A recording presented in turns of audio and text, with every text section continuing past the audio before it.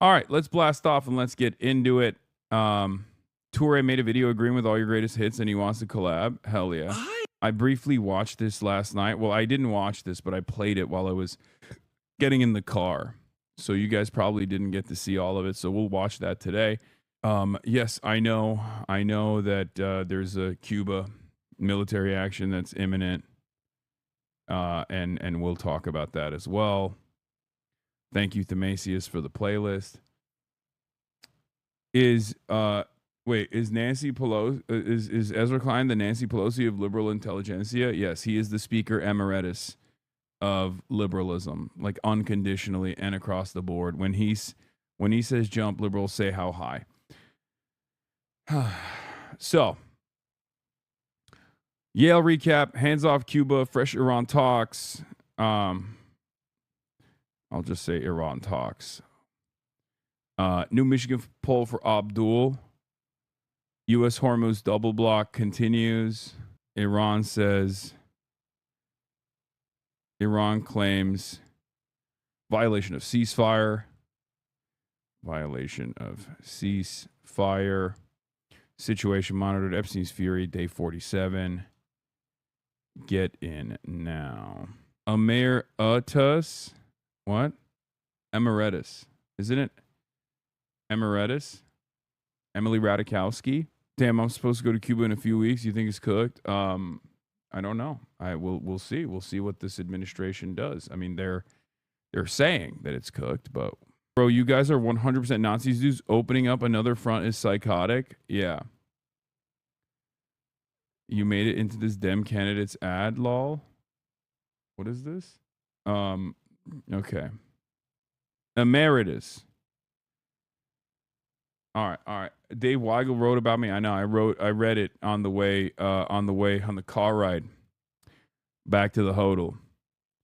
I was in a poll as well. I know. I'm going to cover all that. Let me blast off real quick and then we'll get right into it.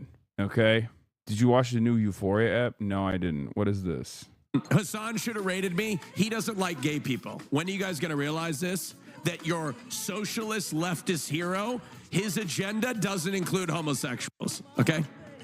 It doesn't include homosexuals.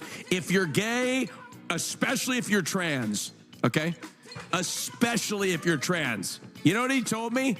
He called me the other day. You know what he said? He said, Austin, I just can't believe there's trans people in sports. I can't believe. What the fuck? That's crazy. Why is he outing me, dude? For real. Why is he outing me? Blast off for real? Okay, chill.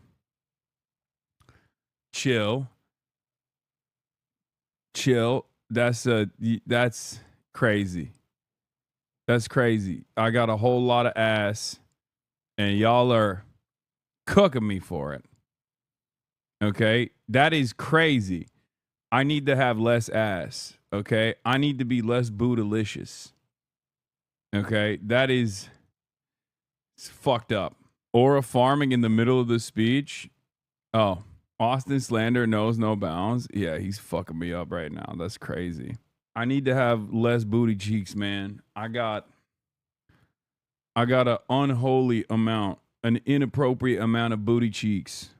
We got to dial it back, folks. That's some Donald Trump shit right there.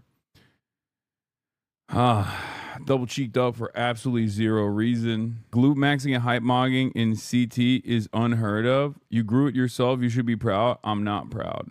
Liberals don't understand anything. He doesn't even know what the dictatorship of the proletariat means. He's not just dumb about politics. He's also dumb about Marxism.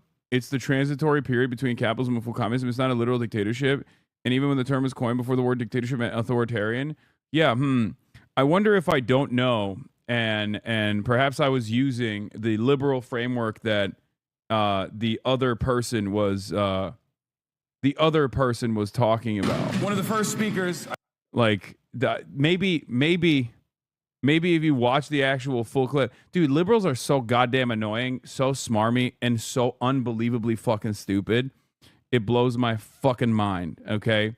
Never debootify yourself. Yeah, we'll start there. We'll start with like the positives and the negatives from the Yale speech, right? So Let's blast off though. Bro, the ass is one of a kind. Stop talking bad about it. Okay, calm down. First time, long time, but what did the hiss mean? So they have traditions. They have traditions at the Yale Political Union. Okay, so this is the oldest like political union / debate club that they've had. Okay, we'll get right into it. Fuck it. Okay, so they have old ass traditions like the speaker comes up, he says for the speech. Okay, that's like one of the things, and then also on top of that, when they're there's people there, there's people in that crowd that are like conservative, reactionary, liberal, Marxist, Leninist. Like it's a very diverse, ideologically diverse environment, which is ironic because like everybody thinks, oh, Yale, they're all communists on the Fox News side. And my assessment was going to be that they're all liberal. I think my assessment was a little bit closer to the truth. Let's be real. But basically, there was broad positive reception.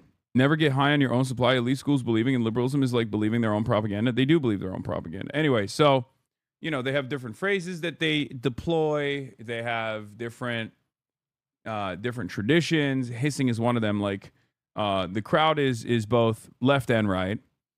And the crowd is both left and right. And obviously, there are right-wingers who don't like what I'm saying, and they're hissing, and then there are left-wingers who like what I'm saying, and they're stomping. So that's just how it goes. Okay? First things first, let's talk about the entrance.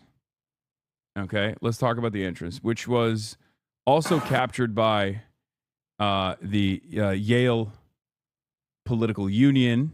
And here, we'll show you. People were going crazy. And not only was the reception incredibly positive, some might even say orgasmic. Stop Anti-Semitism posted this, said, watch Yale students orgasmically welcome Hassan Piker. A man who said America deserved 9/11 and calls the murderer a sitting U.S. senator. Yale is poison. Keep your children and grandchildren as far away from this institution as you can. Now, Noah Colwyn also made a joke and said, watch Yale students orgasmically welcome Hassan Piker. That's an insane way to cover that entrance. I don't know why the Stop Anti-Semitism lady went with that. There were probably different words that she could have used there as a substitute for orgasmically. But you know what? Fuck it. Why not? Okay? Why not? If you're just going to be a horn dog about your psychosexual pathological obsession with me, you might as well go all the way. So I respect it. I respect Stop Anti-Semitism for being unbelievably horny. To be horny is to be alive. Okay? This reply to it is gold. What it is? Live reaction. Live reaction from Yale students to Hassan's arrival. Oh my God, I'm nutting. Oh, uncontrollable coming. Oh shit. Oh fuck. The nobody, and I was balling then. Yeah, so much of the anger and resentment directed towards me, and I don't really know why this is the case, is weirdly sexualized. That is just a strange thing. I don't know what it is. I have no idea where that comes from, but it was very strange. Yeah. Who'd you say hi to on your speech? The photographer. She came up to the right side of the podium. We can draw a straight line from indigenous massacres of the early United States to the 20th century. Oh, the girl that was running up. See? You even see her right there, the photographer. You can see her right here. She's running up. Of the early United States to the 20th century, killing fields that we have created in the third world. Why do you think I made the Hassan Bizarre Adventure manga that way? Because I called it a long time ago. Nailed that social interaction. Yeah, my ADHD kicked in. I asked Stop Anti-Semitism if she busted. This must be the ad that Yale students saw. Come click this link for more detail on pussy. I'm so horny. So yeah, it was a very, very eventful experience overall. The haters in the pew starts hissing when they hear certain words like USSR, Cuba downfall, world peace, literal Twitter reply bots. Okay, guys, it seems to me like the hissing is so unique for all of you that you just can't get over it. It's normal. There's just like a regular interactive process, and you know it's fine. It's just like a part of the theater of it all. Okay. I don't know why you guys are so hyper focused on it. The camera's next to the conservatives that were in the bag as well. It's normal. I mean, it's not, but it's theater. It's like a part of the theatrical process of the Yale debate club, right? Because it was annoying as fuck. Who cares, man? Yeah, it's good. It's like a non-interruptive boo. I prefer that than people booing, if that's what they were supposed to do. It was kind of funny though. I mean, they would literally hiss like world peace and shit. Bro, you don't understand that we were hearing hissing the whole fucking time right next to the mic? No, the microphone wasn't near you guys. We put the microphone, maybe while I was doing the speech. That's why. Because I had my own mic and March had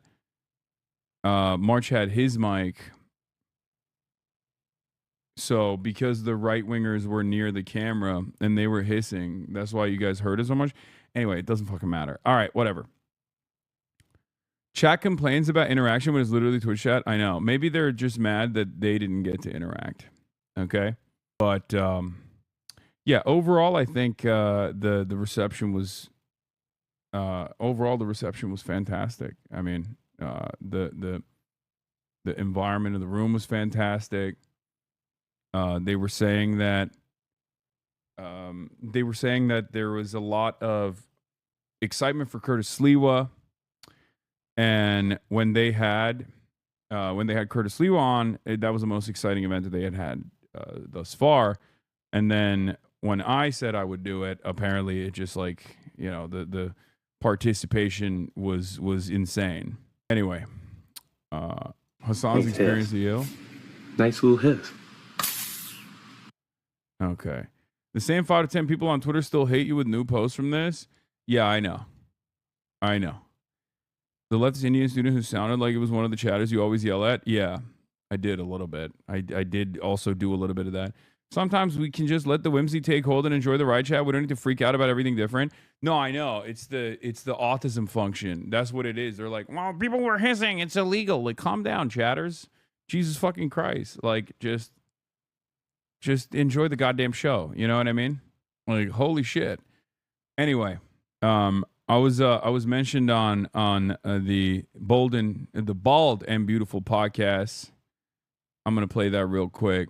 Wouldn't know. I don't know. I can't Hassan remember. Piker. Hassan Piker, yeah. Who's that? Thank you. It's because you're Dyke. It's because you're Dyke. I'm probably a lot closer, right? He's a very, he's a Twitch streamer, very active on Twitch. He's Mary, I don't want to thirst over him, be the 4,000th obnoxious person thirst over him online, but yeah. I think thirst is different than, listen, it's a blessing to have 5 senses, including sight. It's a blessing to be able to notice something beautiful and say, that's just beautiful. Yeah, I just don't want to add to the annoying din of people online like thirsting over him. I don't know. I just want to be unique. I understand. Yeah, but I would suck the shit out of his asshole. Boo. Let's take a break. That was it. That's the mention. That's what you guys wanted me to see. That one speaker called his grandma's decision for how his family existed evil was crazy. Yeah, that's definitely. All of those were Hasanabi heads, by the way. Even the ones who are against my resolution. Even the ones that were both the ones that were in the affirmative and the ones that were in the negative were also part of the progressive wing. Like the first speaker, I talked to him afterwards, and he was literally a part of the progressive wing of the Yale Union. So, yeah, liberalism galore is what I'm trying to say. Like, there were pro-American empire progressives in the debate club.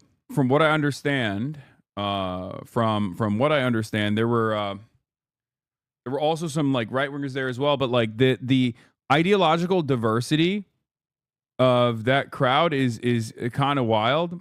Like apparently they had Curtis Yarwin speak, and it was dominated by the right flank of the Yale political union.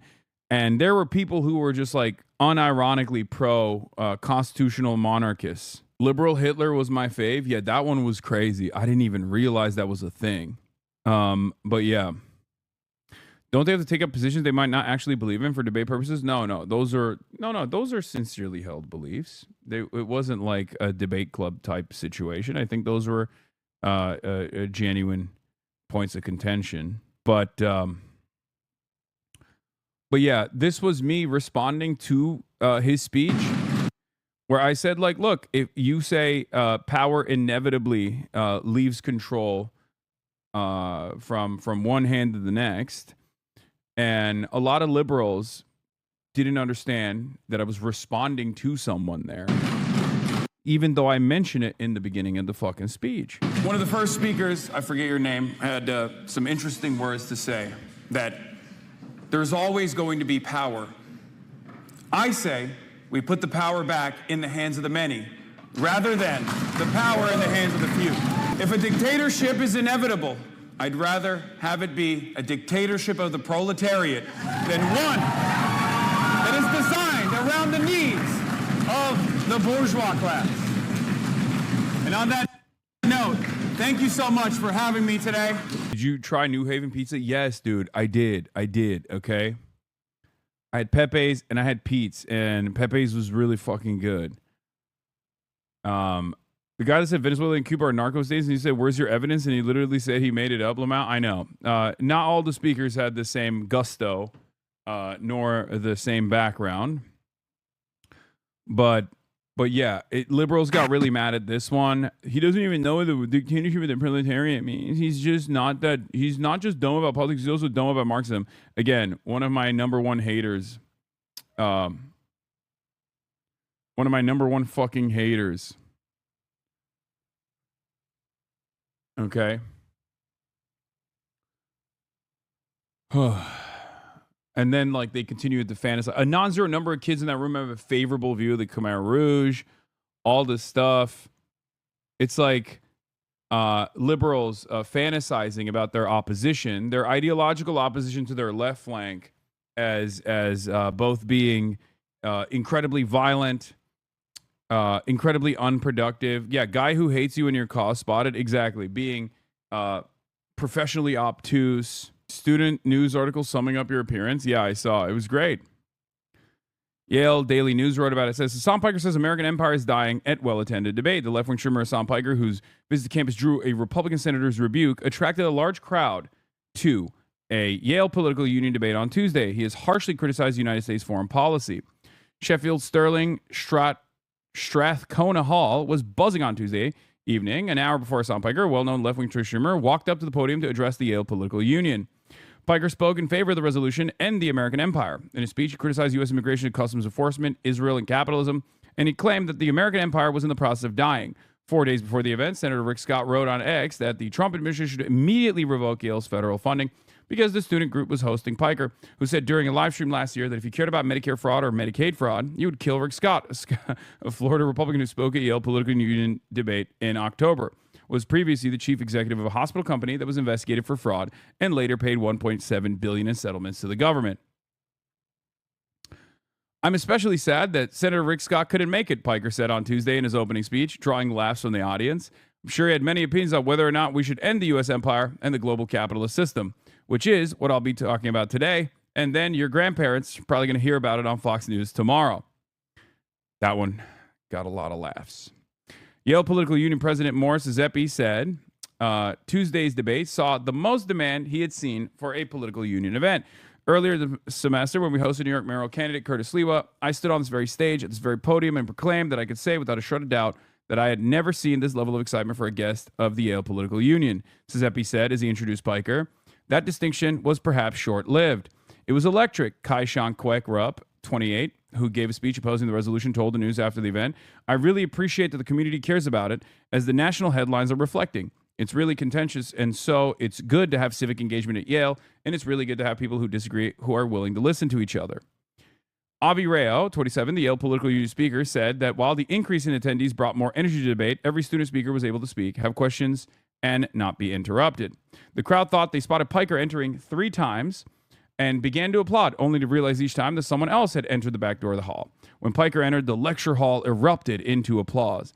This is a guy that has modern media presence, Jemer Kelesh, a member of the Political Union's Independent Party, said in an interview. He reaches our demographic exactly, people that are our age. In his remarks, Piker traced the history of what he called America's imperial roots from the Spanish-American War through World War II and the Cold War, which he described as an endless series of butcheries, each more perverse and more tragic than the last. What was the point of defeating the Nazis if we went on to dominate so much of the globe as violently as we have, he asked. After the fall of the Soviet Union, which Park argued was one of the greatest catastrophes of the 20th century, America had no more big enemies left to beat and turned the gun on itself. No matter what we say here, the American empire is going to inevitably fall, Piker said. Piker argued that the American people still had the power to manage the retreat of the American empire from the world stage, preventing it from ending in a much more violent way. Students who argued against the resolution suggested the United States, while in need of reform, should remain as a global superpower.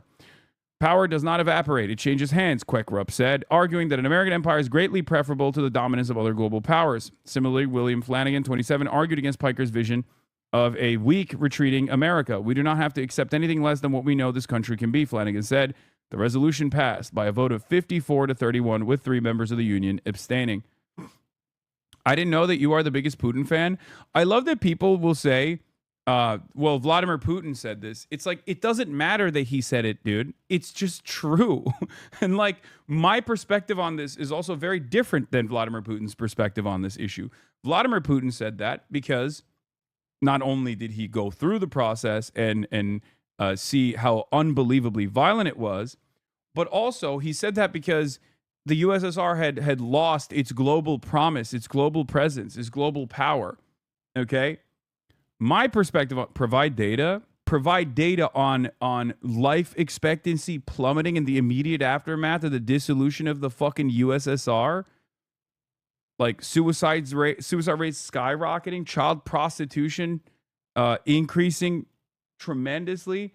What do you mean provide data? I mentioned it in the fucking speech. But it's not just that. My point there isn't just about the material harm that the Soviet bloc nations were experiencing in the aftermath of this dissolution. It was also about the fact that we were left uncontested. We, the United States of America and Western powers, were left uncontested in the global stage. And you, as a matter of fact, just like myself, live in that environment. That's the environment that you know. That's the only environment that you've existed in. And that's precisely the fucking reason why you don't know any other alternative universe where there was a competitive global power that was an ideological opponent that presented the threat of a good alternative. You know what I mean? Like, why do you think we have accelerated neoliberalism? You talked about this. Even horrible, wrong people can say the right thing. That doesn't make you agree with their worldview. Exactly. The guy who spoke Mandarin to you are for that, but this point did not eat. But his point did not eat. That chowder doesn't know what you're talking about. He thinks the USSR still exists and Putin is still running it. Yeah. Anyway. Yeah, Owen Jones. 12 million people are estimated to have been killed by economic shock therapy in Russia alone. Russia suffered the worst peacetime economic collapse of a major industrialized nation in history. The Russian economy nearly halved. The fall in Russian output was much worse than caused by the Nazi invasion in 1940s. Russian male life expectancy fell by 6.5 years to 57.6, back to its mid-1950s level. The overall fall in life expectancy was on the scale of Vietnam during all-out war in the 1960s. The suicide and homicide rates doubled. Real incomes collapsed by 40%. At the time of the Soviet collapse, 1 in 50 Russians lived in poverty. By the end of 1998, that surged to nearly 1 in every 5. Full employment gave way to mass unemployment as healthcare funding collapsed by a third and poverty surged. Disease such as diphtheria, tuberculosis, and syphilis rampaged. Russia was taken over by oligarchs, gangsters implicated in serious crimes who stole the country's resources. Murderous conflicts in the former Soviet territory included Chechnya, where potentially hundreds of thousands were killed. Yeltsin's contempt for democracy was underlined by his bombing of the Russian legislature and the undemocratic farce of the 1996 election. Putin came into power after the Russian secret services almost certainly staged apartment bombings, which killed hundreds. The invasion of Ukraine has killed hundreds of thousands of people. Need I go on? Yes, the collapse of the Soviet Union was one of the great catastrophes of our age. An alternative would have kept the USSR together, Baltic states aside, on a democratic basis without the ruinous shock therapy. Notably, a Soviet-wide referendum in March 1991 overwhelmingly voted to keep the Union together, although it was boycotted by 6 of the 15 republics in the Baltics and 3 small republics. That is just the internal problem. The larger fucking issue that I was also presenting is that we won. And guess what happened? We won the Cold War, and we turned the gun on ourselves. Okay? That is the argument that I'm presenting here. And it's so funny because it's like, it's very clear because I mention it. I don't know if the RNC research clip also factors that in. But like, not only was it catastrophic for the people that actually fucking lived in Russia, lived in the USSR, but also in the aftermath of no longer having a great power, an ideological opponent that we were that constantly kept us in check, that allowed Europe to have, you know, this bountiful social democracy because of the fear of capital owners in Europe, close in proximity to the USSR. You know, the specter that was haunting Europe. That they gave concessions to the labor unions, to the trade unionists, to the socialists, the communists, the Marxists, concessions that still improve everyday existence of European social democracies to this day, although they are also they're also experiencing devastating attrition due to austerity as a direct consequence of no longer having another countervailing force. Right? The fall of the USSR was one of the greatest catastrophes of the 20th century. Just wait, listen, maybe you'll agree. Not only was there incalculable harm done to every single country under its banner, child prostitution, skyrocketing suicide rates, life expectancy plummeting, but America was no longer contested around the globe. And it is precisely because of the end to that multipolarity that we saw accelerated neoliberalism that is devastating every Western nation right now. Unlimited and unchecked greed. Our successes are leading to our own demise and the demise and collapse of the liberal system. The U.S. has produced disaster after disaster after disaster. To the U.S. ruling class, isn't China an ideological opponent? No, nowhere near the same. China is not the same as the USSR. China participates in the global system in very meaningful ways. China actually is the load-bearing structure that keeps the entire global design together. Ironically enough, the USSR did not play a similar role in the global system as China does. Like, think about like a collapse of China right now. Obviously, it's not going to happen, but a collapse of China right now, similar to the collapse of the USSR, would lead to far more devastating global outcomes. Whereas the USSR's collapse led to major catastrophe in that region, its global impact was not as direct. Whereas if China collapsed tomorrow, the entire supply chain would be destroyed. China is the manufacturing hub of the entire planet. China participates in the global system in much more meaningful ways than the USSR ever did. So, you know, load off the labor of the Chinese workers. Yes, China has bailed us out in the 2008 financial crisis. You're right about that. But in any case, let's continue. So it's very funny that, of course, like the RNC would take this anti-intellectual stance. And I didn't even realize, like, I actually straight up explained the position fairly well here.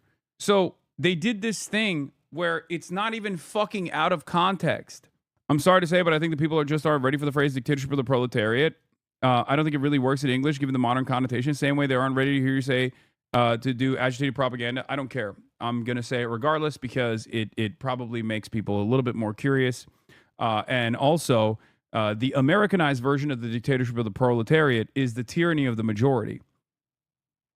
Right? Americans have a distaste towards the tyranny of the majority. That's why, they constantly talk about the need for the Electoral College and all these like undemocratic systems that were implemented. But the tyranny of majority is just democracy.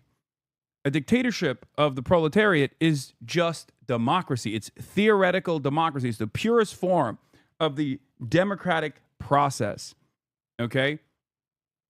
Americans might turn around and say that's mob rule, but it's just democracy, because what is the inverse of the tyranny of majority? It's the tyranny of minority, a dictatorship of the bourgeois.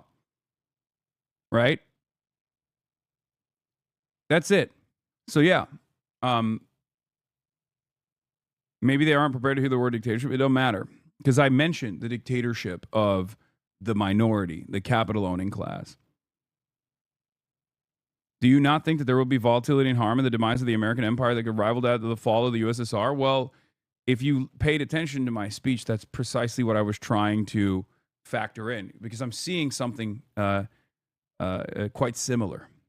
Right? I'm seeing something quite similar take place right now in the United States of America, and it's actually far more consequential and far worse. But I think that we have the power to make sure that retreat is managed, and it's managed in a way that is beneficial for everyone, and we yield a more egalitarian society in the aftermath of such incidents. That was the entire point of my speech, at least. So this was another manages to be $361 billion larger than last year's, despite cutting $300 billion in social programs and Yuyito other 74. investments. Yuyito 74. God damn. Thank you for the 50 bones. Holy shit. All of that money is going to policing, and it's going to endless war. It's not going to bridges, it's not going to tunnels, and it's certainly not going to healthcare.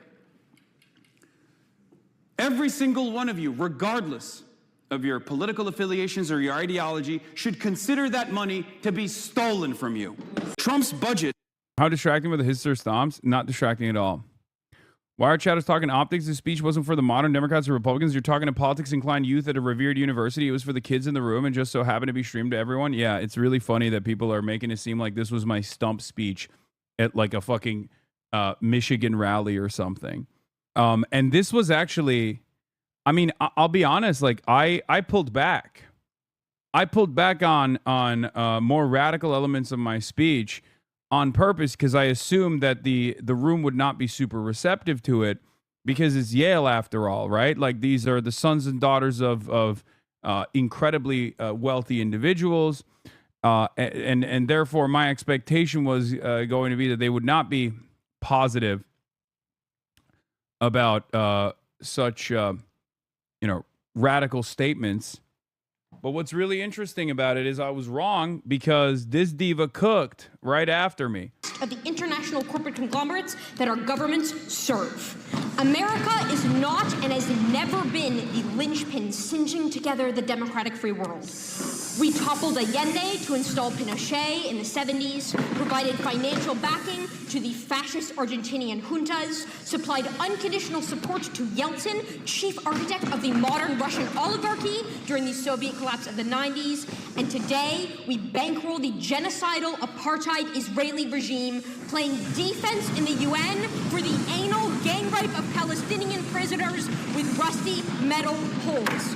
We have set a global historical precedent for draconian drug laws, upending entire economies with gang warfare driven by the American elite's unquenchable twin desires for coke and bloodshed. We have set back progress, combating the climate crisis that threatens the imminent annihilation of life on Earth, of the international corporate... She's the exact opposite of the redheaded kid from Cambridge, but she cooked hard. Yeah, no, she popped the fuck off. Also, it's really funny because I do realize now when I was speaking, because I had a mic already, March had the other mic. That's why you heard the hisses a lot louder. I'm beginning to realize that's why you guys were fucking complaining so much.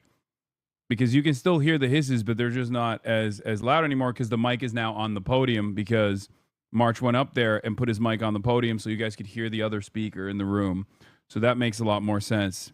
Another quote-unquote more benevolent empire. What I and what the Left Project in general is aiming for is the complete dissolution of that hierarchical system of international control, power, and economic coercion.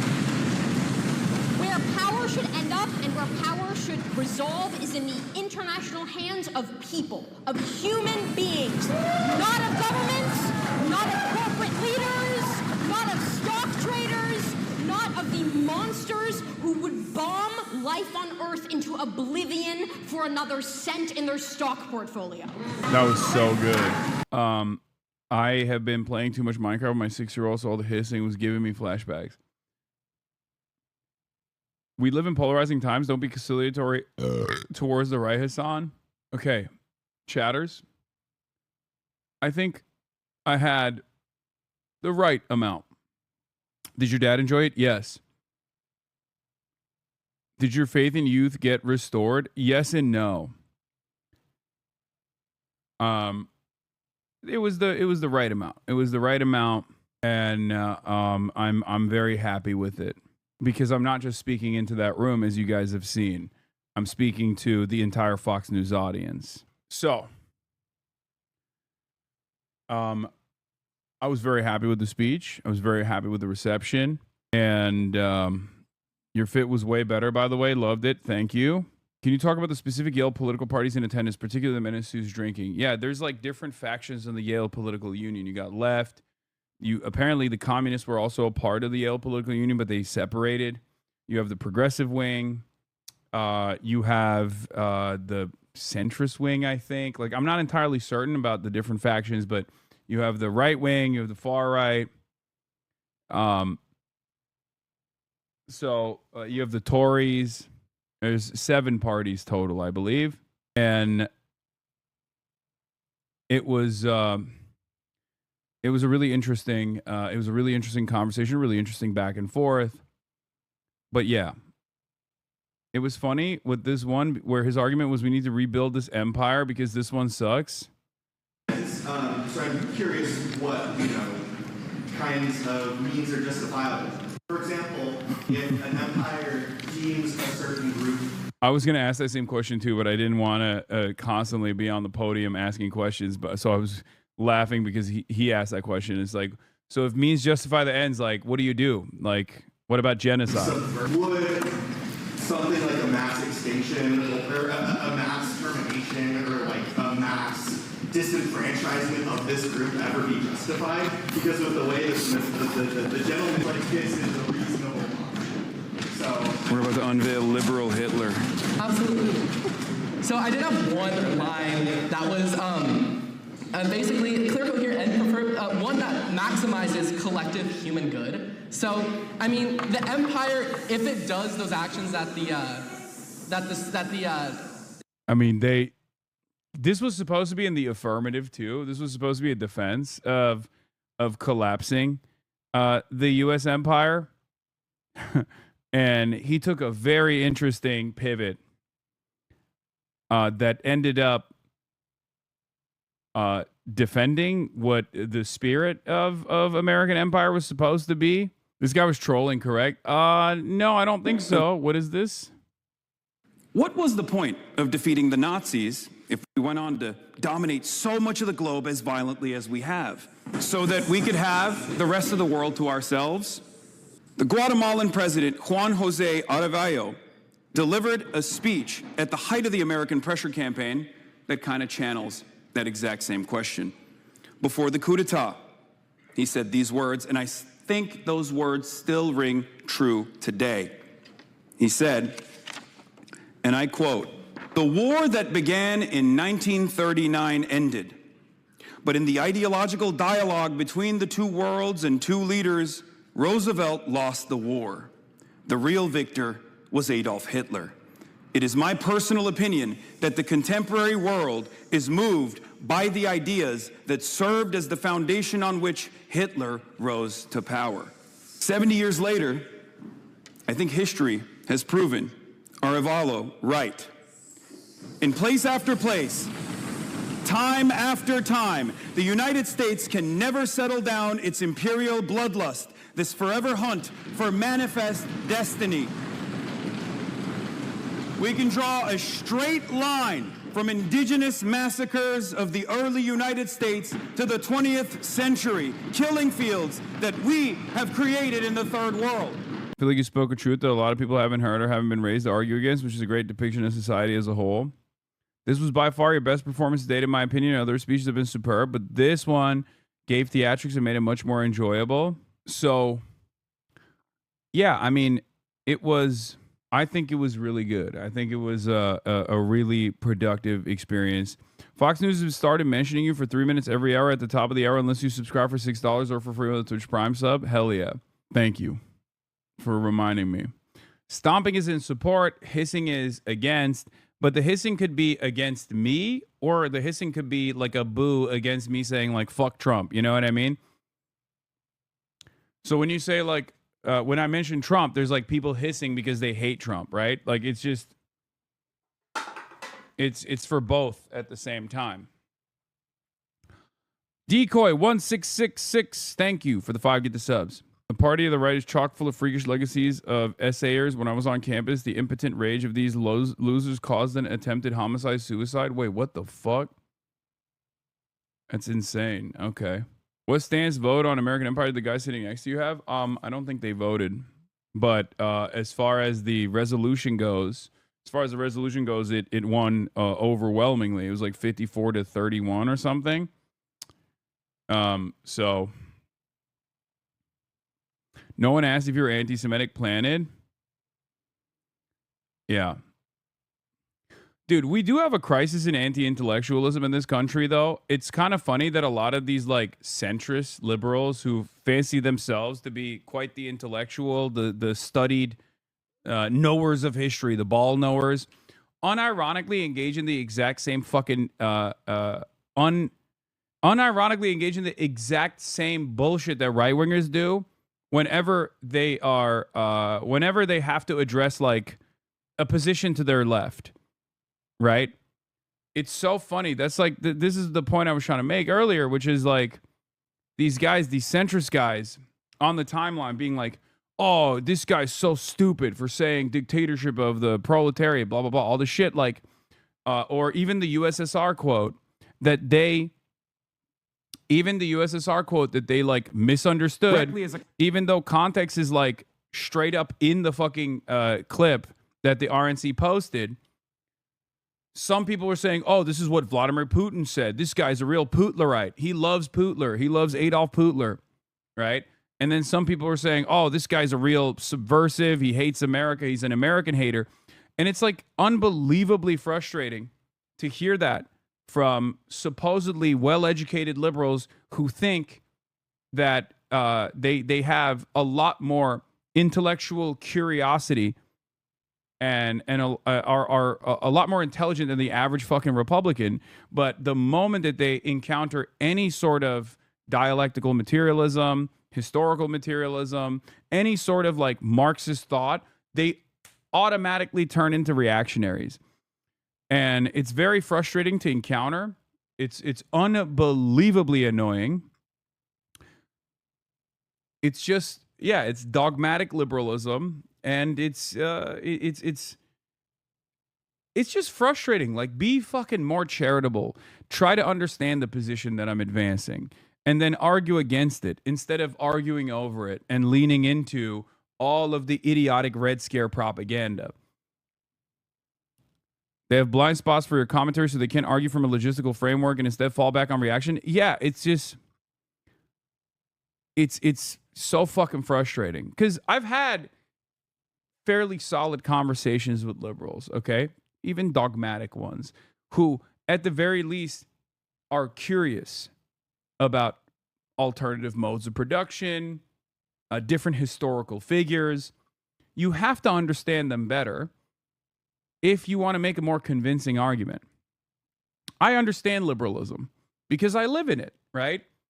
Liberalism is the hegemonic superstructure. It's the monoculture. It's everything that we live and breathe. So I understand it very well. But these guys don't choose to understand Marxism or Marxist perspectives at all. And they just do the exact same thought-terminating cliches that the right applies in the most heinous reactionary framework imaginable. They genuinely think speaking about leftist leaders of the past is a sin or something. Yeah. No, they immediately hit the oh, he's anti-American. Look at him. He's a campus. He's anti-American. He's anti-West. He's anti-American. Not realizing that the argument that supplants, the argument that is the foundations,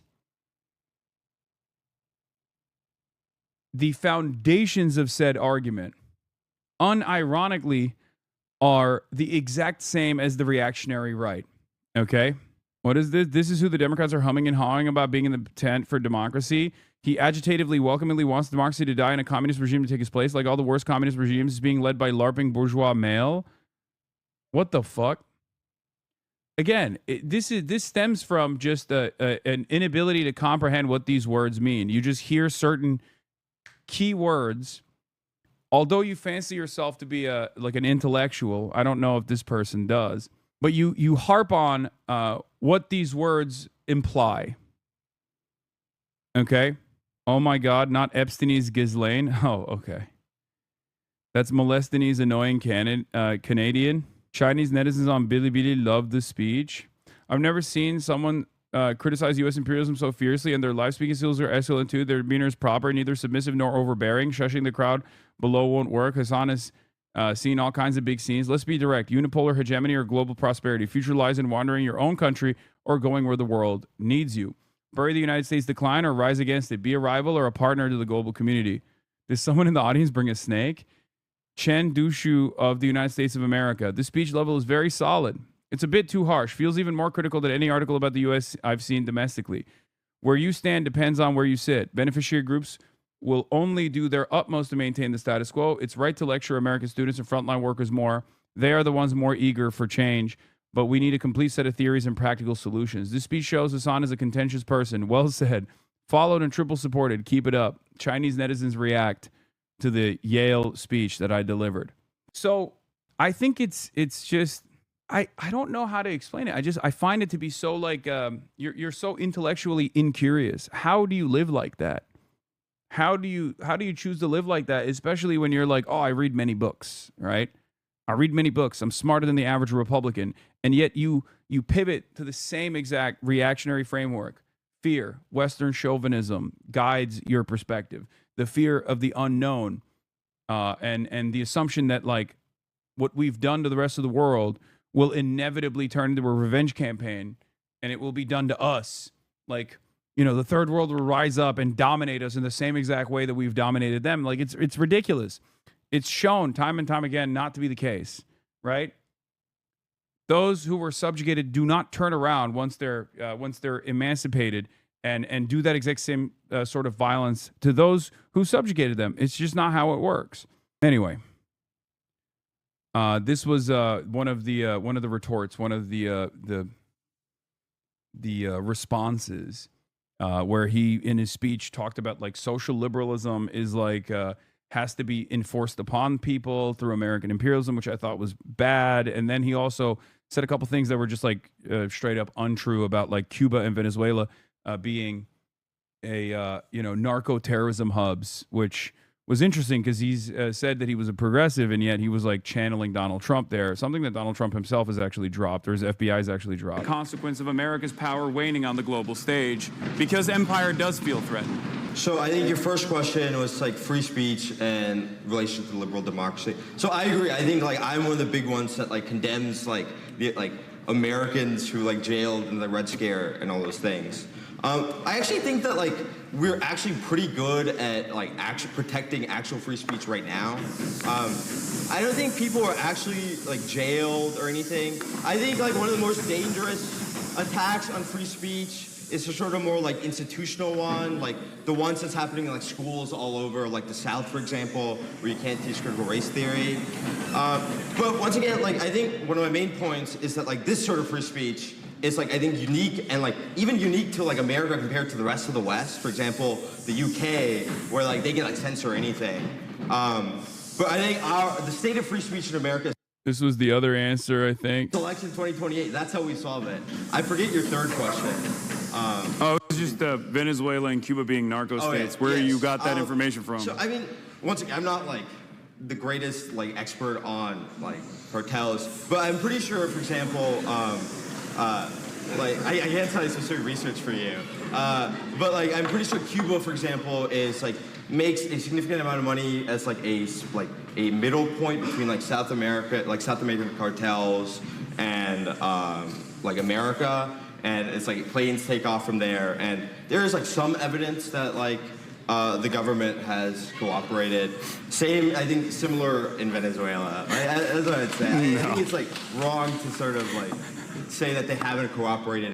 Yeah, it's not true. That's just objectively untrue. Two separate prosecutions have taken place here. Donald Trump actually tried to get the Florida prosecutor to bring up drug trafficking charges against the current Cuban administration, and they failed to materialize any evidence whatsoever because it doesn't exist. And the FBI itself, on the initial narco trafficking charges for the president of Venezuela, Maduro, had to drop those charges because there wasn't sufficient evidence to actually prosecute Maduro on drug trafficking charges either. So none of those facts don't exist. They are so non-existent that even the American government has attempted to advance cases, and they failed to do so. At all with some of these cartels, yeah. For perhaps a final question. So why is he in custody? I mean, there's a litany of other charges, and also, it doesn't even matter. You think America needs to bring sufficient charges to fucking prosecute foreign leadership? I think we've already established that America is accountable to no one, not even Americans, mind you. So it's ironic because Cuba used to be a narco trafficking hub. That was before the Cuban Revolution. Just a correction, he's still being charged with drug trafficking. They weren't dropped. The only change was removing the stuff about Cartel de los Soles from the indictment. Yeah, they removed the Cartel de los Soles from the indictment because they don't have sufficient evidence, which is the key connective tissue between narco trafficking charges directed at Maduro. That was the whole thing that claimed that he was a linchpin. It was also made up. It was made up, I believe, in the 90s. Also by the State Department, but there was no evidence for it whatsoever. Anyway, yeah, the only instance of Cuba working with narcos was under Batista. Yes, it was. It used to be the case. It stopped being the case after the Cuban Revolution, ironically enough. All right, so that was, a factual inaccuracy that I addressed. Here is Fox News covering it as well. Far-left streamer Sompire continues sympathizing with America's enemies, this time seeming to mourn the loss of the Soviet Union at a Yale University debate, saying the fall of the USSR was one of the greatest catastrophes of the 20th century. This comes just days after Piker doubled down on supporting Hamas terrorists over the Israeli government. Fox is obsessed with me. Every day, every fucking day, they bring me up, which, again, I welcome. I don't think it's a bad thing. I think this is a good thing. Once again, the power guy is so fucking factually wrong. His speech was fully inaccurate. This was serious to be docked points for falseness on this insane rhetoric from historical empires to the idea of ethno-nationalism, which is a very modern thing. Yeah. I don't think the argument being made was that America would be punished by those we've subjugated. The argument is that empire is going to exist in some form with or without American empire. No, some people were saying that. Some people were presenting that as the counter argument, and that others were saying empire is going to exist. That's the first speech that was delivered after me, saying empire is going to exist in some form with or without the American empire. The argument is that the American empire exiting from the world stage doesn't mean we move to a system of global cooperation. Yes. I agree. Except what I tried to ask him, the first speaker, was basically, one, what is your evidence that another global superpower is automatically going to take advantage of the power vacuum that exists? And two, what makes you believe that the new system of cooperation potentially, or even like a new unipolarity, or even a single empire controlled world, is not going to look like an evolution like the American empire's evolution from the previous global design, which was, by your own admission, far better. That was the most like sympathetic I could be, the most like open-minded I could be to his argument. But because my assessment is, I don't know what it would look like or how it would take shape. I just know that this current iteration is unbelievably violent, and if the I have a firm commitment to ensuring that whatever comes next is much more egalitarian, much more cooperative, just as the American empire and liberal capitalism, global liberal capitalism, was an infinitely better formation as opposed to, the monarchy, theocratic monarchy dominated world rule, right? I don't think anyone is saying that like feudalism is preferable to capitalism. I'm certainly not saying that. Karl Marx also was not saying that either. He was actually explaining that this was a industrial revolution, and capitalism was a far more preferable system in comparison, a far better system, far more efficient system in comparison to the feudal rulership. Indibby, thank you for the 5-2 and give the subs. My argument is what comes next after U.S. hegemony is destroyed will also be far better, a far better evolution than what the U.S. hegemony currently looks like. Anyway, Daily Wire, Fetterman issues ultimatum to Dems. Israel or raging anti-Semites like Hassan Piker. This is a very funny ultimatum that John Fetterman, the least liked Democrat in Congress, is issuing to the rest of his party, because you're not even a part of the party, you fucking ogre. That's number one. And two, this reminds me of like those early Harvard Harris polls where they would literally ask like college students, like, do you prefer the Islamic militancy of Hamas or the beautiful nation state, the bountiful democracy of Israel? And even in those two insane questions where like obviously they're trying to generate as much of a positive response to Israel as possible, there was still like a quarter of the students who were like, yeah, I prefer the Islamic militancy of Hamas, right? If you force people into these two different brackets, they're probably going to choose me over Israel, right?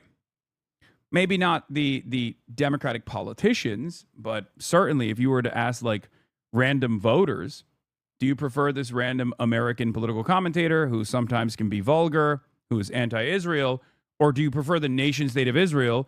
Well, the voters have already overwhelmingly made their decision, okay?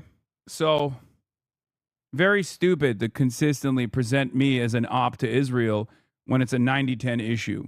There's obviously more that I will discuss on this as well. Hassan Piker's demo is wider than Dems think. This is from Brianna Perez. We'll watch this, and then there's a complimentary piece to this, both from Semaphore and also complimentary piece from Semaphore that Dave Weigel wrote. The fizzling of Pikergate shows cancel culture may be over for campaigns. And then also a new poll that came out from Zeteo. Zeteo polled the Michigan race and even polled myself and my appearance alongside Abdul El-Sayed to see what the voters in Michigan truly feel about this. And I have my favorability numbers now, my new favorability numbers, especially amongst the youth, 18 to 44. And obviously I'll be talking about all of that and what these polls actually show, which is exactly what I've been saying nonstop for not only the past month when this new cancel Hassan smear campaign started, but also what I said prior to this past month when Cuomo tried to do this exact same thing. Okay? In any case, where is it? Let's start here first. Hassan Piker's demo is wider than Dems Fundamental think. misunderstanding that establishment Dems have about Hassan Piker that I have yet to see addressed.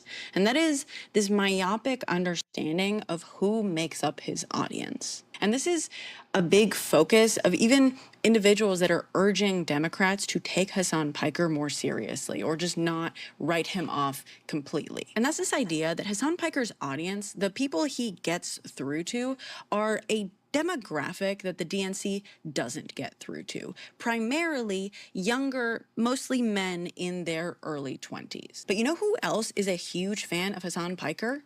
My mother. And no, I will have you know that it's not because she finds him handsome. Apparently, he's not her type. But to be clear, she and I don't see eye to eye on a lot of stuff, politically speaking. And that's kind of my point.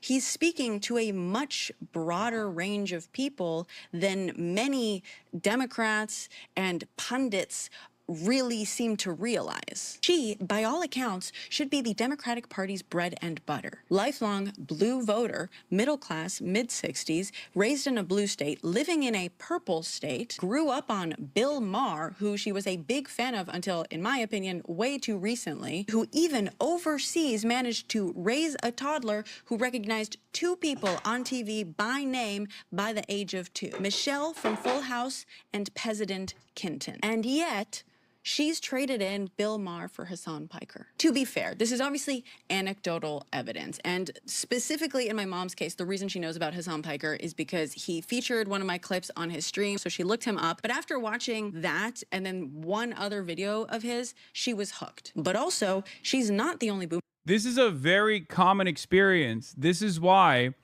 at first when we went to rallies, it was just young people. And now it's both young people and their parents. Okay, it's normal, and the reason for why this is such a common experience, a commonly shared experience by many of you in this chat as well, many in this community as well, is because the message resonates regardless. It's not like I'm not tailoring my commentary specifically towards young men, although, you know, when I first started this, I was a young man. Now I'm 34, still technically young in comparison to my counterparts, but certainly it wouldn't say I'm a young man. Don't feel like a young man anyway. But the point I'm making is like the resentments that I am communicating both against the Republican Party and the growth of fascism in this country, but also the feckless ineptitude of the Democrats, that resentment exists out there in the ether. Okay? That resentment exists in the fucking ether. And it's very frustrating that a lot of Democrats, a lot of consultants, a lot of campaigners, a lot of analysts, the lanyard class, they refuse to recognize that there is real resentment, or rather, they want to not listen to that resentment at all because they're banking on the idea that harm reduction will be enough to carry over their neoliberal, corporate-sponsored Democratic candidates over the finish line. Okay? Yeah, I saw this. Notice how Hassan is described in purely negative terms in this poll, and campaigning with him is still net positive by 10 points. That's insanely good. A plurality of Democratic primary voters approve of El-Sayed inviting Hassan Piker to campaign rallies. Recently, Democratic U.S. Senate candidate Dr. Abdul El-Sayed announced that Hassan Piker, a left-wing political commentator, would join him at campaign rallies on college campus on April 7th. El-Sayed's opponents have criticized those planned rallies, accusing Hassan Piker of anti-Semitism and highlighting past controversial remarks.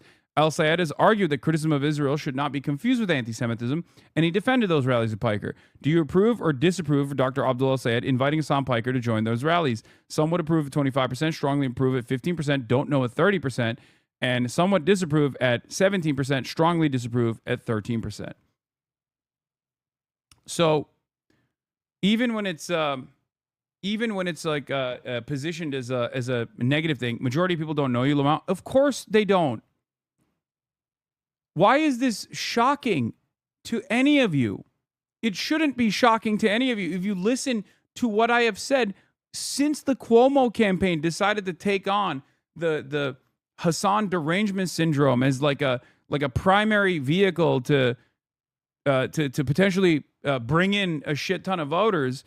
I've been saying most people don't know who the fuck I am, so they just look at these mailers that they send out and go, "Who is this handsome young fellow that they're saying is like a dangerous radical? Let me look him up." And they get hit in the face with a meat pick, okay? Or they just, they just Google my name, and it's like the New York Times piece that comes up, right? It's just, I know this. That's why I'm frustrated by the endless like sea of manufactured outrage, even if it's beneficial for me, because one, who likes to be professionally misunderstood? Okay. Every time I think Hassan might be cool, I have to remind myself when he says this kind of thing, he actually just means present day China. Wait, what? Ay. Okay, dude. I will defend any entity that tames the forces of capital. Okay? That's it. I will defend any, no matter how incremental, any force that seeks to regulate or control or even tame the forces of capital. China has been able to do that. Okay? This doesn't mean China is perfect. This doesn't mean China is abiding by some sort of orthodox Marxist-Leninist tradition. But in comparison to what modern America looks like as a great power, in comparison to modern day China, obviously one has been infinitely more successful in controlling the flows of capital. Yeah, I saw the Israeli government released the official ranking of the most dangerous and influential anti-Semites, and I'm not even in the top 10, by the way. So I find that very odd. In any case, yeah, I fell off. I'm not even in the top 10 anti-Semites. So we'll get back into the to that poll in a second. In my family who's heard of him and likes him. I think one of the reasons people are underestimating Hassan's audience and reach is because they are fundamentally misunderstanding how media works these days. They're looking specifically at his Twitch streaming audience, which sure, probably largely young men in their early 20s. But I would posit to say the vast majority of Hassan Piker watchers don't actually watch him live. I get him on my feeds on verticals. My mother watches him on YouTube. And I think that just makes it a lot harder to quantify and track his very real reach. And by the way, this has very real effects. Just today, she told me about a candidate she had just heard about that she loved, Abdul El Sayed. And why had she heard of him? Because of Hassan Piker. So not only is Hassan speaking to demographics that the establishment Dems have yet to capture, he is speaking to the demographics that they take 100% for granted. And they're clearly severely underestimating who exactly in this country is feeling so much discontent with them and their policies. Dems aren't just out of touch with people they have yet to excite or capture, they're falling out of touch with the people they've always assumed would be there. It's now in the war with Iran. Yeah. 100%. No notes, because once again, this is in line with the same thing that I was talking about before, right? Where people have this like weird fantasy about, oh, if someone in the real world were to encounter, did you see these? What is this? I don't know. I have not. I don't think I have. If someone were to encounter Hassan's message in the real world, would fucking beat him to death with hammers. A real working class champion would kill him. And it's very stupid. That's a very stupid argument. Okay, the idea that like I'm only the idea. Wait, did it F? Whoa, what the fuck? Uh-oh. Is it still effing? What is happening? Why is this happening? I'm not experiencing any issues on my end. Hold on. I'll fix it. I'm going to hit the ingest fix real quick. This is happening. Hold on. Okay. Nope. Still exists. That's weird.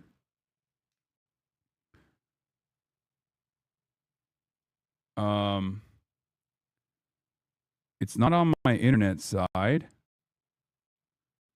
Oh, I think it's fixed now. Okay, it's good for now. Oh, nope. Spoke too soon. What the fuck? What the fuck is going on? This is very weird. Hold on.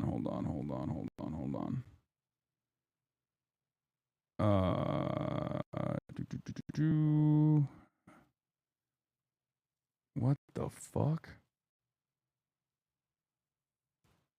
What the fuck is happening? Let me see if I can get a quick fix going, but it's definitely not on it's not on my end. It's like a it's an issue born out of the hold on. Hold.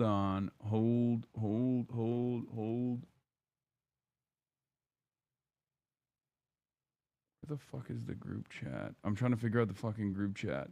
I think it's fixed for now, though. As soon as I say I think it's fixed for now, though, it usually ends up being an issue. So who knows?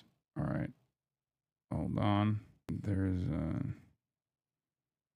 I'm Israel high. I'm Israel high. I'm Israel high. I'm Israel high.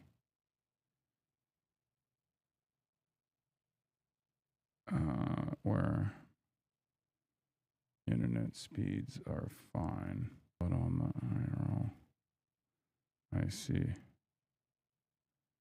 spikes and drops and artifacting on my stream output. Okay, we're good for now. I think we're good for now, hopefully. Okay, let's continue. So, as I was saying, here, let's take a look at these takes real quick. Dems want left-leaning podcasters and streamers as mouthpieces, just like right-wing podcasters and streamers. Yeah. Surrounding Hassan Piker and whether or not presidential candidates should go on his podcast, I realized that centrist Democrats, the Democratic Party, Democratic strategists, they want access to streamers, they want access to podcasters, specifically the audiences that these figures have, and they want a Joe Rogan of the left, but they specifically want a Joe Rogan of the left. By that I mean they want someone like Joe Rogan who had Trump on his podcast and who did not push back on Trump, who did not ask, clarifying questions. So they want someone like that on the left. They want an audience like that. They don't want someone like Hassan Piker who pushes back. They don't want, someone who will really ask questions and call them out, call them in, whatever you want to call it. They don't want that. They want to be on a podcast, much like Joe Rogan, much like Theo Vaughn, and be able to just say whatever without any pushback. They want sheep. They don't want people who ask questions. After watching this entire debacle surrounding Hassan Piker and whether or not presidential candidates should go on his podcast, I realized that centrist Democrats, the Democratic Party... True. And the entire backlash... by centrist Dems is born out of that frustration. The frustration that they have to sit there and listen to someone that isn't in the in-group. After watching this, right? They have to sit there and listen to someone who can hold the attention of some of the electeds and can take your frustrations directly to them. And they're very worried about that. Okay? They're very, very worried about that.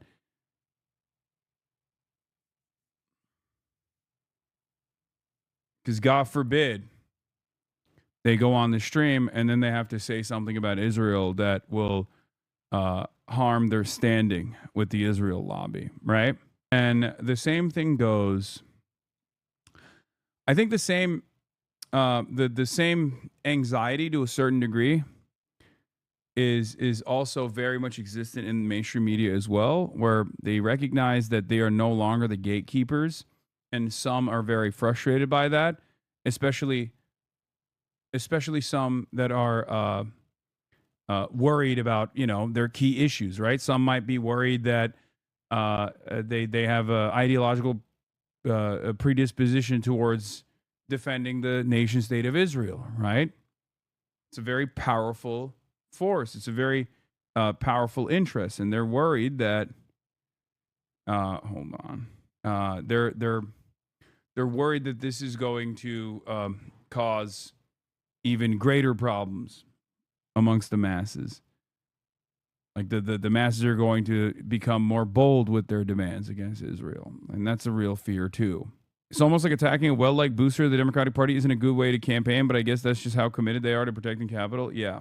Notice how Brian Tyler Cohen and Midas have been silent. They're working with the Republicans to push the smears. No, I don't think so. I think you're wrong about that. I don't even think you're right about that. I think, look, I have my disagreements with Brian Tyler Cohen and even with Midas Touch, but there's been like Midas Touch people that are defending me too. And I also would say that like they're on the independent side, so they have to combat the popular forces anyway, much more directly than the ordained gatekeepers of the Democrats and liberal media have to. So they can't get away. They can't get away with like shit talking prominent critics of Israel, even if they personally had a disagreement on that issue anyway. All right, let's see this one.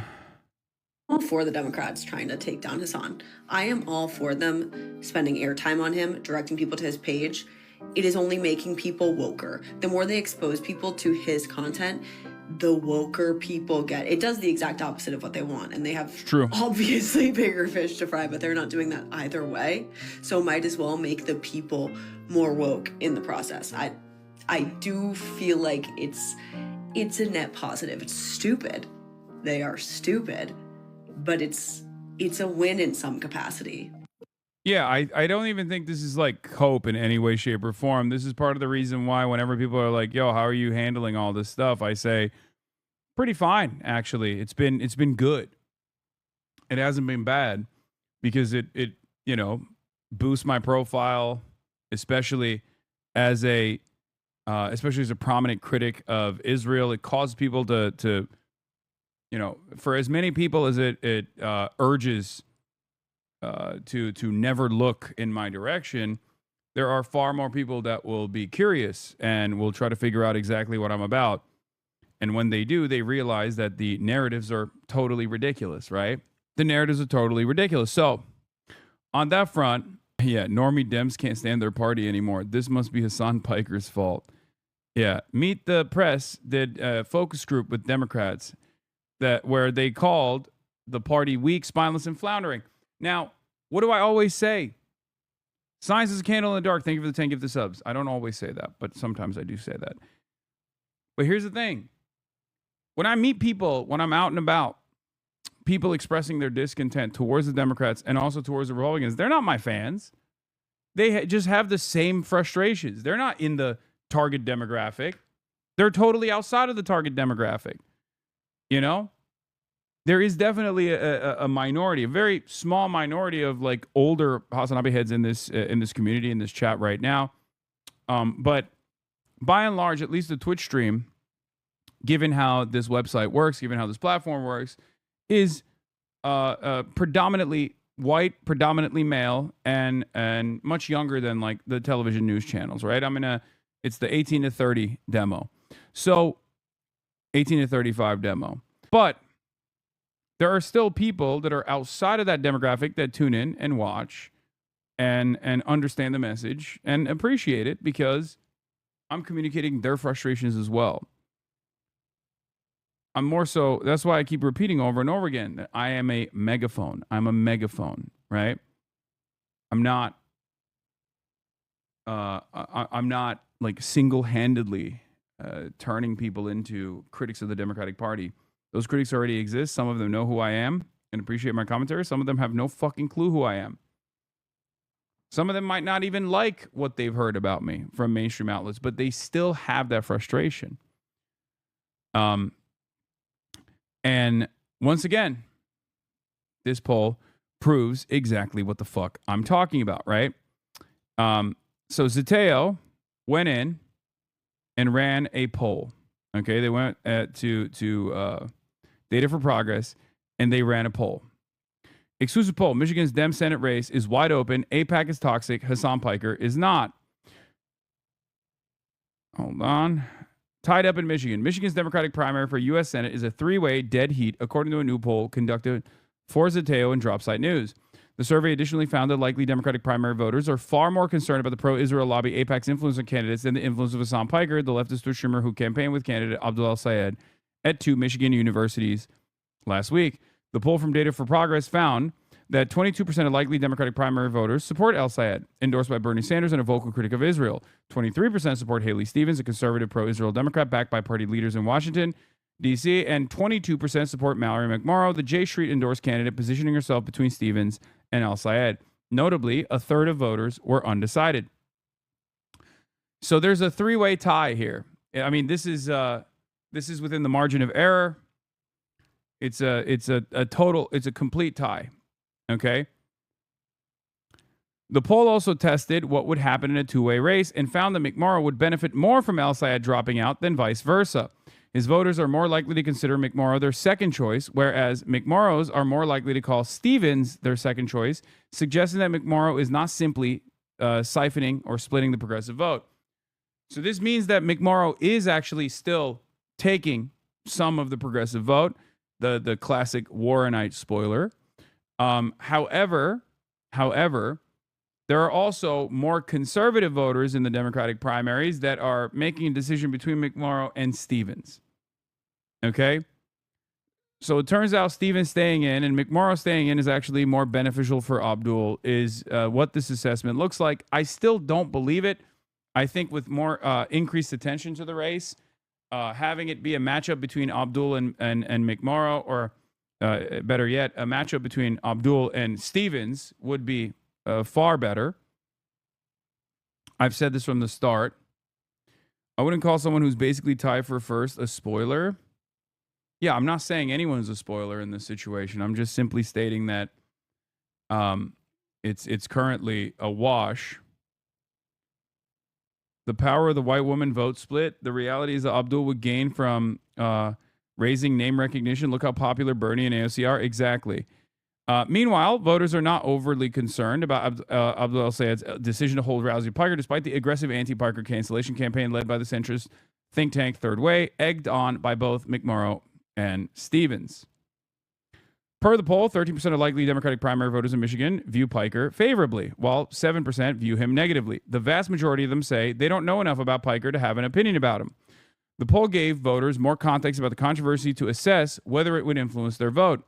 They were told El-Sayed's opponents had criticized him for planning rallies with Piker, accusing Piker of anti-Semitism and highlighting past controversial remarks, and that El-Sayed has argued that criticism of Israel should not be confused with anti-Semitism. Asked then whether they approved or disapproved of El-Sayed inviting Piker to join his rallies on college campuses, 40% said they approved, and 30% said they disapproved, and 30% said they weren't sure. Okay? So a plurality of Democratic primary voters approve of El-Sayed inviting me to his campaign rallies. Michigan primary voters appear significantly more concerned about the influence of AIPAC, America's top pro-Israel lobby, with far less prodding. Okay? 64% said they are less likely to support a Senate candidate who receives donations from AIPAC and other pro-Israel groups, while 10% said they are more likely. The poll found that 62% of Michigan Democratic primary voters agreed that they are less likely to trust a candidate that would stand up for Michiganders, in general, if they won't stand up to AIPAC. 13% disagree with this sentiment. Nearly 2/3 of voters agree that candidates unwilling to stand up to AIPAC are less trustworthy on issues. The question was, do you agree or disagree with the following statement? If a candidate is not willing to stand up to AIPAC, I am less likely to trust them to stand up for Michiganders on other issues. Using Israel and AIPAC as a litmus test for how responsive a politician will be to the needs of their constituents. Now, even with all of that, you might be asking a question about why Stevens is still in the running. Well, that's because while we all know that Stevens is the AIPAC stooge in this race, most voters don't know that. Okay? That's just the reality. You have to remember even the most informed voters, especially those who find themselves so interested in a campaign that they're this far out of a primary, still, responding to polls and still interested in the outcome, or saying that they have a specific candidate that they like, are still being informed by false nonsense. Because AIPAC notoriously does not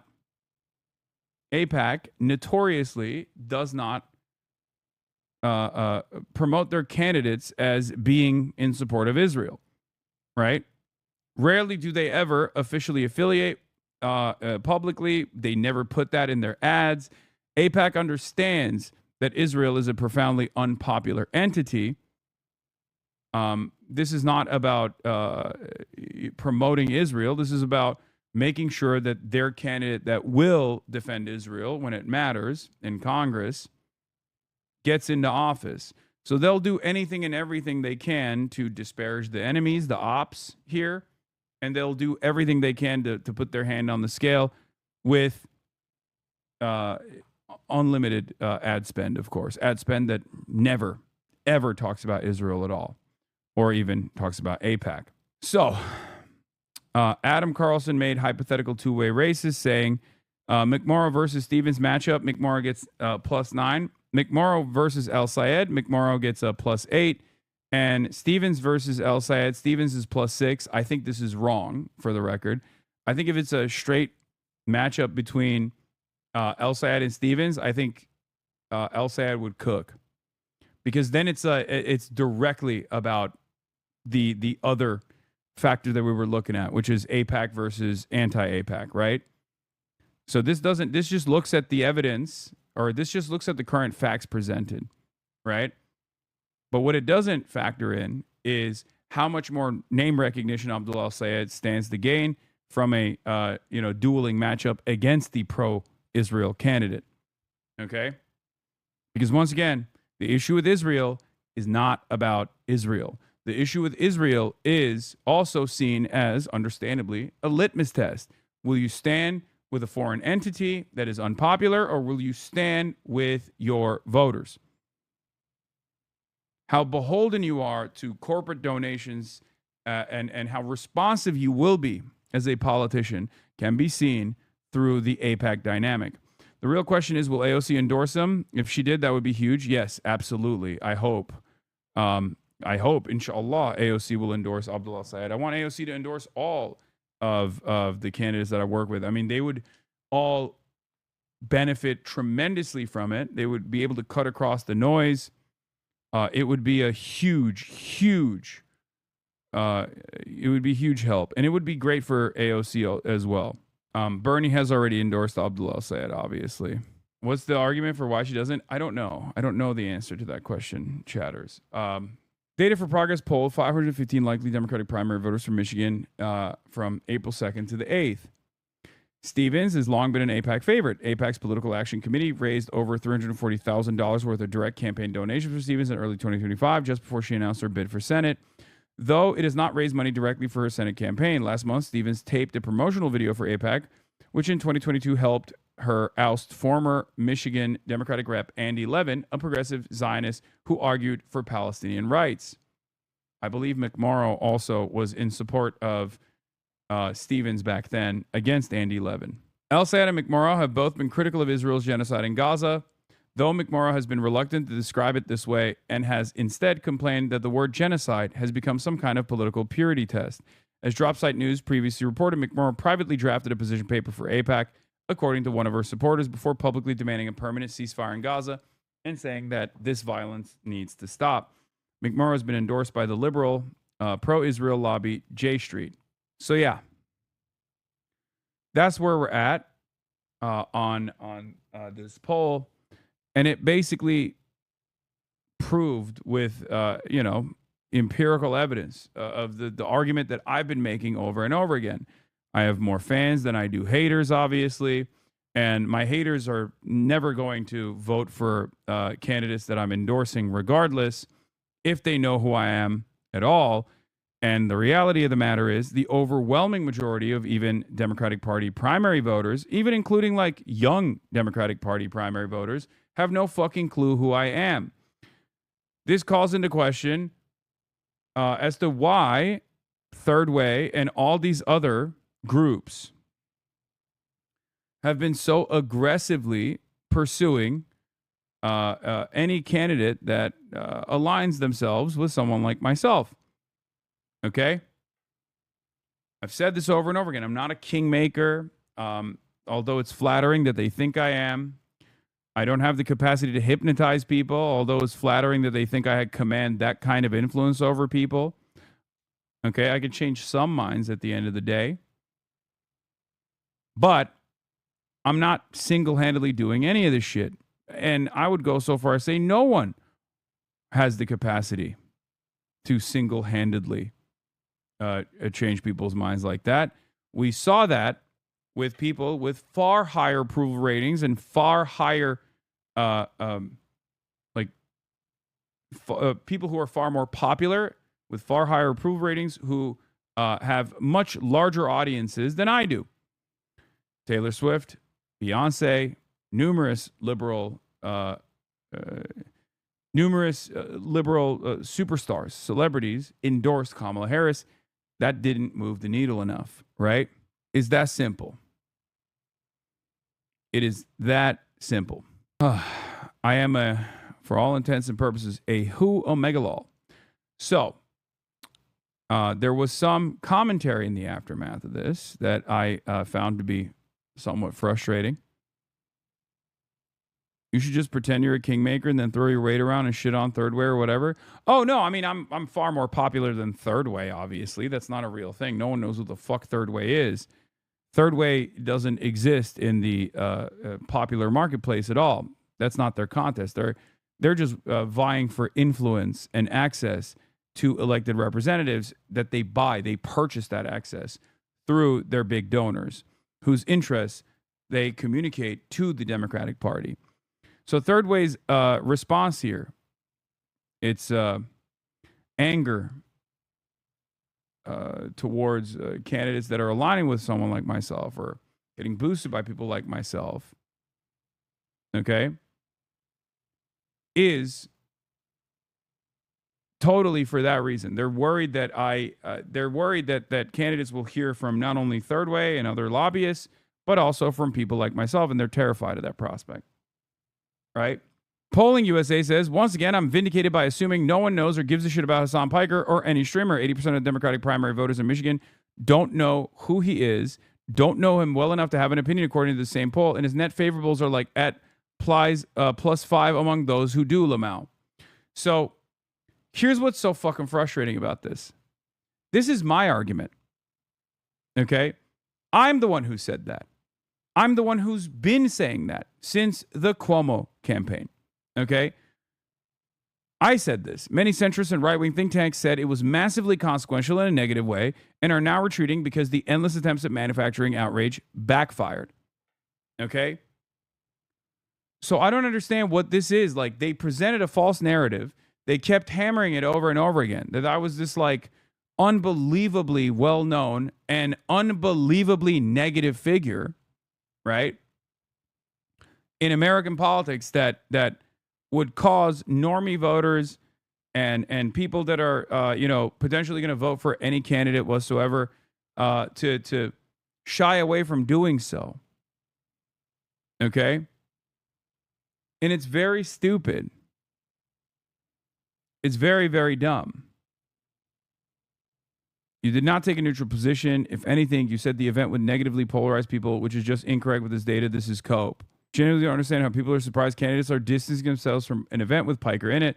Like, did we forget about the distancing Mamdani himself from him during a New York City mayoral debate? Smiling, crying. These are people with their own personal vendettas. These are people with their own personal ideological convictions. And they're expressing that frustration, through this weird, cynical fight over who gets to align with whichever fucking candidate. But I'll tell you what, You really don't understand why they're attacking you. It's not because you're Beyonce. It's because unlike Beyonce, who's a popular figure, your support brings more than just attention. It brings policies that are actually popular and will make politicians win. They're attacking your winning policies. I agree. It's not just that they're attacking my winning policies. It's that they're frustrated that like people will hear who the fuck I am. Or people will, like politicians will be more responsive because when they appear on my stream, they get a big boost in number of volunteers. And also small donations that they receive, right? And also additional media attention and additional media coverage there that increases their profile. Best Al-Sayed strategy, in my opinion, consolidate left, go full anti-establishment/system, including anti-Schumer, keep pushing Medicare for all, abolish ICE, arms embargo for Israel, go after white working class voters where Bernie did well in 2016 and 2020, full economic populist message about them being left behind. Pretend Stevens doesn't even exist. Focus on contrast with McMorrow. Best McMorrow strategy, have surrogates go hard after Stevens, especially on AIPAC. Try to keep her hands clean as much as possible so she's in a position to inherit Stevens' voters if and when she collapses. Turn this into an effective two-person race with El-Sayed, where she would very likely be the favorite. Keep chipping away at Stevens' wide but shallow advantage among black voters. Don't let El-Sayed make a credible argument that there is virtually no general election electability gap between him and her. So, best Haley strategy, I want her to lose very badly, so not giving away anything for free. So, you know, I'm sure that there is a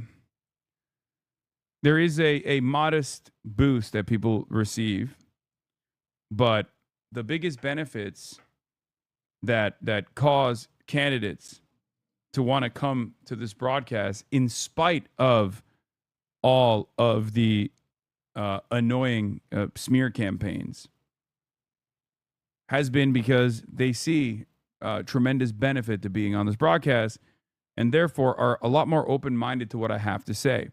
So their big fear, which Dave Weigel basically got them to admit here, is addressed.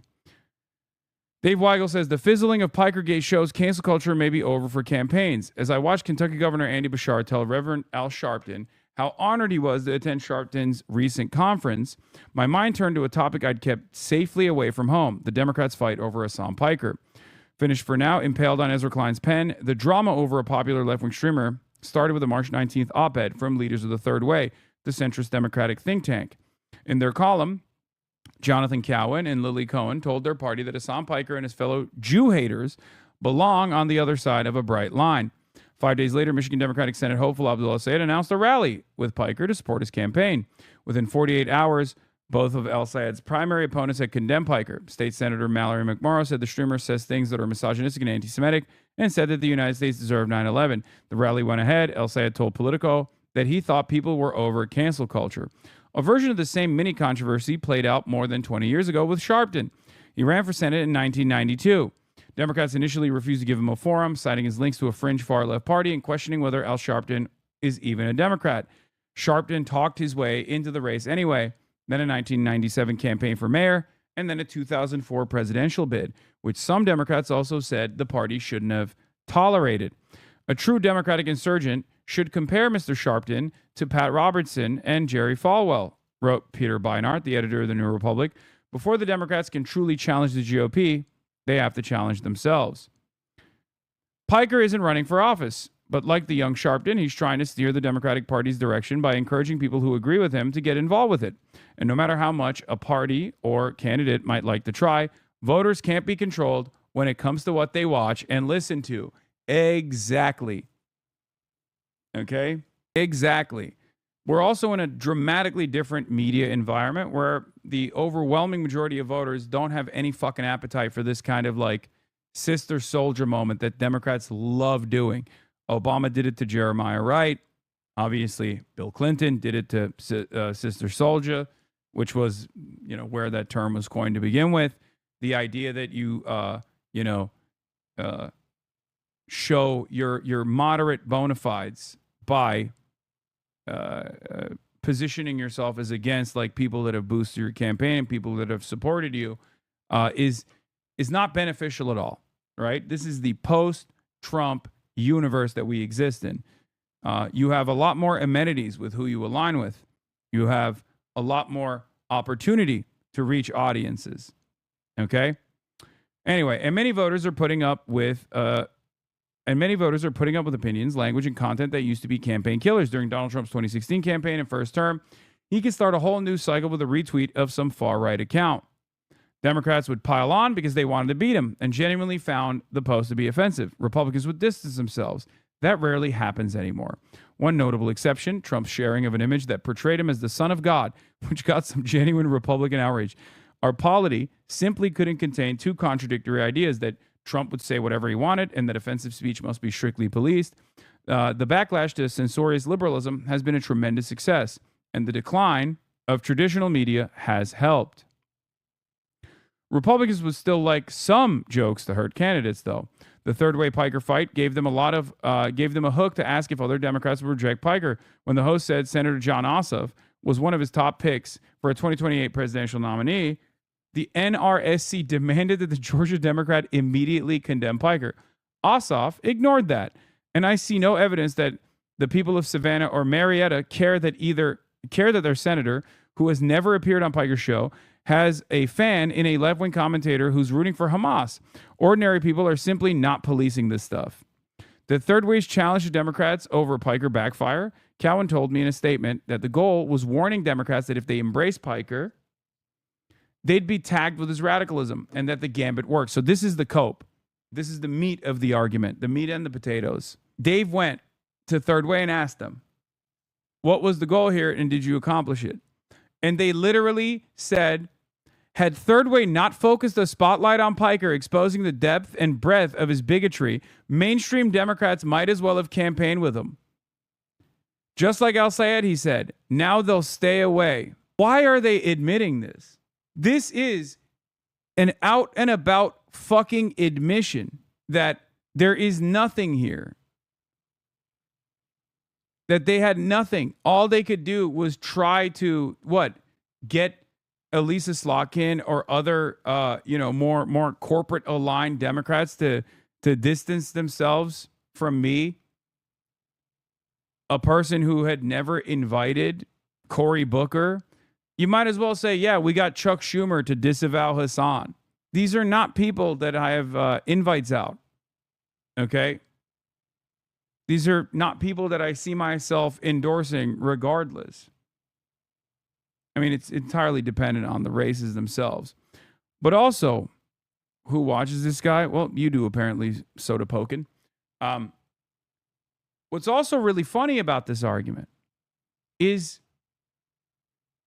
that many of these people were frustrated that I had not endorsed Kamala Harris. Now they're saying Hassan has to stay away. They literally were like, Hassan doesn't participate in politics. His community doesn't participate in politics. Now they're saying Hassan and his community are participating in politics in a very meaningful way, and we don't like it. So what is it? Well, I know what the answer is, and they basically admitted it, which is we don't want him to have access to our candidates. We want to maintain the grip, the tight grip of control that we have over pro-corporate, lobbyist-aligned Democrats. Okay? Michigan primary voters, however, aren't exactly staying away from Al Sayed, who's running as a progressive insurgent, ready to grab attention and win arguments. His campaign told me that it saw a 29% increase in volunteer signups and a 221% increase in dollars raised via our website and social media once people started talking about the Piker stop. That was us. We did that, by the way. Straight up. And that's also precisely the reason why, while Third Way and other groups can fundraise or bring their big donors, bring the attention of politicians to their big donors, get them to fundraise for their Democrat electeds, there's one thing that they can't do, which is muster up tremendous real excitement around a candidate. They can't bring real door knockers and real volunteers who believe in candidates, right? They can't create organic engagement with candidates, and they can't fundraise small donors, like small donations, like we can. And that's it. So that's part of the reason why I probably have gotten hundreds more candidates reaching out in the last couple of weeks than ever before. Okay? Because in the aftermath of these like past couple of weeks of smear campaigns, it wasn't that candidates started distancing themselves from me. It was more people fucking reaching out. An unbelievable amount.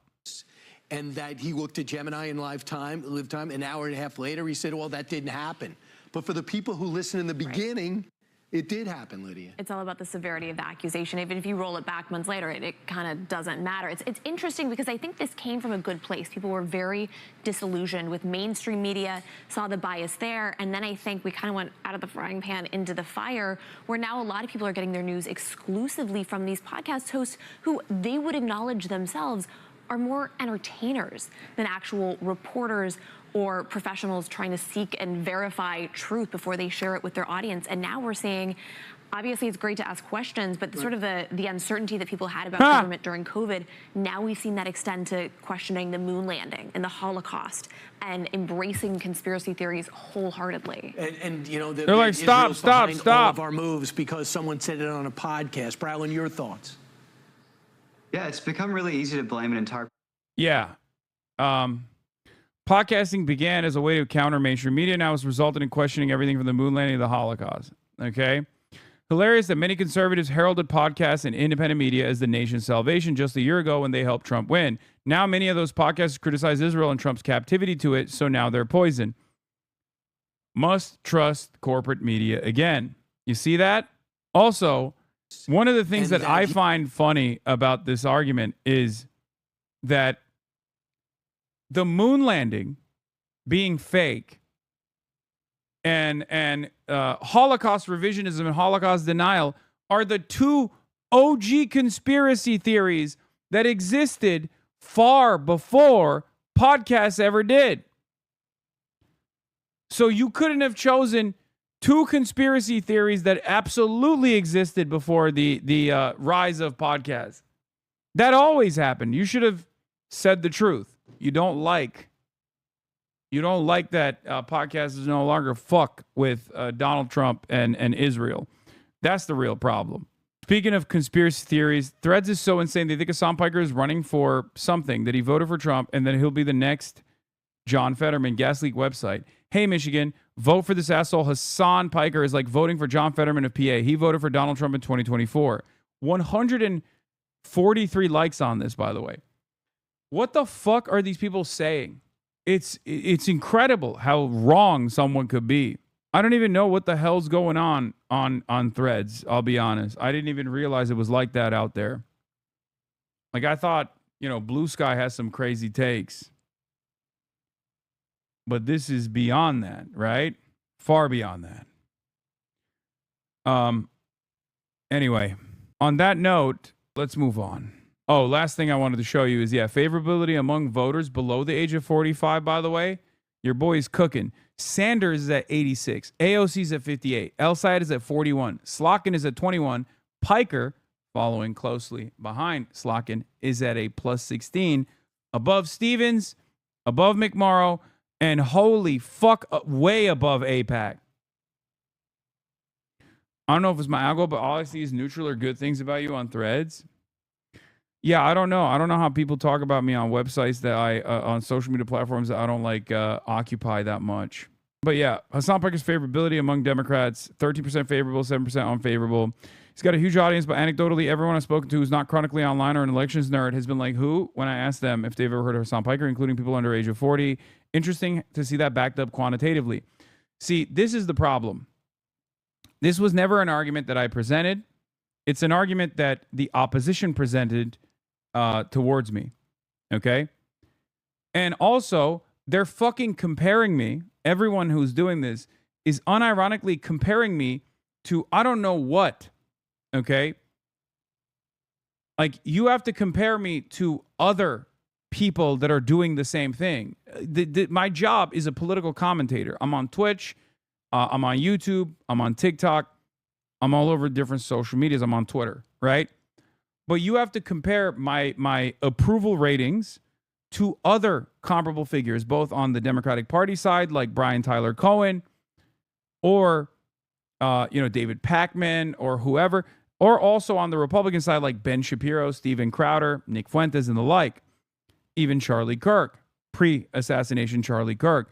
Because what was shocking to many when I, showed you guys something fairly significant was most people, even young people, didn't know who the fuck Charlie Kirk was before his assassination. Okay? Turns out there's not a major market for people who are constantly chirping about politics. Do you understand? So yeah, if you compare me to political figures that are running $1 million ad campaigns to gain mass awareness and to get, potentially hundreds of thousands of people to go out and fucking vote for them, yeah, of course people are not going to know who the fuck I am. What an insane statement. Like, putting me on a same approval, putting me on the same study as Bernard Sanders, one of the most popular figures in American politics for the last decade, if not the most popular figure in American politics for the last decade, is insane. It's just so silly. Of course, Bernie ran a fucking national campaign twice. What are we doing? In any case, as I've said already, I still welcome this friction. And the reason why is because a lot of this enmity, a lot of the outrage manufacturing, unironically, grows this community. Okay? It grows this community. So it's ultimately a good thing because it puts me in front of eyeballs and it gets people to ask the question, what's this guy about? Who is this guy? Why are people yelling at him? And it causes them to take a look at the policies that I advance, the things that I advocate for.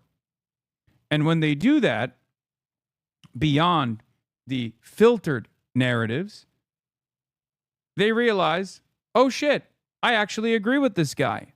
That's it. Meanwhile, while I'm out there filling arenas wherever I go, there is one guy, a politician, who tried to fill an arena and failed to do so. That is the Vice President J.D. Vance. On a sequence of L's that seemingly is endless, J.D. Vance has received yet another one. Here he is as the Vice President attending a Turning Point USA event. Jake Traylor, covering the White House for MS Now News, was at the event, and he filmed the audience, or rather, lack thereof.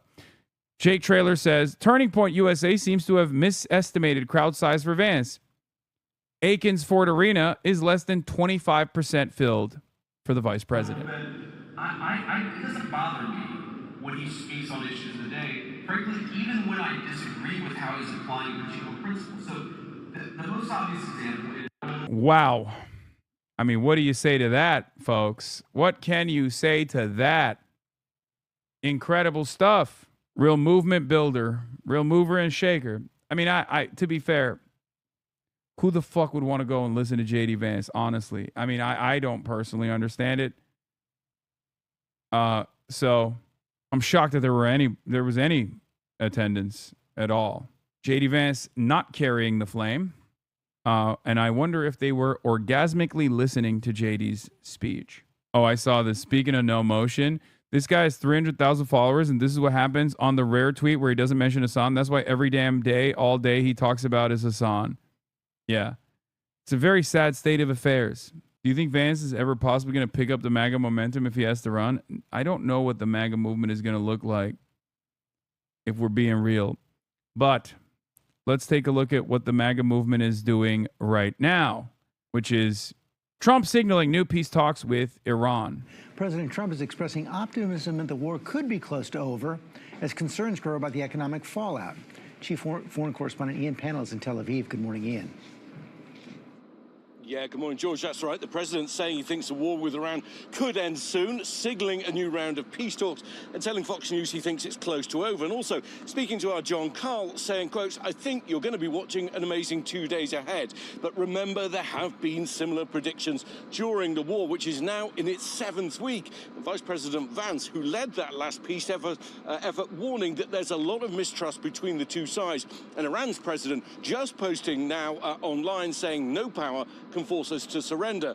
This morning, the Washington Post reporting thousands more US troops are being sent to the region in an attempt to try and squeeze Iran further.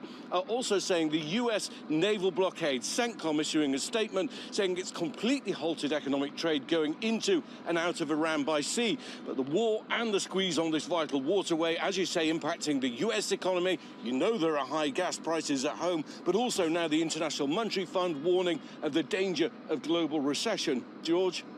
And Ian, we also have these possible talks on Lebanon, Israel, and Iran. Yeah, that's right. The first direct talks in more than 30 years. The first round being held in Washington, D.C. between representatives of Israel and Lebanon. Secretary of State Rubio calling them historic. But Israel's war with Hezbollah, the Iranian-backed militant group in Lebanon, really shows no sign of easing. Over 2,000 have been killed, more than 1 million forced from their homes, with more attacks in Lebanon and Israel this morning, and a fresh evacuation given by the IDF to Lebanese civilians to leave their homes. George? Ian, panel, thanks. Now to the conflict with Iran. President Trump says another round of peace talks could begin within days. The U.S. military is enforcing a blockade of Iran's ports, though CBS News is confirming that some ships are actually sailing through the Strait of Hormuz. Wei Zhang has more from the White House. New this morning, President Trump insists the war is almost over. I think it can be over very soon. So if they're smart, it will end soon. With less than a week left in a fragile ceasefire, the U.S. and Iran remain locked in a stalemate after direct talks failed to produce a permanent peace deal. We've beaten them militarily, totally. The only thing they have is the Gulf, and I think now, or the Strait, as they call it. And I think now... I love when he says, as they call it, after just, naming something. Like, no, they don't call it that. It's just, that's what it is. As the Strait, as they call it. Fuck you mean? We can get a ceasefire, as they call it, when the fire has ceased. I don't know how they hold out. Trump sounded optimistic Tuesday about a second round of negotiations, suggesting something could be happening over the next 2 days. He doesn't want to make like a small deal. He wants to make the grand bargain. Over the weekend, Vice President J.D. Vance left He's an imbecile and your country elected him? Buddy, I know. I live here, okay? I know. I live here every damn day. I have to deal with the people that voted for him. Stand empty-handed. The key sticking point was Iran's nuclear program. A U.S. official told CBS News the U.S. asked Iran to stop enriching uranium for 20 years, along with, quote, all kinds of other restrictions, but Iran refused. In Pakistan, we made a ton of progress. Vance, who recently wrote a book about his conversion to Catholicism, also responded to Pope Leo's recent criticism of the war. How can you say that God is never on the side of those who wield the sword? Was God on the side of the Americans who liberated France from the Nazis? It's unclear whether Vice President Vance will... Bro's trying to debate the Pope, man. American Catholicism is so unbelievably cooked. Excommunication, please.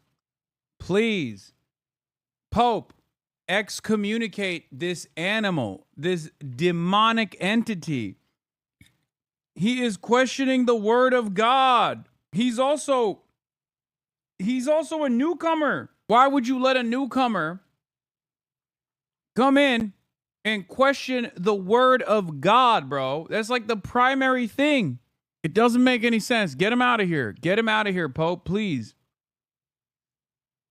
It would be akin to allowing never Trump Republicans into the party and then listening to whatever the fuck they have to say about what kind of coalition building the Democrats should do. Obviously, the Democrats would never do such a silly thing, right? They'd never do such a silly thing. So neither should the Catholic Church. Fidel Castro was excommunicated in 1962 by Pope John. Some say on the basis of a 1949 decree which forbade Catholics from becoming communists. The next round of talks with Iran, which President Trump says could happen as soon as this week.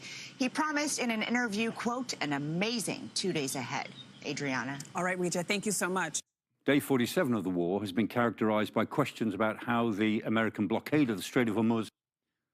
Oh, yeah. Now we know why Iran knows where everything is. Iran used Chinese spy satellite to target U.S. bases. Stop. That's crazy. That's weird. That's weird. Wait, no way. I doubt it. Is actually working. Well, the Strait of Hormuz is the choke point in a very large piece of water. The Gulf is 600 miles long, a great deal of traffic in the Gulf, in the normal day-to-day traffic between all these countries. But many of these ships, we know, are trying to disguise their identity so that they don't show up on America's lists of ships that they want to interdict. And the Americans, they're not occupying the Strait of Hormuz for this blockade. They want to keep out of harm's way. So they're down in the Gulf of Oman and the Arabian Sea. And from here, they're operating to interdict ships coming through the straits and out of the area so they can then actually intervene in those ships that they really think are illegitimate according to their own rules of engagement. The Iranians have made such an important passage. Heart emoji. Such a funny comment. I don't know why. Such an important passage. The Strait of Hormuz, as they call it. Clear that if their ports are blockaded, that they'll do something about it. In effect, they will close the Bab el-Mandeb Straits at the southern tip of the Red Sea. They can do this by getting... Iran has been a loss no matter how you spin it. What do you think about them doing in Venezuela and Cuba just to get a win for the public eye? Yes, that's what I think is going to happen. We're going to be talking about that in a little bit. I think that is the likely scenario here, which is it's so callous, our indifference to human life and our endless capacity to punish people in our proximity. It's unbelievable. It's very, very frustrating. But I do think that's a likely scenario here. I hope that that's not the case. Now, Houthi allies to actually attack shipping going through the straits the way they did a couple of years ago, and they reduced traffic in the Red Sea by about 50%. And that's pretty bad news for the Saudis in particular, because they have a pipeline that goes to Yanbu port, can take about 6 million barrels a day at the moment through the Red Sea. But if they can't get their tankers out through the Bab el-Mandeb Straits, they can't get many of them out through the Suez Canal, because the draft of the Suez Canal is only about 25 meters. The biggest tankers can't really live with that. Only small tankers could get out that way, which would lock up a lot of oil and gas inside the Arabian Peninsula. But of course, world commerce is not just about oil and gas. It's also about container ships and bulk ships and so on. And if world commerce cannot use the Red Sea, then they have to go the long way round via the Cape of Good Hope. And that adds time and expense to all of their journeys to get their produce to Europe, North America, and South America. And interestingly, the George W. Bush, the aircraft carrier that is on its way from America to join the American task force in the Arabian Sea, is not going through the Red Sea either. It's on its way round the coast of Africa. It was reported a couple of days ago in Namibia. It's obviously now, I imagine, on the east coast of Africa, on its way to join the others, going the long way round. That's sensible from their point of view. There's another issue here as well, which is China. Chinese carriers, Chinese tankers bringing oil from Iran are really important to it. And it's a very delicate issue as to whether the Americans will intercept Chinese tankers. We'll have to see. But the Chinese also have a base right at the Bab el-Mandeb Strait. Their only overseas military base is in Djibouti, right opposite the American base, opposite the bay. They're looking at each other, in effect. And the Chinese have assets in Djibouti. If they get drawn into some sort of enforcement action against the Americans, they have a base from which to operate. And that may turn out to be rather important in the years to come. All of which brings us back to the Strait of Hormuz. This was not a problem before the war began. Before the 28th of February, the Strait of Hormuz was operating as it has done for many years. But now the war has begun, it is the big issue of the war. In theory, the war is about preventing Iran getting a nuclear weapon. In practice, for the rest of the world, it is all about the freedom of shipping and the damage that this is doing to the global economy. Which takes us back to the old cliche that wars are inherently unpredictable. You can have the best military in the world. And still get your shit pushed in. Trump calls UK policies insane and threatens trade deal in Sky News phone call. Amazing. Also, Scott Bessant has some choice words for China, but to me, to me, Scott Bessent coming out and criticizing China has the exact, like, threatening China by way of trade has the exact same energy as Trump being like, oh, it's going to be open any day now. The Strait of Hormuz. We're going to open it. It's already open, actually. It's bullshit. It's meaningless, okay? Donald Trump already did this with Liberation Day, and we know how those events turned out. It backfired on Trump spectacularly. So the idea that the American government is going to apply any serious pressure, any serious economic threat to China currently without retaliation is silly. It's been tried and it failed. I have an update on the tariffs, but I do have an update on sanctions. Iran is used to be the largest state sponsor of terrorism. China was purchasing more than 90% of their oil, which is about 8% of China's energy needs. We believe this blockade in the Straits, there will be a pause of Chinese buying, but I will tell you that 2 Chinese banks received letters from the U.S. Treasury. I'm not going to identify the banks. But we told them that if we can prove that there is Iranian money flowing through your accounts, then we are willing to put on secondary sanctions. So my question is, are you considering any more sanctions relief, Mr. Secretary, for countries that are suffering right now in order to give more oil to your allies? We will not be renewing the general license on Russian oil, and we will not be renewing the general license on Iranian oil. Because again, that was oil that was on the water prior to March 11th. So all that has been used. That's the Scott Bessent, formerly of the Soros Wealth Fund. Yes, that's him. Yup, you guessed it. That's him, chat. He also called it the Strait of Vermouth. That's funny. President Trump said this morning that he thinks we're nearing the end. The U.S. kept their side on the ceasefire. We've stopped firing. The Straits of Hormuz have not been completely reopened. President Trump said this morning that he... Strait of Vermouth.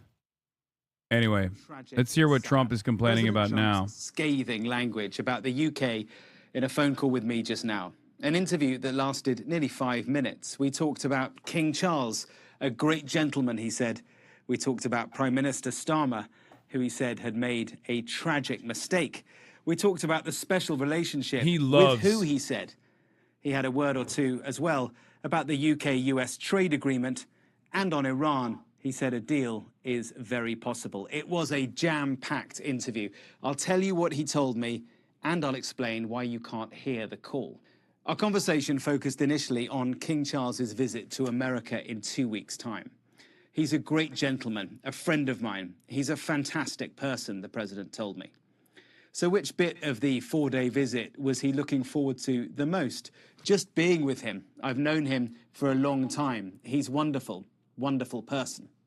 Then I asked the president if his strained relationship with Prime Minister Starmer could overshadow the royal visit. After all, there's barely a day that goes by where the president doesn't have a bad word or two about Sir Keir.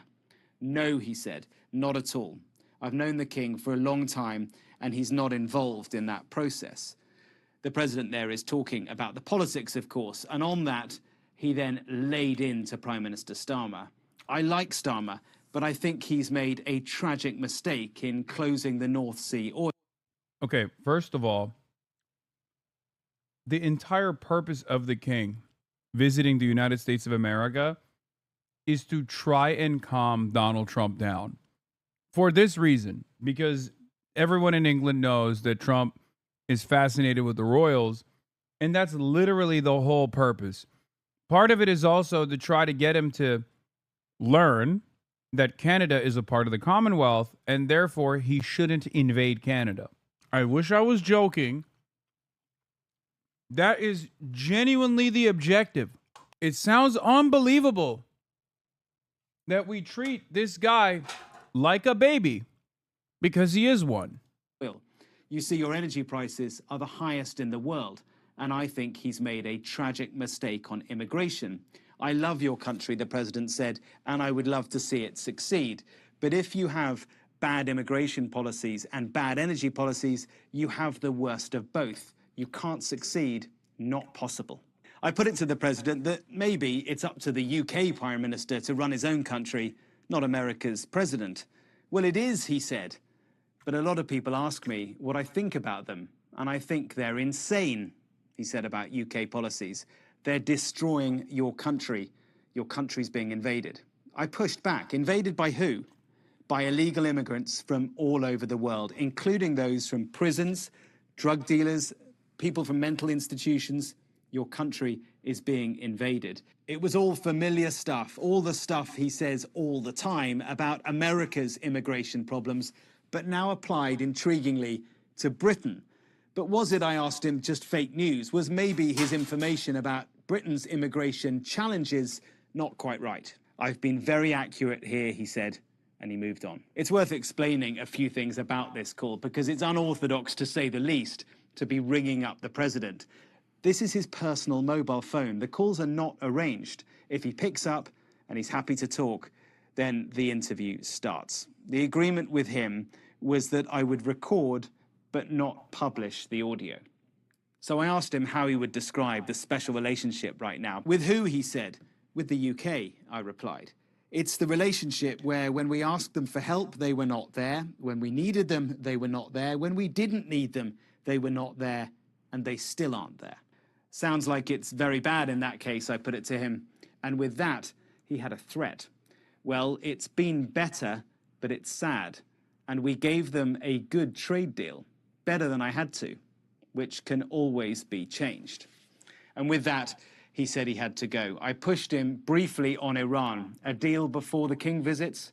It's possible, he said, very possible. They're beaten up pretty bad. It's very possible. It's approaching 9:20. Incredible. I mean, he's a baby. We're saying he's a mobster, but that's giving him too much credit. Because a mobster has some kind of logical through line with the way that they operate. Sure, they have a tendency to engage in violence and all the stuff. They'll use violent means to achieve their ends, right? Donald Trump, on the other hand, I think is closer to just like a baby, boss baby, where half the shit he does is indecipherable. In the morning there in Washington, the president is up and posting on social media, as you say. Yeah, on Truth Social in the last hour, he's posted about Iran. What's exactly has he had to say? Well, he's exchanged letters with Xi Jinping, the Chinese leader. He said that in an interview that he gave to the friendly Fox Business channel on Monday. If we put the Truth Social post up on screen, you can see exactly what he has been writing. He says, China is very happy that I'm permanently opening the Strait of Hormuz. I'm doing it for them also and the world. This situation will never happen again. They have agreed not to send weapons to Iran. President Xi will give me a big fat hug when I get there in a few weeks. We're working together smartly and very well. Doesn't that beat fighting? But remember, in caps, we are very good at fighting if we have to, far better than anyone else. A couple of things on that. Donald Trump says often that the United States doesn't need the Strait of Hormuz. Now, if you're talking about oil supplies, it probably doesn't, but it does need things like fertilizer and aluminium. They have to come through the strait. He says that China has said it won't sell weapons to Iran. That's because there's been reporting that China is about to send new missile defense and air defense systems to Iran. Donald Trump said in an interview he gave this morning to a friendly TV station that he'd spoken to Xi Jinping and he had essentially said that he wasn't sending weapons. And so Donald Trump sees this as an important step. Remember, the two leaders are due to meet in Beijing in the middle of May. That will be an important meeting. Clearly, the clearly the Chinese have made their point that they want to see an end to the conflict. Donald Trump, in an interview on Monday evening, said we're getting very close to that point, perhaps within the next couple of days. Our chief U.S. correspondent, Alan Fisher, reporting live from the White House. Alan, many thanks indeed. China's relationship with Iran is not anchored on a security alliance. China and Iran have a comprehensive partnership, a strategic partnership, but there's no mutual defense implied in that relationship. I think not. It's true. This is 100% true. The only existing defense pact that China has is with North Korea. That's it. China does not have any other defense pacts with any other country. As far as like cooperation, as far as business, yes. China loves trade maxing. Defensive weapons are a part of that trade.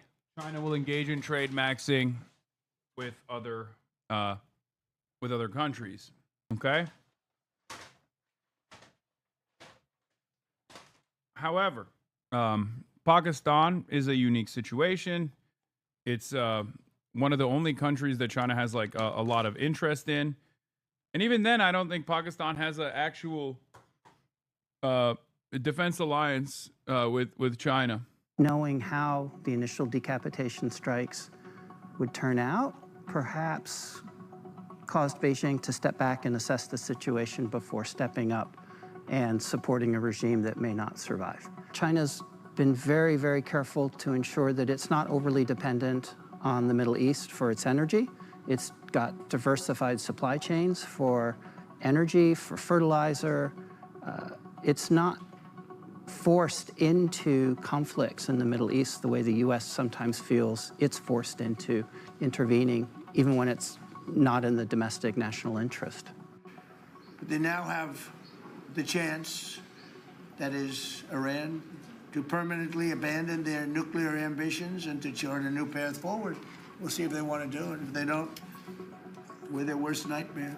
If you consider Xi Jinping's approach to meetings and government and governance, everything is about control. It's about predictability. It's about preparation. Whereas President Trump is perhaps the opposite. He thrives on uncertainty and chaos, and they're exact opposites. So it's quite possible that Beijing calculated that criticizing President Trump could have negative consequences on their much more important U.S.-China interests. They are trying to cultivate a relationship between Xi Jinping and President Trump. They do want outcomes from that relationship. China seeks to be a leader of the global South.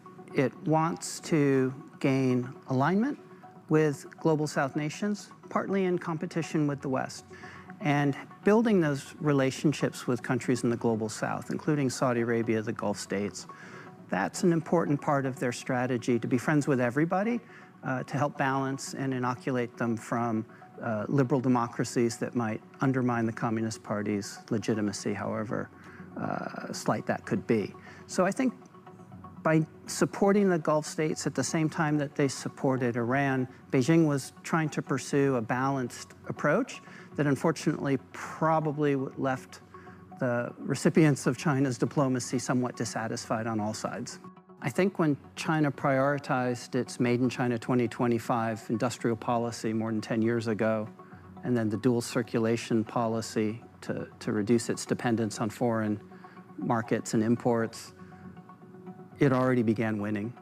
It reduced its dependency on the Middle East, it reduced its dependency on the global economy, and I think that has made it come out on top in this conflict because of the resiliency that it has, as well as stockpiles of critical materials, including oil, domestically made fertilizer.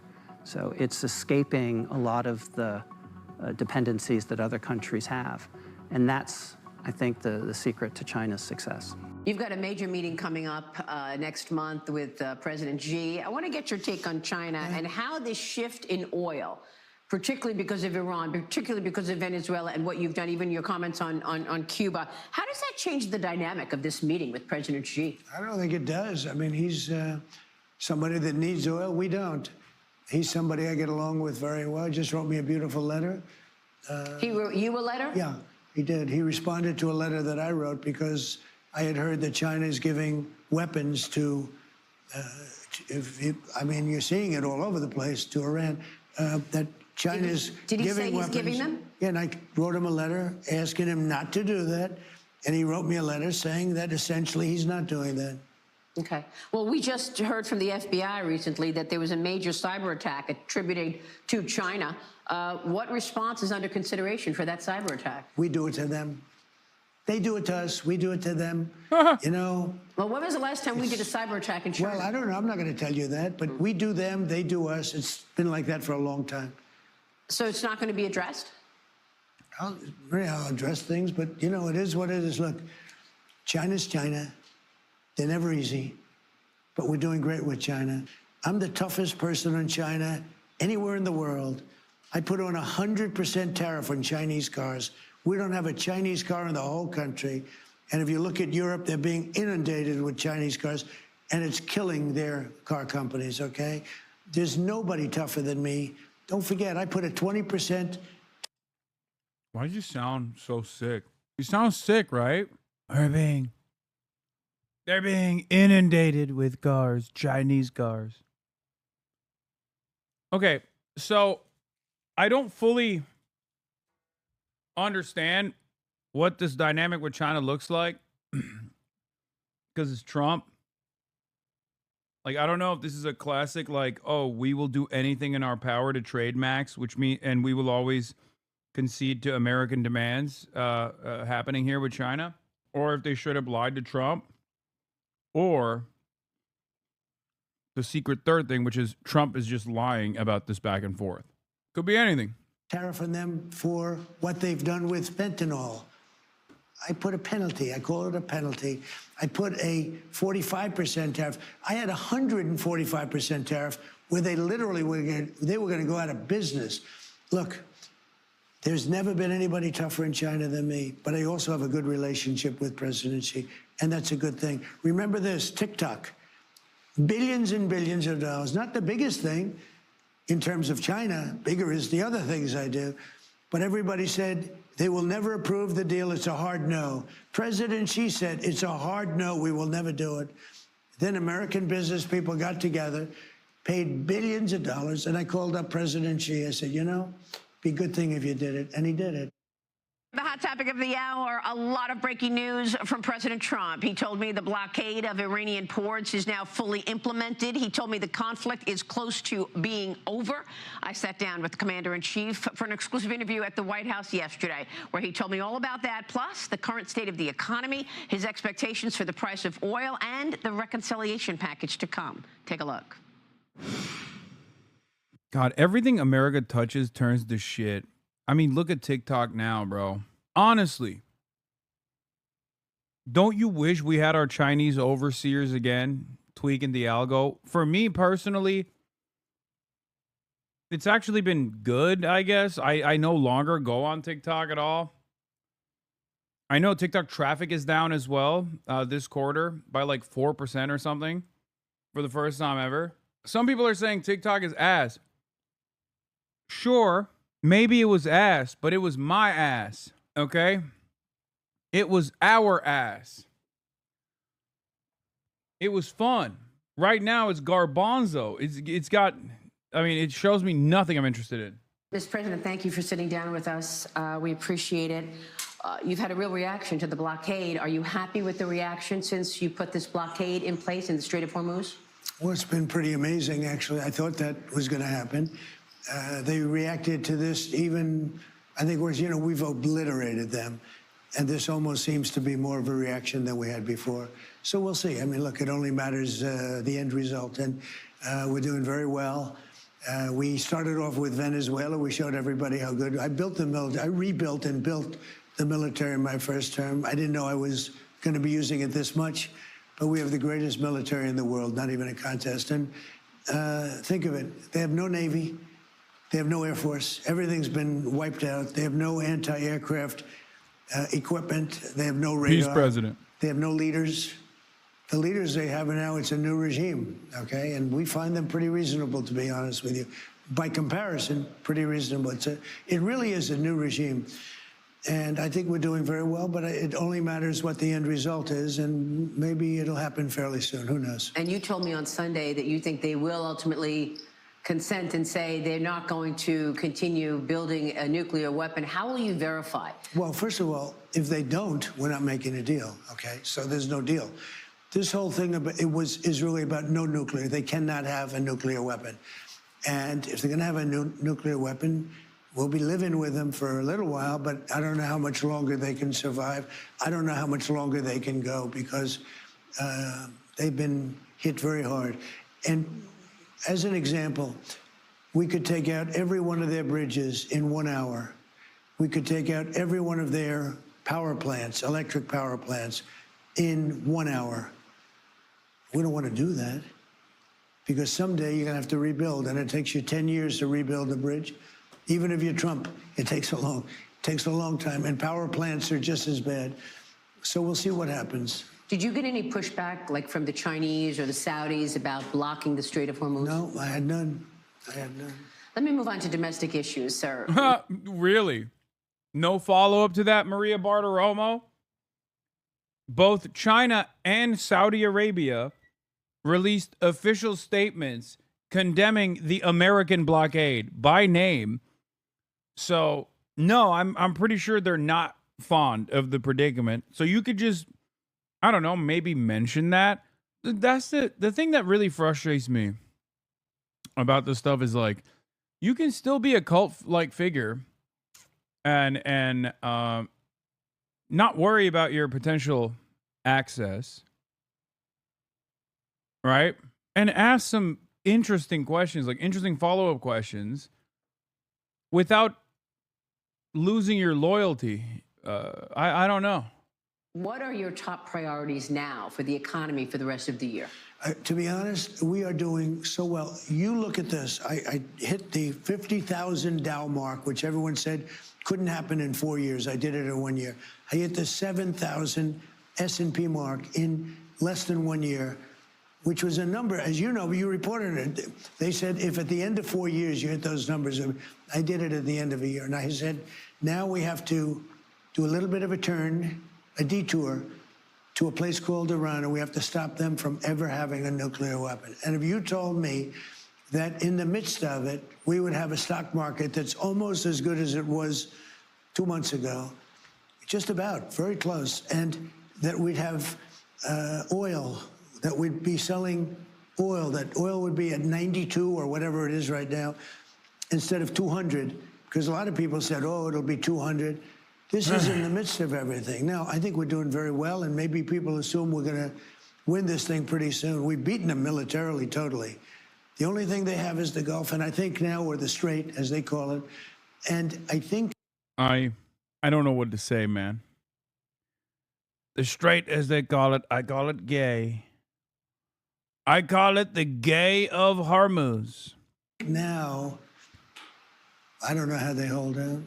Well, I mean, that's what I'm saying. I mean, the backdrop has changed. I know it's been only a month or so, but oil prices are up 50%. The stock market had a tough first quarter. By the way, you're now, right. Stocks are you're still right, but up. they're not up. I thought, I mean, honestly, You thought it was gonna be I thought worse. there'd be much, and I was willing to do that, to stop a nuclear weapon to be used against this country or the Middle East, anybody in the Middle East. They were going to take out the Middle East. To stop that, it was certainly worthwhile, being much higher than it is right now. If you told me that we were going to be at only 92 a barrel, $92 a barrel, I would have been very surprised. All right, and so you know what? I'm very happy. And it's going to come dropping down very big as soon as it's over. And I think it can be over very soon. So if they're overall- smart, it will end soon. Overall, the impact on the economy, do you expect a hit to growth? Do you expect a spike in inflation? Well, look, there's a hit because, you know, we go through it for whatever it is, 6 weeks. There's going to be a hit, but it's going to recover, I think, fully. Somehow they misquoted me. I think oil will be down to the levels it was. You know, they said, I expect oil to be high at the midterms. I don't expect that. I think that we will be somewhere around where we were, maybe even lower. This is going to, when this is over, I think the stock market is going to boom.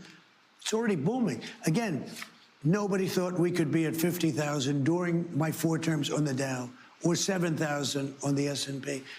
And we hit numbers that nobody thought possible. You've been talking about a reconciliation program with the Republicans. Can you articulate to our audience why a reconciliation package is important and why you want to see it on your desk by June? Something that we're failing to consider because we're so hyper-focused on ourselves and the comparatively marginal increases that we're experiencing in the gas, in our gas prices at the gas pump, is the unbelievable damage that we are doing, perhaps permanent damage that we're doing to the Asian markets. Okay? Like, Europe is living a totally separate reality. I've never seen global news like this where there is total chaos taking place. Like in Ireland, they're literally doing work stoppages, like mass protests, mass demonstrations. They're doing blockades outside of like refineries and shit in Ireland. You don't even hear a fucking peep about that. In the Philippines, they're entertaining lowering the number of days that you're supposed to go to work. Like, they've already scaled back tremendously in their energy consumption. Asian markets are already paying $200+ a barrel of oil. Here, I got it right here. A physical barrel of oil recently sold in Sri Lanka for $286, which is wildly above future prices. This entire war, Mortaza Hussein says, can be seen as a war against Asian economies, and it is being interpreted by many there that way. They're like burning American effigies in the fucking Philippines, and we are so oblivious to it. Sri Lanka has officially moved to a 4-day work week and no work on Wednesdays. And it's so crazy because we don't even talk about it. Like, here in the United States of America, we're so oblivious. We're like, oh, it's just a little bit of growing pain, you know. Oh, the price of a gallon of oil will go up 50 cents, maybe $1, right? And it's fine. Meanwhile, because we are the global hegemon, and because our actions are causing so much instability around the world, the rest of the world is directly pointing to us. And we're so callous about it. Yeah, first order effect started in the Asian markets. The chaos has already started moving to Europe.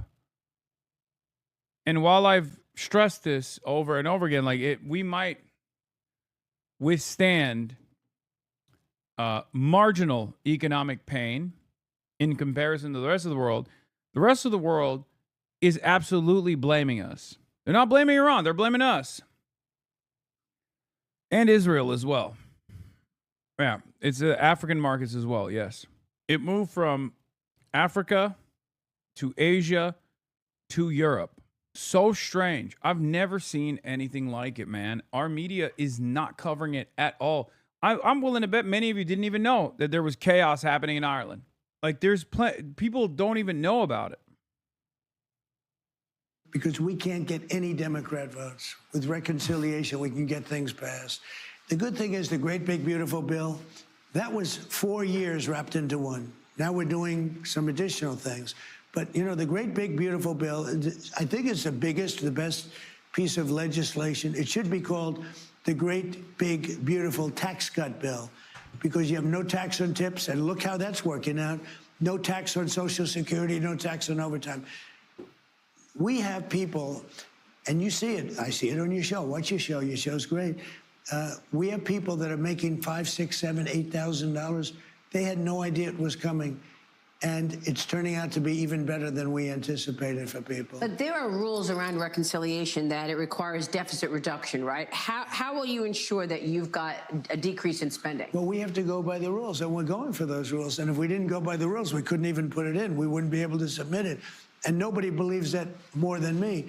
The one thing I really felt strongly about was the military. We built this great military that we have right now, and everybody acknowledges it, whether it's China or Russia. We have the greatest military in the world, and I built that in 4 years, my first term. It's a great, including adding Space Force. Do you know, a lot of the things that you see that work so well is because of Space Force. It was a great It was a great thing that we added when we went for Space War. So what can you put in the reconciliation bill? Other than funding Customs and Border Patrol and ICE. Anything else? Well, we're doing mostly that. This is mostly about that because the Democrats don't want to do it. Then we're putting some things as we go along. But, you know, you've heard the expression, we want to keep it sort of slim because we want to make sure that I have the safest border in the history of our country. Nobody came in. I'm not even sure I can believe that. But the Democrats do the numbers. It's really, you know, the agency that does that is, they tend to be on the Democrat side, to put it mildly.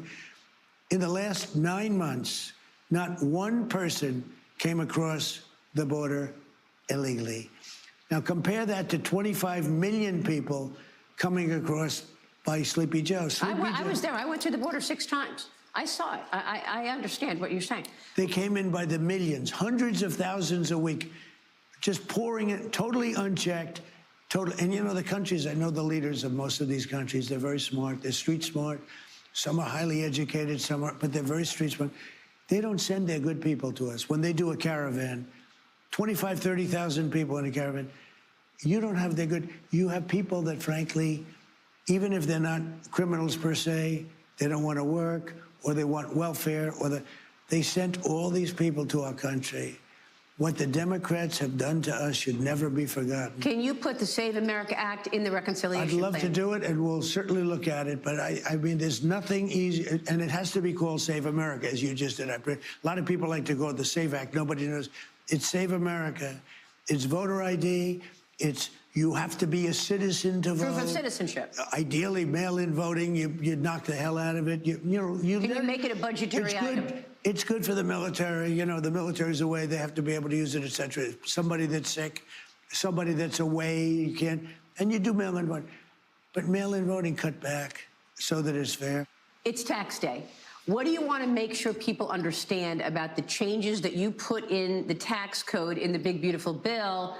And how significant are these refunds that people are getting? Okay, well, the refunds are really significant, and it makes it less complicated to do your tax return, much less complicated. But the people, I mean, I think you're seeing this. You're reporting, everybody's reporting, because now it's gone into effect. And people are getting refunds of $5,000, $8,000, $11,000 that they had no idea they were getting.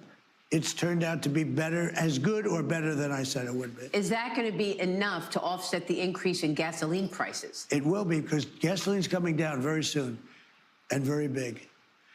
So you think gas prices will be lower before the midterm elections? I think they'll be much lower before midterm, much lower, yes. Okay. Now, you've suggested... I mean, that's on the assumption that we stop. I mean, you know he's fucking lying, dude.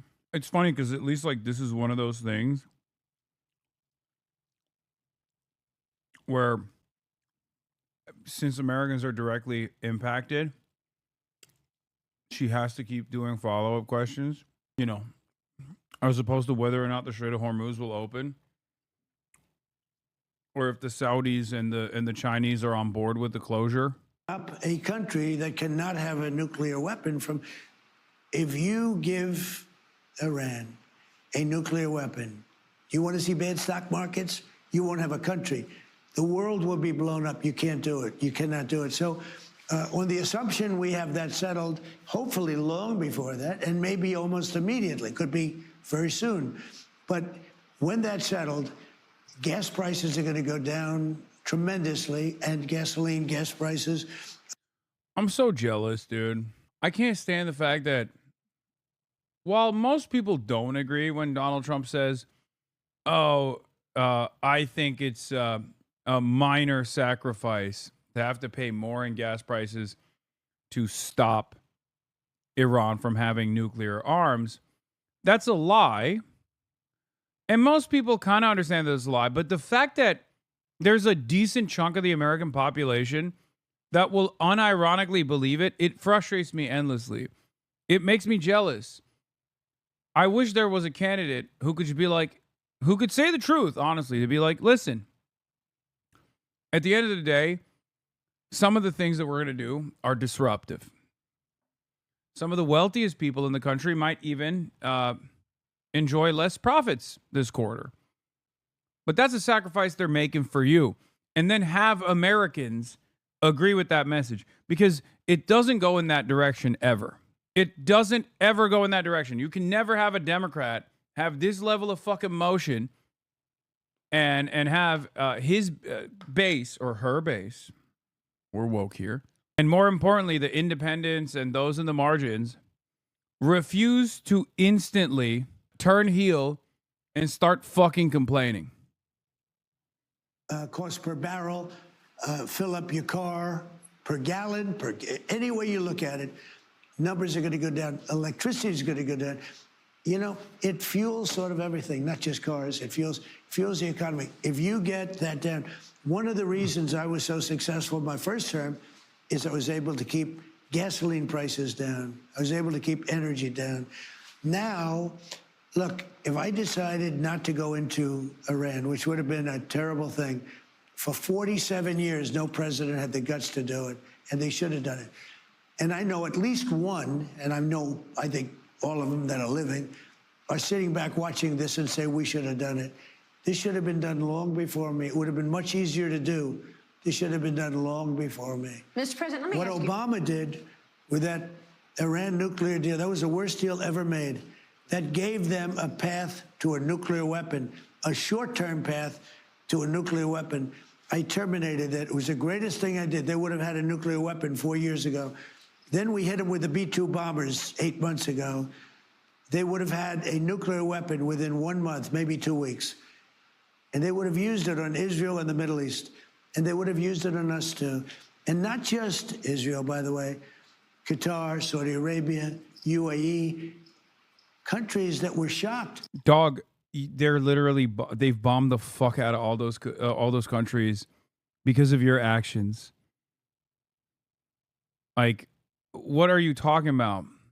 You're talking about what could possibly happen to these countries if Iran got a nuclear weapon?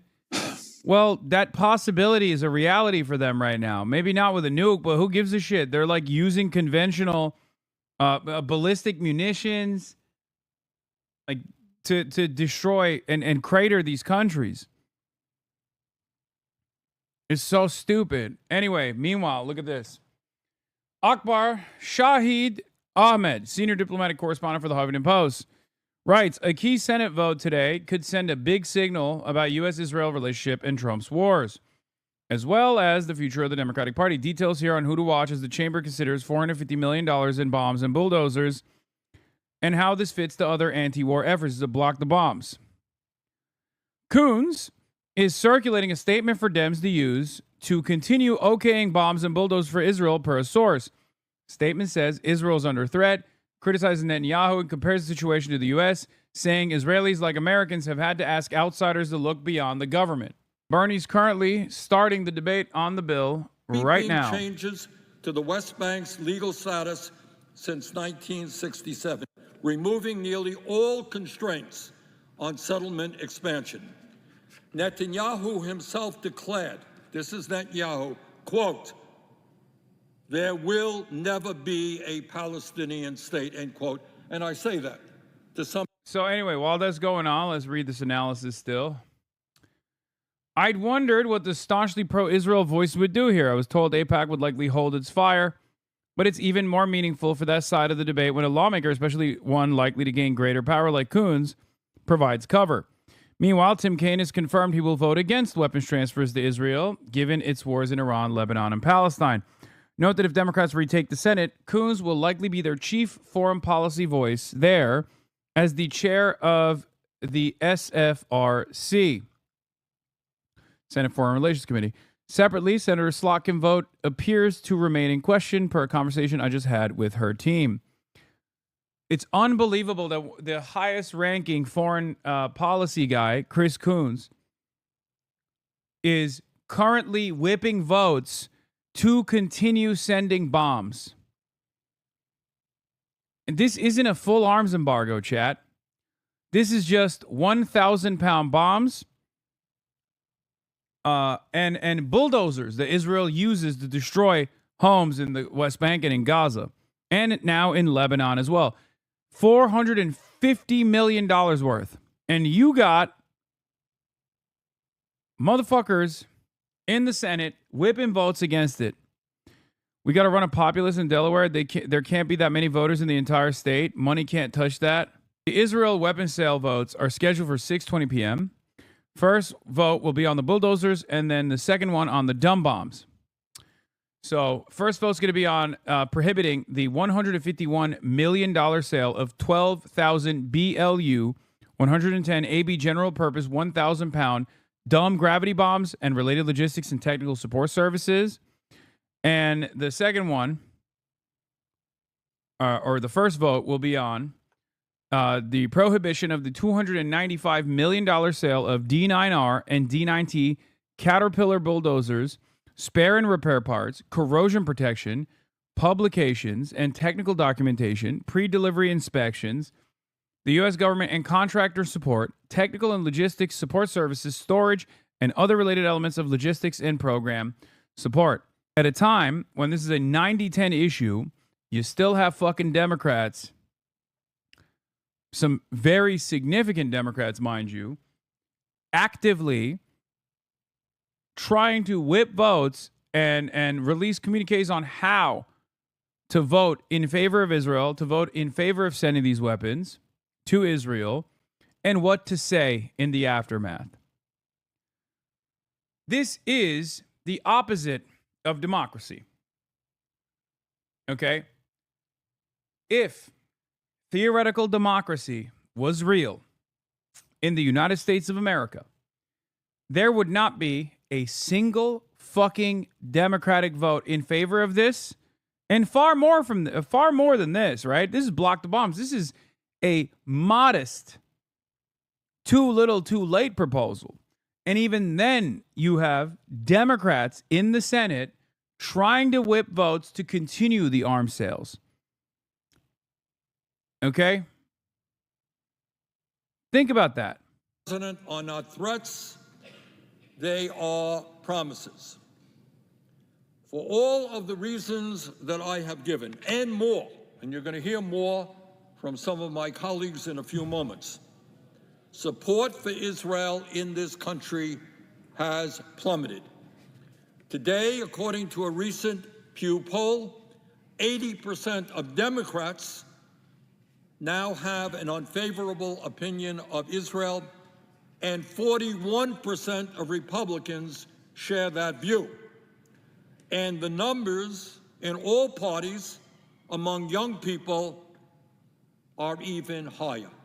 Young people, whether they are young Democrats, progressives, conservatives, do not want us to continue to fund the horrific war policies of Netanyahu.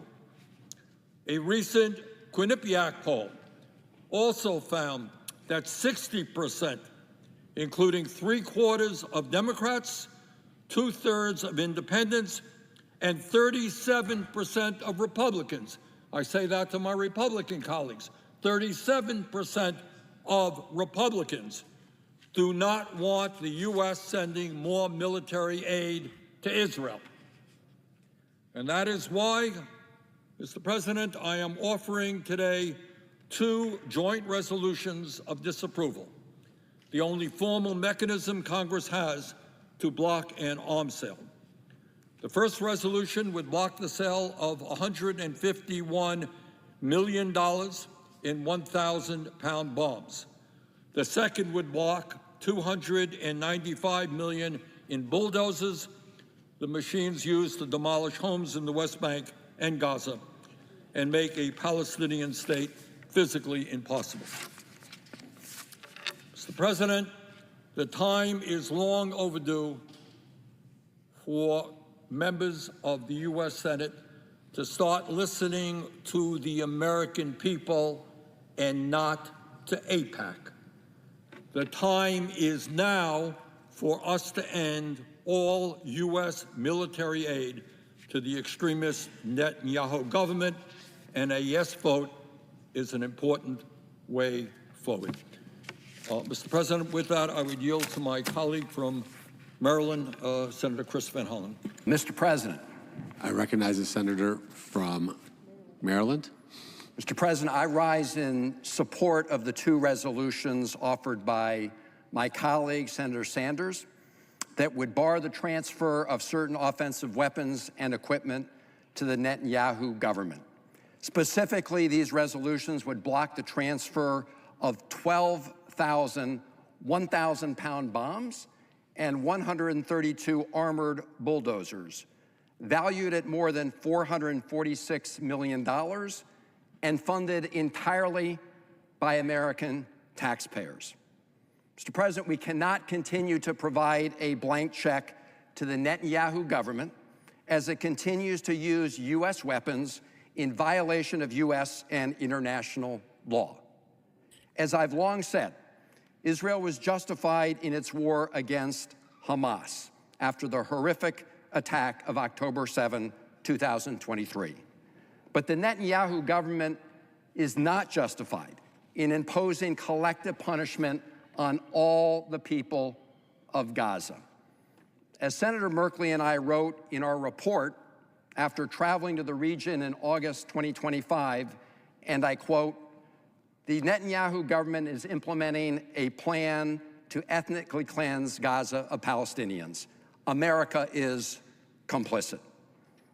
And now, as Senator Sanders indicated, Israeli leaders are saying out loud they plan to apply the same plans in southern Lebanon as they implemented in Gaza. Senator Sanders mentioned threatening what they did in Khan Yunis. As recently as March 31st, Israeli Defense Minister Katz said that, and I quote, "All homes in Lebanese villages near the border will be destroyed in accordance with the Rafah and Beit Hanun model in Gaza," unquote. Well, colleagues, I visited Gaza. I visited the Gaza crossing, the Rafah crossing twice, along with my colleague, Senator Merkley. First in January 2024, when Rafah's population had quadrupled from pre-war levels to more than 1 million people who'd been displaced within Gaza, from northern Gaza. And then we traveled to the Rafah crossing in August 2025, after the IDF's offensive against Rafah, one that the Biden administration claimed that they tried to stop. And on that visit, Senator Merkley and I climbed a rooftop, and you could look into Rafah, obliterated, reduced to absolute rubble.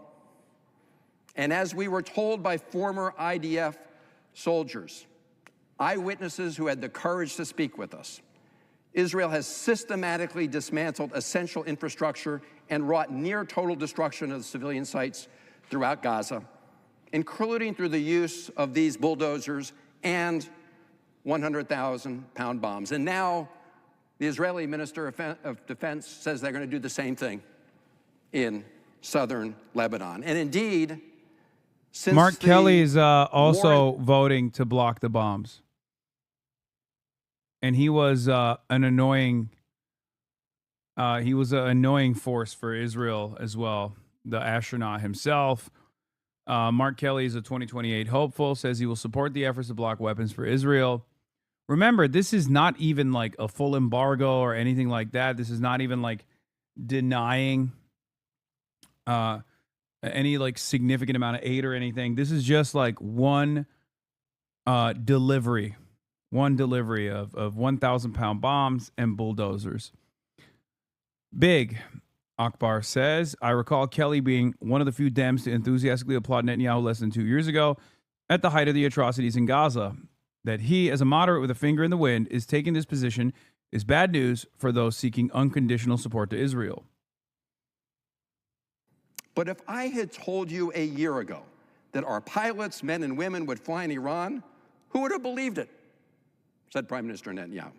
Went on to say, if I had told you a year ago that the United States of America, the strongest power in the world, would fight by our side, shoulder to shoulder, wing to wing for nearly 40 days against the common enemy, who would have believed it? And then Prime Minister Netanyahu went on to say, all this happened because we initiated. Yeah.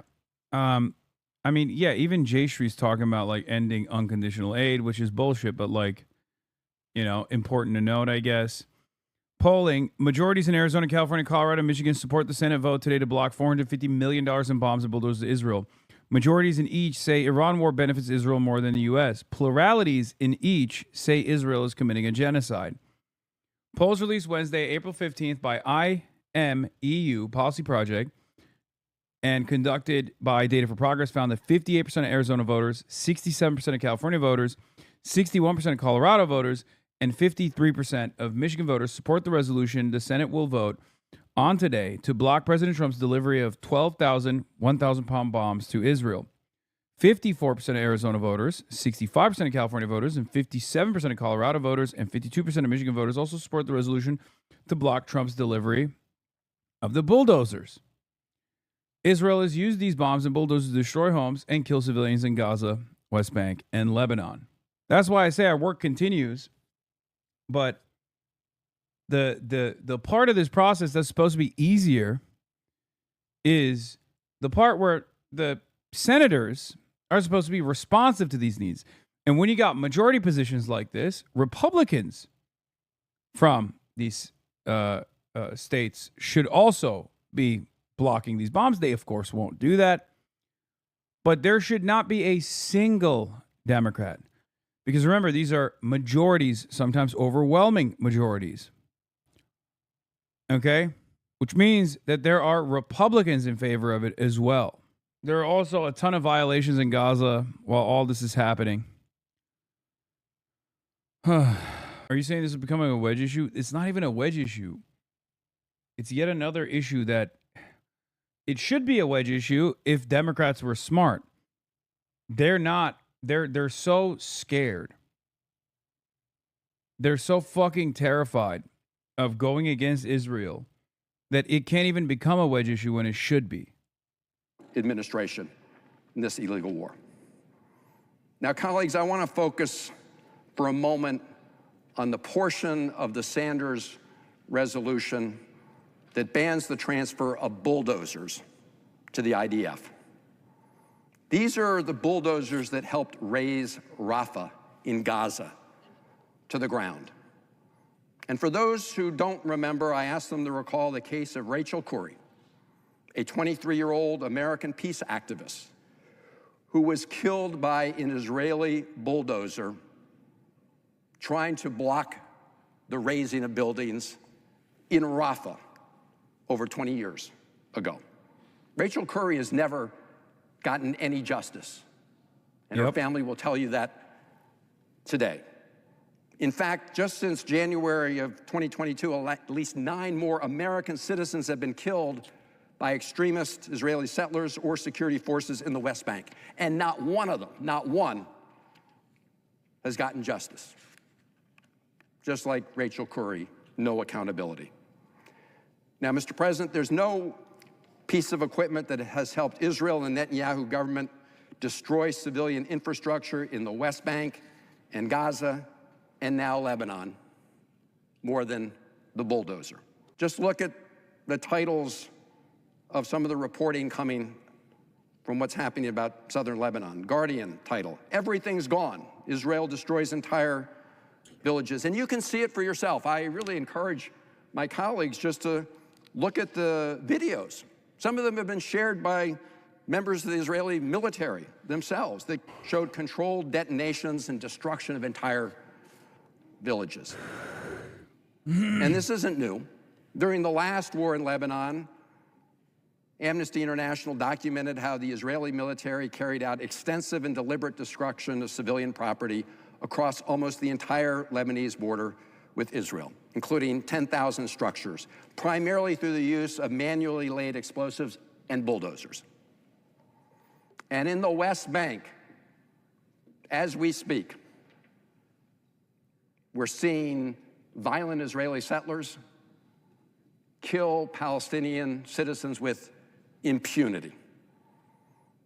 And we're also seeing the use of these bulldozers to demolish Palestinian homes in the West Bank and other civilian infrastructures. Again, you can see it for yourselves in the videos.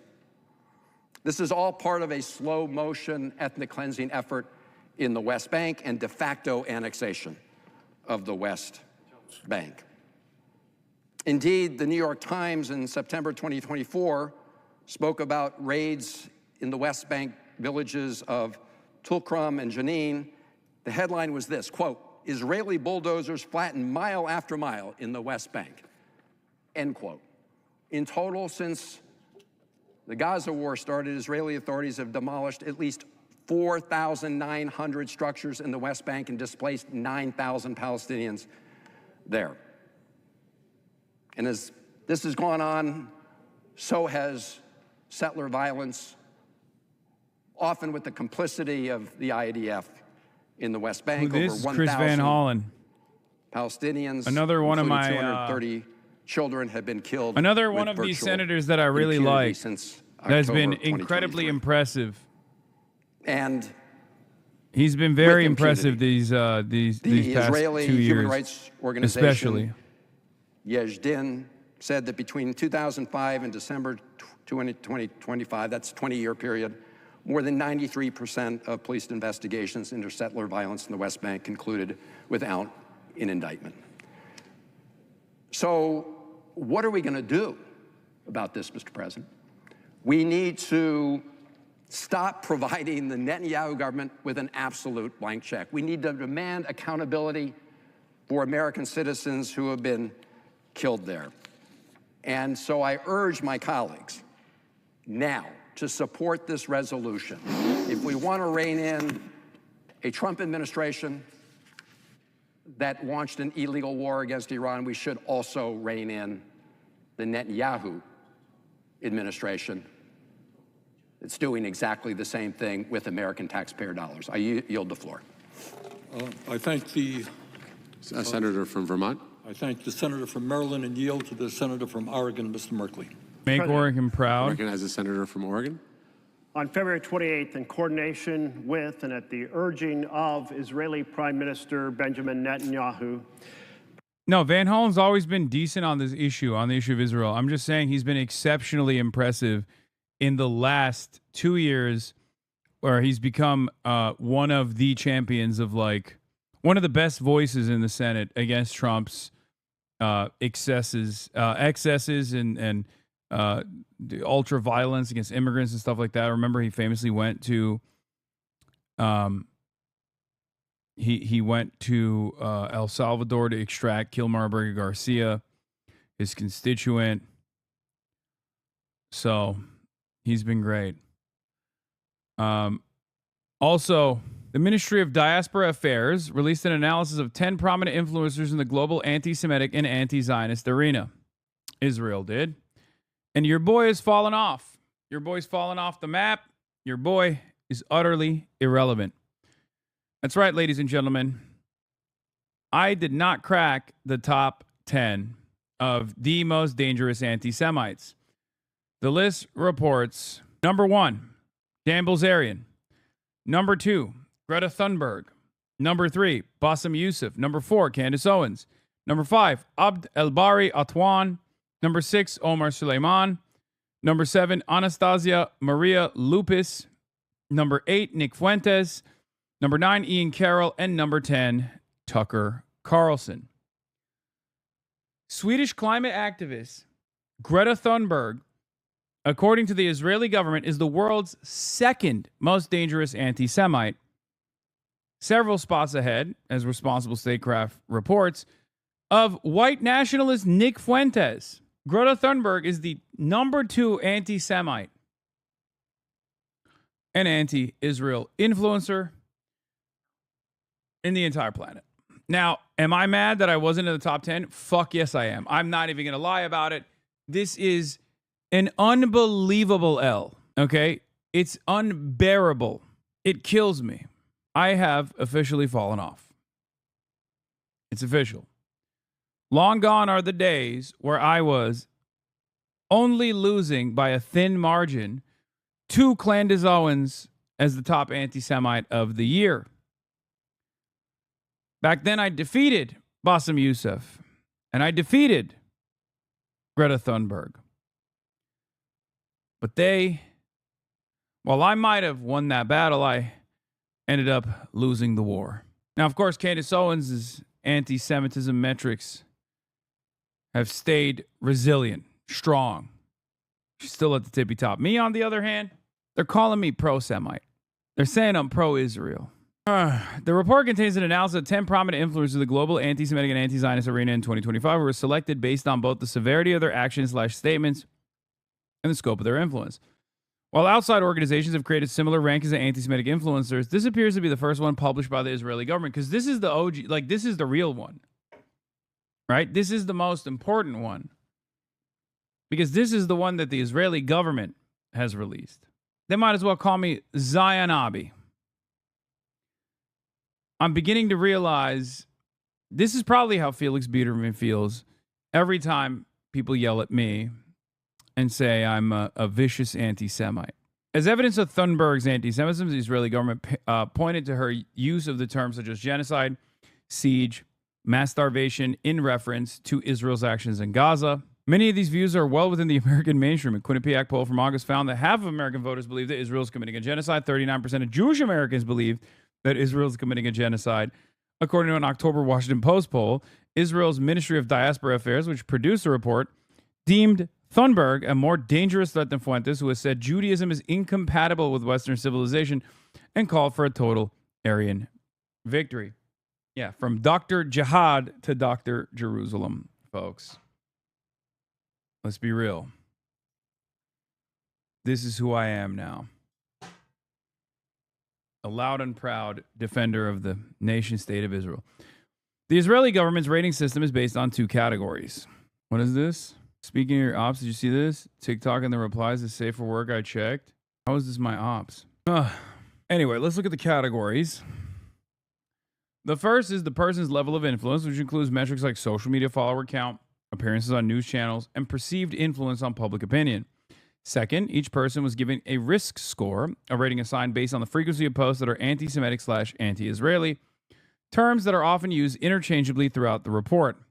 The list also includes comedian Bassem Youssef, a frequent critic of Israel's actions in Gaza, and a conservative political commentator, Tucker Carlson, who appears to score quite low on the Israeli government's own risk score.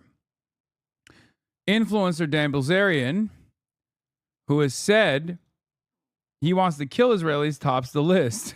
In a separate section about American influencers, the Israeli government report singles out Miss Rachel. Wait, there's an American one too, and I'm not in the American one either?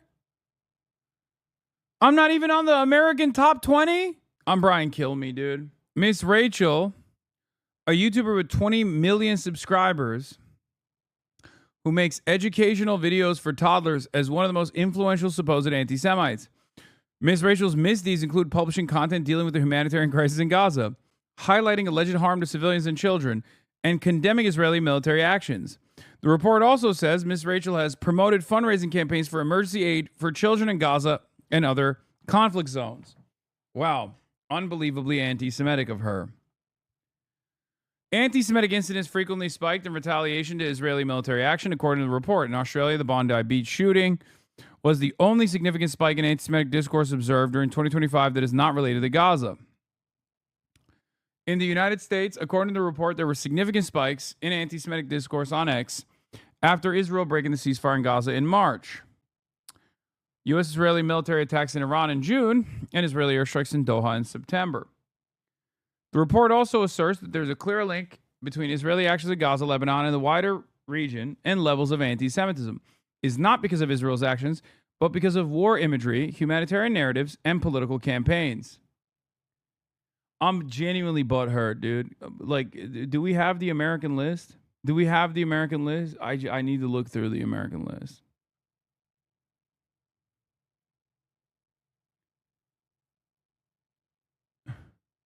The streets are calling you Hasbarabi. My senator told me you were an anti-Semite. She would never lie to me. What was this all for? Speaking of your ops, did you see this? Look in the replies this time. What? What is the... What? Oh, they're adding Stacey K and Neera Tanden? Yes, I saw. Handful of FIU students have been hit with conduct charges after holding an anti-ICE protest on campus. That's my op? Is that what you're saying? Why the fuck would I care about Stacey K or fucking Neera Tanden? Neither of these people are my ops. I don't think about them at all. And neither should you. I'm actually far more invested in this top 20 anti-Semitism list that the Israeli state put together. It's like genuinely disturbing that I'm not part of it. It fucked me up. Am I even Dr. Jihad? New wanted posters and you're basically Chopper? Yeah. I'm basically chopped. Damn, I'm fucking clicking on an Israeli government website. This has got to be I don't want to click on the Israeli government website. I feel like that was just loading up malware into my PC. Yeah, from Dr. Jihad to Dr. Mossad. Devastating predicament. I have not even globalized the Intifada. All right, let's look at some good news. Here is Happy Tax Day, and Kathy Hochul has gotten on board with at least like one tax initiative that taxes the super wealthy. Let's take a look. When I ran for mayor, I said I was going to tax the rich. Well, today, we're taxing the rich. I'm thrilled to announce we've secured a pied-à-terre tax, the first in New York's history. This is an annual fee on luxury properties worth more than $5 million, whose owners do not live full-time in the city. Like for this penthouse, which hedge fund CEO Ken Griffin bought for $238 million. This pied-à-terre tax is specifically designed for the richest of the rich, those who store their wealth in New York City real estate, but who don't actually live here. But even so, they're able to reap the huge financial rewards of owning property in, dare I say, the greatest city in the world. And most of the time, these units are sitting empty, since again, they don't actually live here. This is a fundamentally unfair system that hurts working New Yorkers. Now, I love the fucking Succession soundtrack too. It's coming to an end. This tax will raise at least $500 million directly for the city. It'll help fund things like free childcare, cleaner streets, and safer neighborhoods. As mayor, I believe everyone has a role to play in contributing to our city, and some a little bit more than others. Happy Tax Day, New York. They're doing the damn thing, dude. They're fucking doing the damn thing. It's genuinely so awesome that I'm afraid they will kill him. No. All right. Ezra Klein. Ezra Klein did an effort post. That's an hour and 30 minutes long, titled Reckoning with Israel's One-State Reality on the Ezra Klein Show. I kind of want to watch this, but we also have the Ilhan Omar appearance as well. Here's some updates from Bonzer Berry. A senior Iranian political and security source to Al Mayadeen says, with the follow-up and pressure from Iran, a ceasefire will be declared in Lebanon starting from tonight. The duration of the ceasefire will extend until the end of the ceasefire period between Iran and the United States. It's possible that Netanyahu, as a destructive element, will move again to sabotage this agreement. Occupation Army Radio. So far, the United States has been pressuring Israel to stop attacks deep inside of Lebanon, but this has been the situation for a week. But now Iran is not content with that and is demanding a comprehensive ceasefire in Lebanon. The most important question that remains unanswered: will Iran succeed in imposing, through the United States, on Israel a forced ceasefire in Lebanon, and thus linking the end of the war in Iran to the end of the war in Lebanon? I see Al Jazeera is reporting that Israel may have already rejected the ceasefire request, but it is unclear at the moment as Netanyahu is in a meeting right now discussing it. Financial Times says the cost of repairing damaged energy faculties in the Gulf ranges from $30 to $50 billion. From earlier in the day, Khan said Israel does not reject the American request to temporarily ceasefire in exchange for a commitment to return to fighting if an agreement is not reached with Iran, as long as Hezbollah's firing stops. Channel 13, it seems that Washington responded to the Iranian requested ceasefire in Lebanon as a condition for the resumption of negotiations. Fighting continues in Bint Jbeil ahead of a potential ceasefire. Al-Manar correspondent says helicopters evacuated a number of wounded Israeli army soldiers from southern Lebanon. CNN, the UAE has summoned the Iraqi charge d'affaires in the country following attacks launched from Iraqi territory. That was earlier in the day. I mean, this is a huge deal. Like I said, it was the most pivotal demand. More so than even sanctions relief.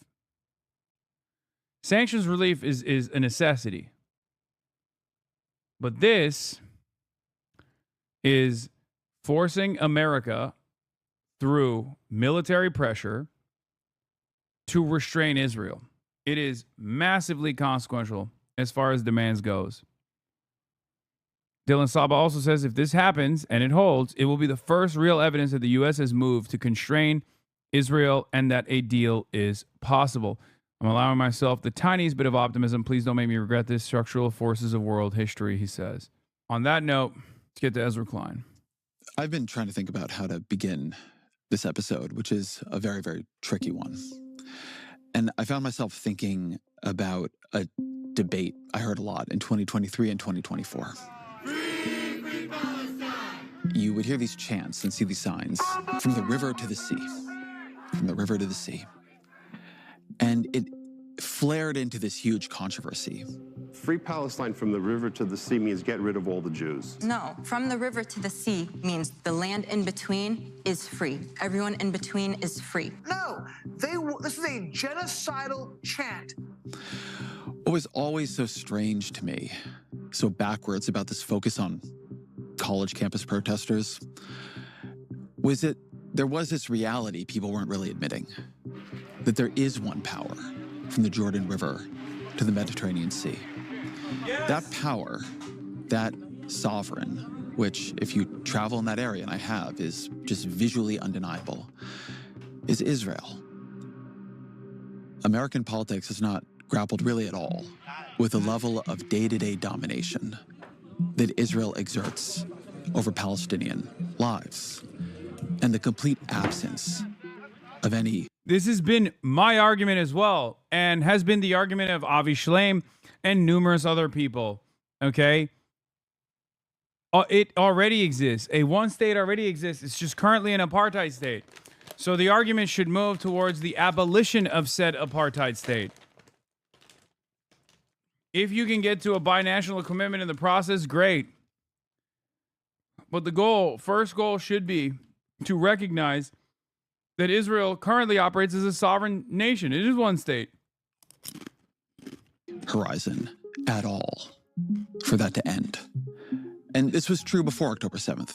In early 2023, the political scientists Michael Barnett, Nathan Brown, Mark Lynch, and Shibli Talhami published an edited volume called The One State Reality. Their argument, which they also made in a very controversial foreign affairs piece, was that, quote, Palestine is not a state in waiting, and Israel is not a democratic state incidentally occupying Palestinian territory. All the territory west of the Jordan River has long constituted a single state under Israeli rule, where the land and the people are subject to radically different legal regimes, and Palestinians are permanently treated as a lower caste. What they were saying then is that the hope of a two-state solution in the future had become a way many in America particularly avoided reckoning with the one-state reality of the present. That reality was not accidental. It was not. I can't believe Ezra Klein is literally a neo-Nazi of the highest order now. The level of anti-Semitism in every orifice of this video is the protocols of the elderly Zion. Is it? Am I glorping again? God damn it. If only Israel knew that this video was out there, they would have placed Ezra Klein as the #1 anti-Semite. It is not intended to be transient. It was being etched into the land in stone and cement, in settlements and checkpoints, in the construction of walls and the demolition of homes. That might have been a controversial claim when they made it. What has happened since October 7th has made it an undeniable reality. Israel now occupies more than half of Gaza. The more than 2 million Gazans have been herded into less than half of the land they formerly occupied. And Gaza, it should be said, was already one of the most overcrowded places on earth. The conditions Gazans now live in, they're hellish. And there is no near term, there's no imagined, there's no envisioned relief. This is and it remains collective punishment. Hamas, not the children of Gaza, attacked Israel on October 7th. The conditions the children of Gaza now live in they're not moral. In the West Bank, Israel has choked off money to the Palestinian Authority. It has built settlements, chosen to build settlements. There's gonna be hangups, no matter what. All you gotta do is connect it. Now that you have recognize this reality that has existed for 80 years, just connect it back to why Hamas exists, and then you understand why October 7 happened. It's that simple. Because and I think this was important of a conversation for me to have with the Podjons. Like, I don't think liberals ever think about this stuff. Like, they in their minds, they don't see members of the Palestinian resistance and the militancy as the orphaned sons, victims of Israel that chose to take up arms after years and years of trying every other avenue, exhausting all other options. Okay? They see these forces as somewhat of an alien force. They're not. Every single person that has taken up arms against the state of Israel, the apartheid state of Israel, is Palestinian. They operate within the confines of historic Palestine. Hamas makes note of that. They openly refuse lone wolf incidents outside of the occupied territories. They've never done a call to action for international terrorism or anything like that. At a record pace, more settlements were approved in the last year alone than in the 2 decades before combined. Israel has protected a terrifying rise in settler violence and military violence towards the Palestinians. There is no doubt, if you go there, who rules the West Bank, and it is... Bro, I'm eating chips. Oh my God. Why? This community is so insane, dude. The one time I eat something different that I normally don't eat, everyone's like, what are you eating? What are you eating? Show me what you're eating. Can you share? Can you share with me?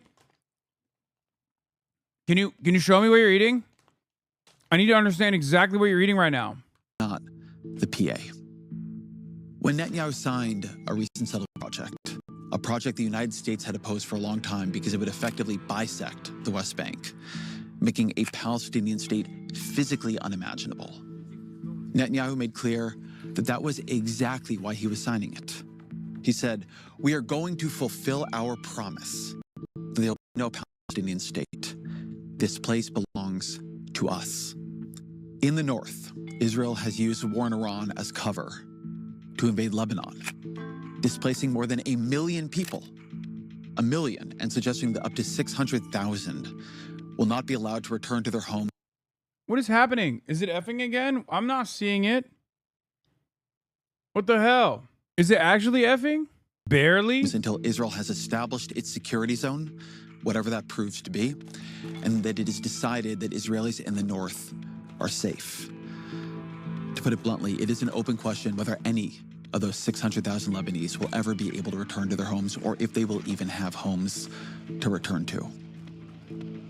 I do not want to underplay what Israel is actually dealing with here. I have immense sympathy for Israel's war against Hezbollah. They are defending... Bro, I don't understand. Like, how? This is what, it doesn't make sense. It doesn't make sense to me. We're like, Israel is doing unlimited cruelty to millions of primarily children, like millions of Palestinians that are majority kids, right? Under the age of 18. Is just constantly slaughtering children. Constantly engaging in territorial acquisition, doing pogroms in the West Bank, doing it openly, in violation of all rules, but also it's doing it in Lebanon. But I totally sympathize with, blowing up and fighting against Hezbollah. This is a contradiction. You have to resolve it. You have to resolve this contradiction because it doesn't make sense. You're literally like the alternative to this is to basically say, the Nazis are doing all this horrible shit. But I also understand why they had to fight back as the Jewish partisans, right? Like, The Warsaw Ghetto Uprising was very violent. Like, it's crazy. You dominate people like this, they're gonna fight back. You kill their parents, their children, their next of kin are gonna be like, okay, well, I gotta take up arms, right? Defending themselves in a way any state would, but this again is collective punishment. Those million Lebanese, they are not all Hezbollah. Israel's security challenges are very real. Its horror, its fear, its trauma after October 7th was very real. Its determination to make sure that never happened again is what any state and any people would do. Its right to reprisal against Hamas and Hezbollah were undeniable. I am not someone who wants to see the state of Israel cease to exist, but what Israel is choosing here, a one-state reality that already is and will continue to be understood the world over as apartheid, it endangers that state too. The cost of Israel cannot morally be the permanent subjugation of millions of Palestinians. In February, Gallup found for the first time, more Americans sympathize with the Palestinians than the Israelis. Among Democrats, among young Americans, it is not even close. Israel maintains support among older Americans, and it has benefited from the advanced age of the last two presidents. Their views of Israel were forged in another time, around another Israel. American politics has not yet fully grappled with what Israel has chosen to become. So what does it mean to grapple with Israel's one-state reality? To see what Israel is now, what the West Bank is now, what Gaza is now, what Lebanon is now. Bro, I guess it's good that he's saying some of this stuff, but it just doesn't make any sense. Like, some of the things that he's front-loading the conversation with make the rest of the conversation look ridiculous. Like, you describe this horrifying reality that not just Palestinian, but like every Lebanese person has to exist under. And then you're like, but people fight back. And I totally am sympathetic to the reason as to why, when people do fight back, the people that voted for this reality feel really sad. And also, what I'm really predisposed with is that it's endangering Israel's security. It's like, okay, well, yeah, but that shouldn't be the focus here. Like, we're beyond that at this point, right? Like, we have to be hostile in our approach to a country that is doing all of this, right? Unless, in some weird way, you just don't fully see. I'm not blaming Ezra Klein for this. I'm not suggesting Ezra Klein feels this way, but like, maybe you don't fully recognize that the people that are being dominated are like human beings. And if that's not the case, if you don't have that sort of hang up, some implicit bias there, then there is a contradiction you have not resolved. Without illusion. Shibli Talhami is the Anwar Sadat Professor for Peace and Development at the University of Maryland, College Park. Mark Lynch is the director of the Project on Middle East Political Science at George Washington University. Lynch is the author most recently of America's Middle East, The Ruination of a Region, but together they were two of the editors on that 2023 book I mentioned, The One State Reality. As always, my email, EzraKleinShow@nytimes.com. Mark Lynch, Shibli Talhami, welcome to the show. Pleasure. Thanks. So I want to start, Mark, before October 7th. You and Shibli and a few co-authors published a book of essays in a big foreign affairs article called Israel's One State Reality. And the argument you make is that the two-state solution is a fantasy, it's dead. That there is a reality that we are failing to apprehend in Israel, which is that there is one sovereign from the river to the sea. And so I want to ask you what you were seeing that convinced you to make that argument. How did this work in your view, say, in the West Bank? Sure. And I think it is important to kind of put this into, a bit of a trajectory historically. So, back in like the mid-90s, during the Oslo years, you actually had a situation where if you're living in Jerusalem.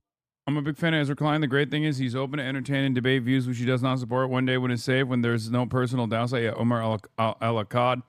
Better late than never, I suppose, Ezra. This is way overdue. Jimmy Carter warned about this in 2006 book, Palestine, Peace, Not Apartheid.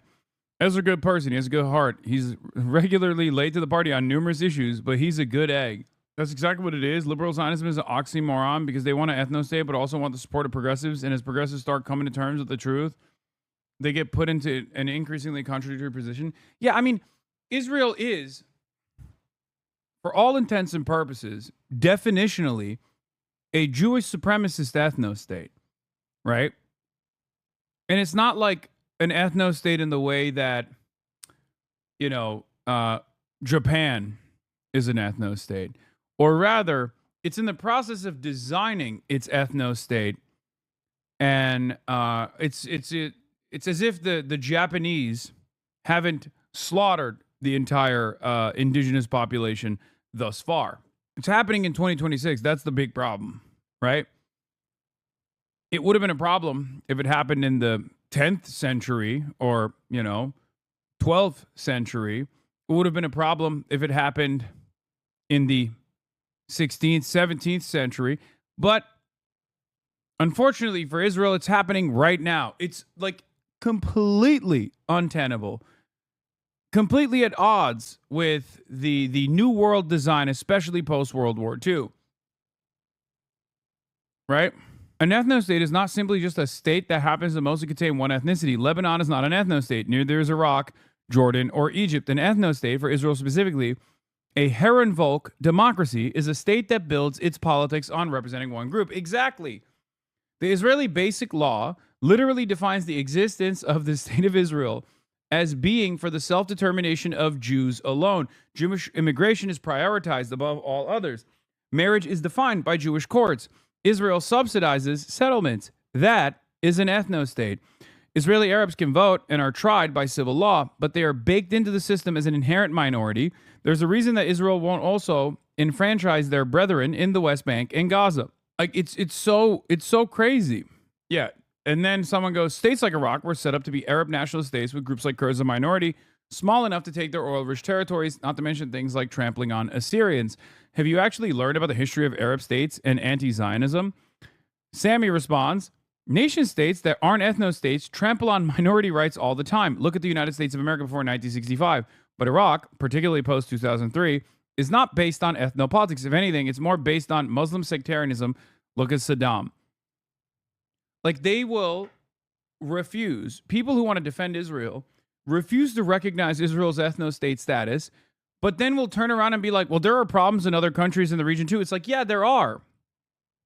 None of which is anywhere close to as solidified, as legalized, as systematized as Israel's apartheid. And that's not just the Israeli apartheid that exists within the Green Line. We're talking about the entire territory that it currently occupies militarily, which, yes, includes Gaza and also certainly the occupied West Bank. What up, dog? I just watched your Pod Save America interview, and really gave me a better perspective on your politics, because as a black dude, you were getting clipped saying big wild shit, but I fuck with you and all other content. I've been catching up. Thank you for being open-minded. If you're living in Ramallah, if you're living in Nablus or Jenin, you can actually feel a state emerging around you. You can see the Palestinian legislature is actually active. They have ministries. The checkpoints are coming down. You're able to travel. If you have an olive oil business, you can actually load it into the back of a truck and sell it. I'm a black dude that still hates you. JK.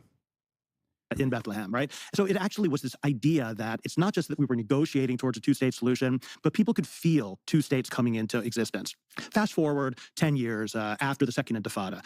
That's just not true anymore. Right now, you've got a whole range. You've got the big security wall, which is de facto a new border. You've got a whole range of checkpoints that have come into place, making it impossible to really move freely across the West Bank. Palestinian Authority has basically been destroyed and it's being rebuilt from scratch. If you're just an average Palestinian living in the West Bank, you no longer feel like you're on the path towards a state. You might follow the negotiations, but now you feel that you're living under occupation. Then fast forward another 10 years, another 15 years, and you're in a situation where nothing has happened in all of that time which would make you believe that a two-state solution has become more likely. There's more settlements, more settlers, more settler-only roads, more repression, no elections, nothing which would make you feel like you're moving towards something else. So there is this real sense of stagnation, and we're looking at this and we're trying to understand, as political scientists, like, what is this entity? It's clearly not something on a path to two independent sovereign states.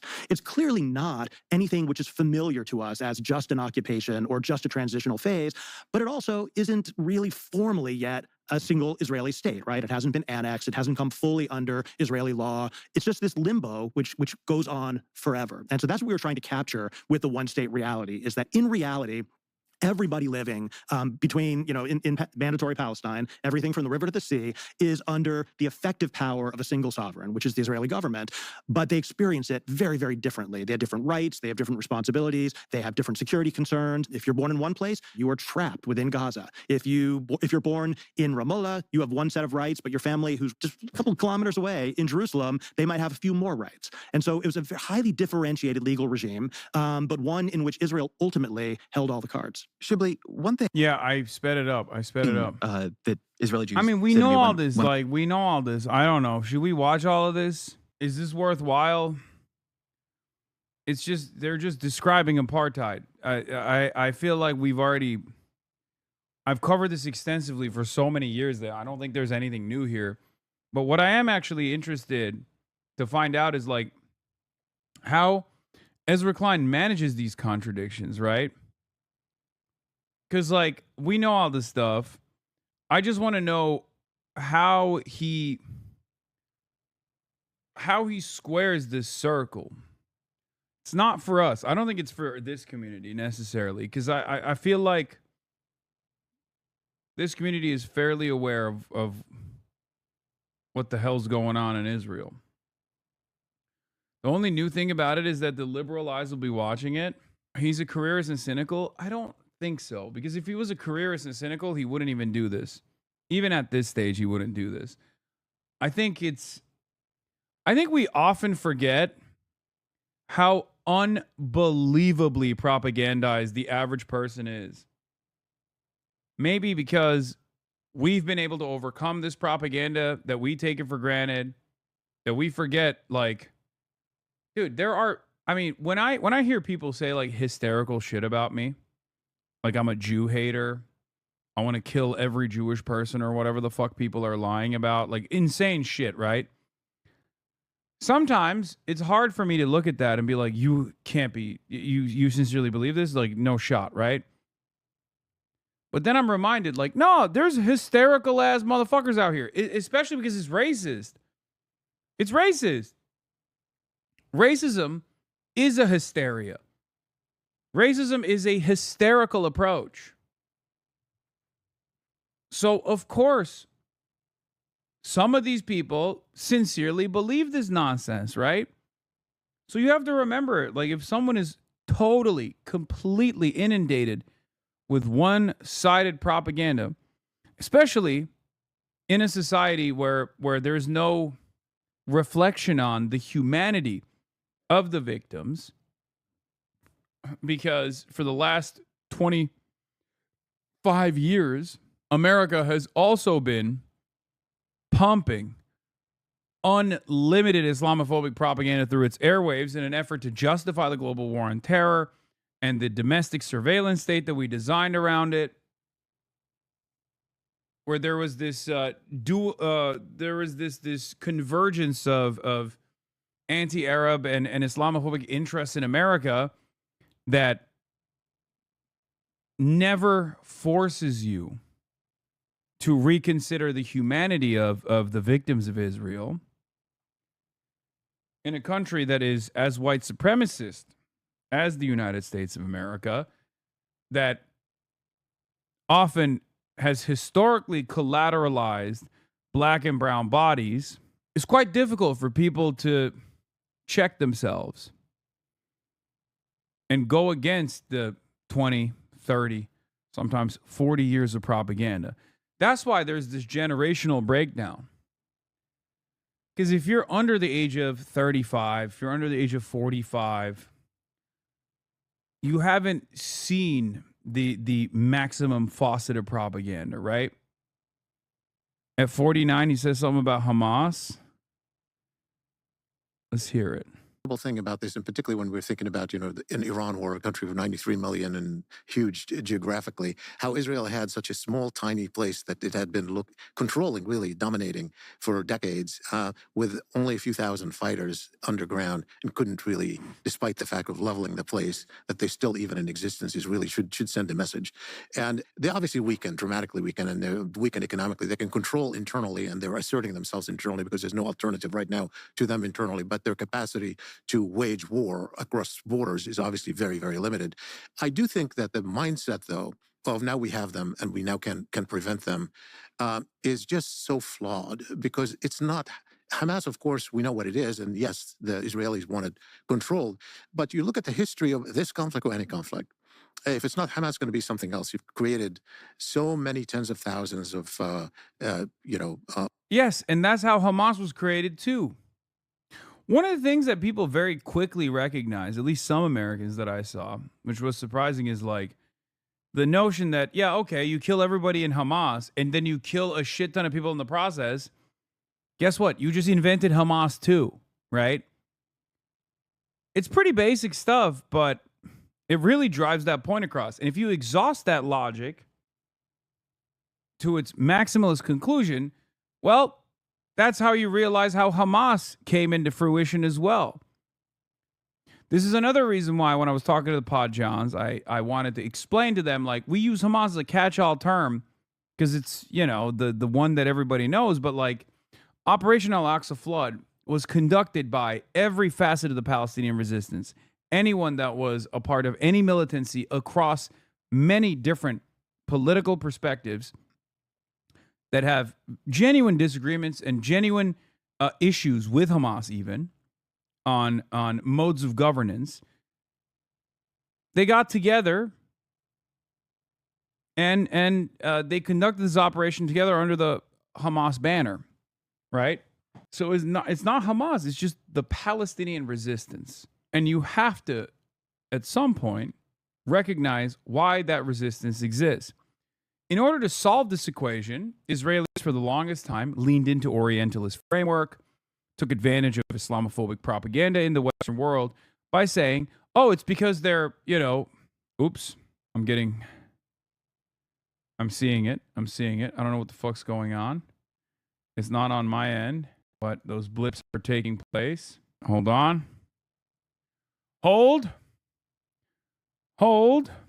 M Israel high. I love the state of Israel. It's the most honorable country. Israel is the most honorable country in America. It's tiny. It's the size of New Jersey. Okay. Seems to me like it worked. What was I saying? Where the fuck was I? Oh, it's broken again. Fuck. Right on cue. Wait. Hold on. Let me text the group chat again. No difference on my internet speeds. I see just bit rate going up and down wildly. Not sure on the cloud. Oh God. Okay. Where was I? Okay, so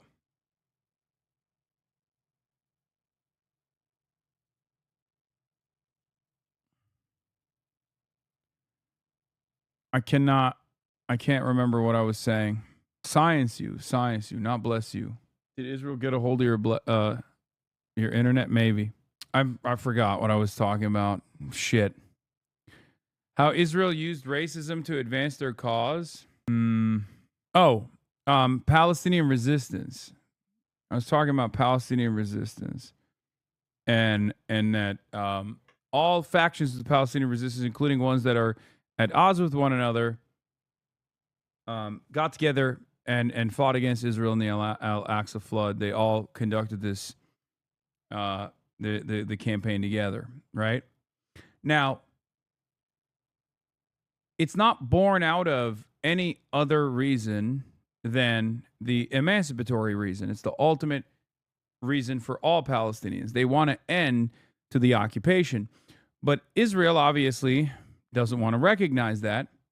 So what they do is lean into Islamophobic narratives and Orientalism in an effort to say, oh, why did October 7 happen? Because these guys are all Hamas, and Hamas is all a bunch of rapist, barbarian, anti-Semitic monsters. Like, they did this because they're anti-Semitic. Okay? And that's a lie. Not only is it a lie, but it's also an incredibly easy to disparage lie as well. Because, like, this isn't to say that there aren't anti-Semitic opinions. I'm sure there are. There's obviously also reasons for why, certain people in Palestine might be anti-Semitic, considering that Israel calls itself the Jewish state, dominates all these people, and says they're doing this for Judaism. They bring, they put up menorahs in occupied Gazan territory that they've destroyed. They carve the Star of David on the cheek of a Palestinian prisoner, a kidnapped Palestinian. They carve the Star of David in the remainder of a crater that used to be an apartment complex that they blew up with their bombs, dropped by fighter jets that have the Star of David on the side of it. Right? So I'm sure there's at least some anti-Semitism. But it's not the same as like a Nick Fuentes anti-Semitism, this like learned anti-Semitism, this Holocaust denial, or whatever the fuck Western anti-Semites believe. Okay? It's born out of a reaction of Israel's ultra-violence. And at the end of the day, the Palestinian militancy is not resisting against the Israeli occupation because they're anti-Semitic. They're resisting because they want freedom. Imagine being able to support Hamas in the USSR, but not this. California has universal pre-K. What the fuck is this guy saying? Bro, this guy is the most insane poster. What is this? Greatest democracy ever? Democrats planning to run in November's midterm elections have been advised not to antagonize pro-AI campaign groups that amass more than $300 million to fight for the industry's priorities. The warnings by top party consultants, corroborated by people close to 4 different campaigns and party strategists speaking on the condition of anonymity, come despite internal polling for Democrats showing widespread public support for tougher AI rules. Yeah, Sammy was fighting for his fucking life out here talking about how Israel is an apartheid. The problem of Israel, in 2 sentences, is this. The entire state depends on the existence of a permanent Jewish majority. If non-Jews become the majority, Israel as we know it collapses into chaos. Arash Azizi says, there's almost no state in the world that wouldn't face a crisis if a strong ethnic majority somehow became a minority. If Germany became 60% Turkish overnight, the country would go through crisis. Sure, this is why the nation state is wrong. But the system of government would stay the same. Courts would stay the same. Citizenship regimes would stay the same. The same isn't true with Israel. Like, Israel's primary focus is to maintain a Jewish demographic majority against all odds. Okay? If tomorrow somehow the Palestinian citizens of Israel, those who the Israeli state has designed as Arab, somehow had a higher population increase, they would work to collapse that. They would work to stop that. 100%. It's not like a secret either. They openly state it. And let's be real. We know what that looks like. We know what that advocacy looks like.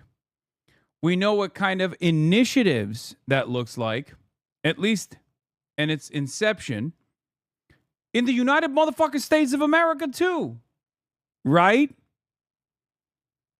Right? But when they say it here, we know exactly what that shit is. Oh, it's a great replacement happening. How can a country be a serious reliable, solid nation state without having with having such porous borders? How can a country maintain its national promise if it's entirely comprised of strangers? Kid Starver also said something similar. We know what that attitude is, right? It's a white nationalist framework. We know what that looks like in practice. It's what Trump is doing with these ICE mass deportation initiatives, concentration camps, unaccountable forces kidnapping and black bagging people, taking them away from their families. So if we recognize that as inherently fascist, and I hope some Americans recognize that as inherently fascist, I think many do, or at least they recognize it as dangerous, then understand that Israel has already accelerated far beyond that. Israel has legalized that process, where the opposite of doing that is quite literally illegal. What is this? Hassan is in Nick Antai's Instagram post. Progressive Tushima Hassan Piker portraits for New York Times. Oh, they didn't end up using this in the article, though, but it looks cool. Yeah, Jim Crow was an ethnic democracy, too. Israel isn't really a liberal democracy in the way Americans use that term. It's a democracy, but it's an ethnic democracy, a Jewish democracy. It's a concept that makes some American Jews, in particular, deeply uncomfortable. Yeah. I mean, it's true. I respect the European doing white nationalism in Europe. It makes sense in an evil way, but America and Israel, it's entirely revisionist. Wait, what? Infandor, you have the best takes. I swear to God. This is not an endorsement of the white supremacist European nationalism by Infandor. They're just simply saying, like, you kind of understand. There's, like, historic precedent for it, okay? That's what they're saying. Anyway, let's continue. You created so much devastation and ruin. And so what's happening to the next generation? Where they're going to go if you're not going to solve it politically and give them freedom? And if it's not Hamas, going to be something else. And we forget that how was Hamas born originally? I mean, Israel thought the PLO was the problem. It was secular, but it was the biggest, Palestinian movement. They started helping the Muslim Brotherhood in the West Bank and allowing it to compete with the PLO. And the Muslim Brotherhood gave birth to Hamas, during the first Intifada in 1987. We see this book everywhere, right? So, we get the jihadis to help in Afghanistan, and then they become the biggest anti-American, force in the Middle East. The part about Hamas that I find even more troubling is this framing of the conflict. Because if you turn this conflict into a religious conflict, it's irreconcilable between Israel and Palestinians. The issue is just irreconcilable. It's a zero-sum game. And now you add to it the American religious layer. We're talking about sort of the erosion of the appeal to international law or human rights or something. I mean, there's a reason why the Israeli government, had like Ron Dermer, who was the confidant of Netanyahu in 2021, said, we need to rely on the evangelicals, not on American Jews in America, because American Jews are, essentially too much into human rights and democracy and international law, and just to kind of rely more on this religious narrative, even in the American side. So I worry about the continuation of this, the religious right in Israel, the religious right on Palestinians, our religious right. You don't even have to say the religious right of the Palestinians. That's crazy. For zero Palestinians, and I can say this with the utmost conviction, for zero Palestinians, this is a religious war. Zero. Okay? In their domestic governance, there might be some elements of like, it's not even remotely close to like Iran or certainly not Saudi Arabia or anything like that. But this crisis is an existential one. It's survival. That's precisely the reason why I always stress the importance that it's like there are Christian Palestinians like Ihab Hassan, right? There are Palestinians who might be Muslim but have issues with Hamas's governance, right? And sometimes they'll even openly criticize Hamas, right? But every single Palestinian will tell you universally that the number one problem is the occupation. Okay? That's it. The number one problem that harms daily Palestinian existence is Israel. Okay? It's that simple. The only Palestinian that will tell you that Israel is not the problem is a Palestinian that's probably being paid by the state of Israel or paid by the United States of America. There are some. There are some out there. Right? They exist. Many of them hate me. Talk about me all the fucking time. You know, expansionary move functionally destroyed them as the organization. That seems to have not been true. They do succeed in convincing President Trump to bomb Iran's nuclear facilities. We're told. All right. The rest of this is not that interesting to me. What is this? Klein. Something you've mentioned a few times is that Israel's dependence on the United States. And I want to ask that if that's still true. Me. It's even more true than in the past. One more thing. Aside from the point that no country can replace what Israel gets from the U.S., much of the influence that Israel has with other states stems from perceptions that it provides a shortcut to Washington without presumption of U.S.-Israel bond. Much of that disappears. Yes, I brought this up as well. If you remember, we were talking about like Israel getting Israel shopping for another daddy, right? Let's say America cuts all ties with Israel, right? Inshallah, one day.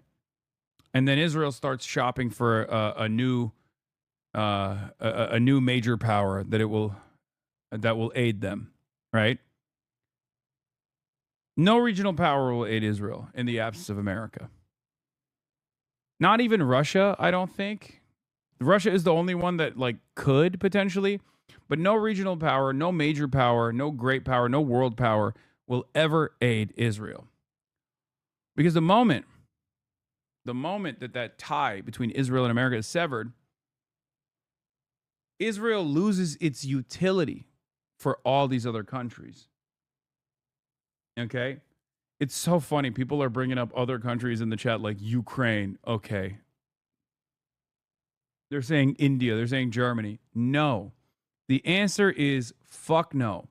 First of all, with what army? With what tools? You're out of your fucking mind. Y'all are crazy. There is no alternative sugar daddy for Israel because the only reason why any of these countries still currently deal with Israel positively and don't apply more pressure to Israel is because they see Israel as an extension of America. Okay? That's it. Some chatters are saying, how do you reconcile with the fact that they have nukes? Well, another apartheid state came down, and they too used to have nukes. And when they realized that the apartheid was on the verge of abolition, they destroyed their nuclear arms because they were worried that black people might control them. That was South Africa. At a certain point, and this is why I stress the importance of boycotts, divestments, and sanctions, because at a certain point, countries that have benefited from being in the bosom of Western empire, countries like South Africa, countries like Israel, will not want to let their treats go away. But if they maintain social pariah status, specifically because they're an apartheid state, you apply tremendous pressure to these countries, so much so that they're forced to recalculate. Do we still want to maintain this psychotic apartheid state with zero aid from anybody else, constantly in a state of panic, constantly getting bombarded by neighboring states with no aid whatsoever, remember? Or is there a better alternative out there? Can we chart a better course? I suspect that in some ways, looking at the, not to get, I don't want people to yell at me as they usually clip this part, but Israel's real demographic future concerns is not losing the Jewish majority status. Israel's real demographic future concerns that will collapse it is the fact that the only growing population is not the effete liberal Ashkenazis or the ones that are going to college, like the secular Jews that live there. The fact that it's the Haredi population, the Orthodox, ultra-fundamentalist population, is the only growing population group in Israel, okay? If this keeps up in a couple decades, and we see this in the polls, if you look at the parties that are growing in popularity in Israel, you see that they're to the right of Netanyahu, right? If this keeps up, if this demographic change amongst the Jewish population continues, the educational attainment diminishes. Right now in Israel, the literate, highly educated, Western-focused population is still in control. Benjamin Netanyahu was one of those guys. Okay? When those guys no longer exist in Israel,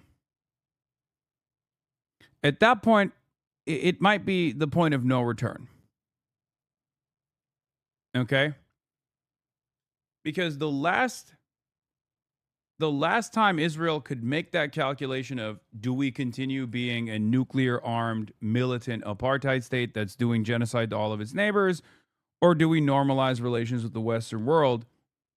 That calculation will look very different if it's a society run by Itamar Ben-Gvir, Bezalel Smotrich, and is majority people like Itamar Ben-Gvir and Bezalel Smotrich. You understand? Like, Benjamin Netanyahu is a fucking monster. He's you know, Adolf Hitler reincarnate, right? But even Benjamin Netanyahu is still better than those other demons, because those other demons are even more of a zealot than Benjamin Netanyahu is. Once we get to that point, BDS won't even matter. We're talking about a society run by Itamar Ben-Gvir, Bezalel Smotrich, with nuclear arms that are hell-bent on death and destruction, to commit to the Greater Israel Project that will nuke its neighbors and will get nuked in return. Who knows? Sky's the limit. Bracing myself for everyone saying the problem isn't the Israeli government, but is the Prime Minister Ben-Gvir who is the problem. Now, make no mistake, by the way, I'm not doing that either. I'm not saying like, oh, like, you know, there's even worse, a bigger evil out there. I'm saying that there are even less reasonable motherfuckers than Benjamin Netanyahu out there. I'm not putting the blame on just the leadership. I'm talking about like the Israeli cultural attitudes. Okay? Like, you've seen the hilltop youths, right? And the West Bank, the Rastafari looking motherfuckers that are doing terrorism, the settlers, right? Like, imagine a society that's run by those guys, because that's the future that Israel is headed towards. The state of Israeli politics, Bezalel Smotrich, who talks about seizing southern Lebanon and Damascus for Israel's territory, is seen as more restrained than Ben-Gvir, and therefore less popular with voters. At the same time, Finance Minister Bezalel Smotrich's Religious Zionism party, which ran on a joint list with Otzma Yehudit, Jewish Power Party, by the way. Not sure why they didn't translate that one, because that's what Otzma Yehudit is. The Jewish Power Party, like the White Power Party, is the same shit, right? White power, Jewish power, same shit. In the last election, which currently holds 7 of the Knesset's 120 seats, again failed to pass the electoral threshold, as it has consistently in most polls for some time now. Why is one of Netanyahu's far-right allies surging in the polls, while another is dropped so precipitously? Ben-Gvir is hardcore, and today everyone wants hardcore. Pollster Mitchell Barak of Kivon Research Strategy and Communications told the Times of Israel, explaining that Ben-Gvir's harsh rhetoric appeals to young voters on the right much more than the more restrained Smotrich. And remember, Smotrich's fan base is so psychotic that Smotrich had to encourage his followers that the first Gaza ceasefire was only temporary. New Jewish Insider drop, Plattner praised Hamas tactics, I dig it, in 2014. Grant Plattner praised Hamas tactics in 2014 graphic video of murders of Israeli soldiers. Plattner and Reddit posts on Hamas terrorist attack. From a strictly professional standpoint, this was a damn fine-looking and successful raid against a superior opponent. I dig it. Y'all were talking big shit. It's not Jewish Insider, it's Hasanabi Insider now, brother. Yeah. I like that he said, they wrote, Murders of Israeli soldiers. Buddy, you're talking about a resistance front defending its ancestral homeland against an occupying forces armed military. You can't use the word murder when you're talking about that. Okay? That's ridiculous. Murdering these 27-year-old heavily armed babies, former babies, mind you, inside of a Merkava tank, which was formerly just steel. Think about that. Former babies sitting inside of a vehicle, maybe a tank, or who knows what the vehicle is, but it's a vehicle nonetheless.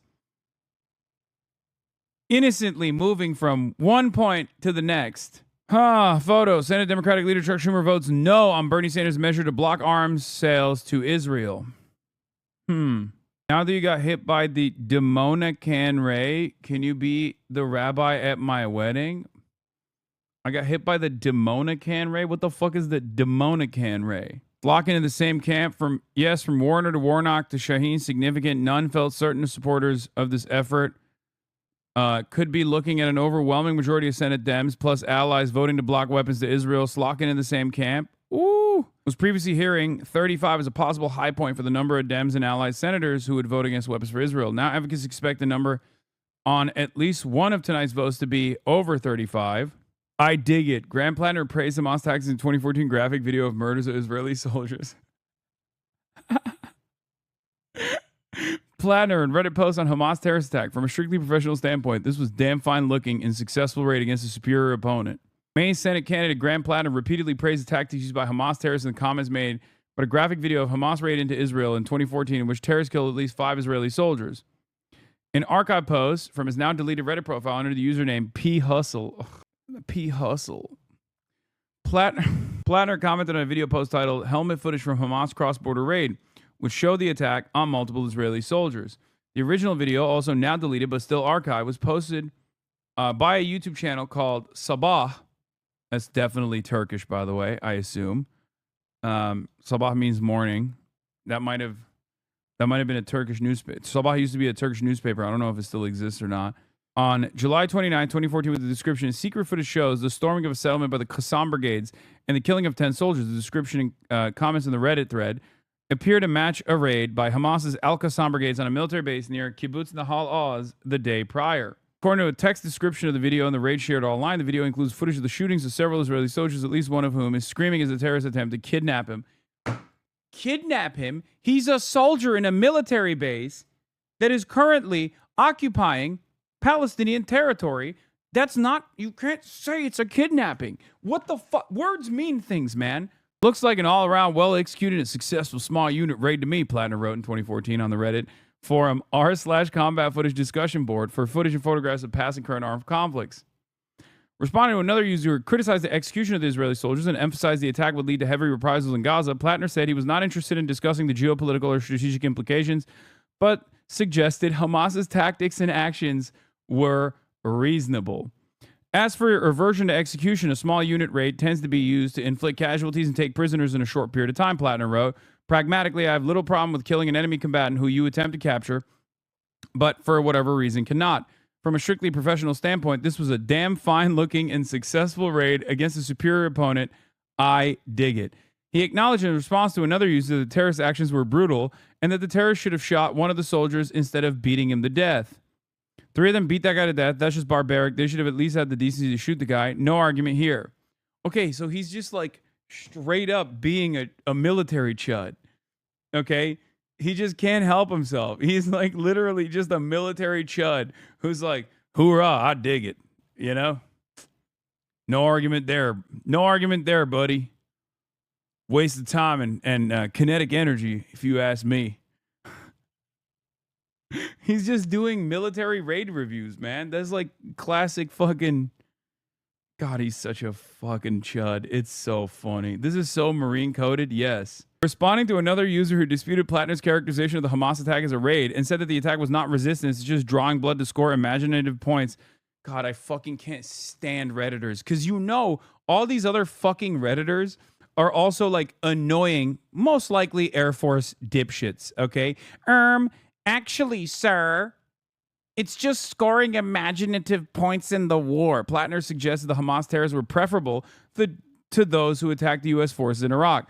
It was Iraq, and those guys were in civilian clothing with silenced weapons. This video shows a unit of men in full uniform assaulting uniformed military personnel of an enemy their organization is currently engaged in military operations with. There's no comparing the two, Plattner wrote. Generally, you try to catch the enemy off guard and kill them with the least resistance. This looks like a pretty audacious plan that worked, and I'll certainly give credit where credit is due, no matter who they are fighting for. Oh, by the way, look.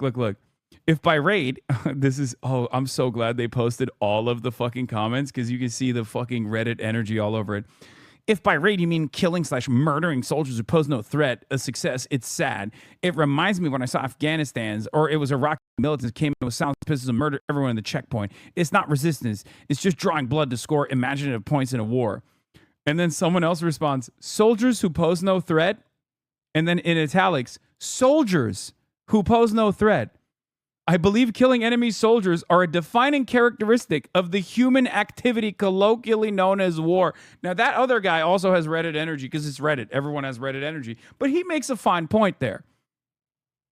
And then that's when P. Hustle, P. Nasty, comes in and says that was audacious and I respect it. Plattner has come under fire by Governor Janet Mills. It was his main competitor, not really, let's be real, in the Democratic primary and by Republicans for other past Reddit posts under P. Hustle username, which have disparaged a wide range of groups and included various offensive comments. He's also faced scrutiny for his criticism of Israel and a tattoo on his chest of an apparent Nazi symbol. Bro, that's BlackRock woke scenario. Dude. Can we admit he contains multitudes? Is that possible? Can we admit that? Because, this is the type of shit that even fucking some of his greatest critics would probably look at and go, okay, might have to hand it to the boy, okay? Yeah, Booker, Israel lost Booker. Well, they didn't lose Booker. This is, again, much more manageable bill. Can you ask the blue sky liberals currently in here to explain why a guy praising Hamas 8+ years ago will actually be Fetterman? No, in my community, it's not blue sky liberals that get mad. It's the other side. Neither are obviously consequential in the main election and just not really consequential at all in any election. But you got this weird, unholy allegiance between blue sky liberal rad libs, and some people who are just like straight up Israel first, and the most anti-Israel people you've ever encountered, right? Like Maoist third worldists, people who are, people who call me a Nazi piece of shit for ever entertaining anyone that has ever, held up arms and sold their soul to the Department of Defense in any capacity. Those guys, this is the type of shit that those guys read and they go, okay, never mind.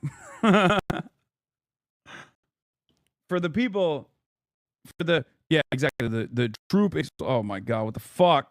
Is it messed up again? Is it busted again? God damn it. Oh my God. Oh my God. Hold on. Hold on to your butts. Hold on to your butts. M is real high. M is real high. M is real high. I disavow Grant Plattner. This is why we're pill mill. Oh God, it's not working. Hassan, you're on Fox right now? Well, shit. God damn it.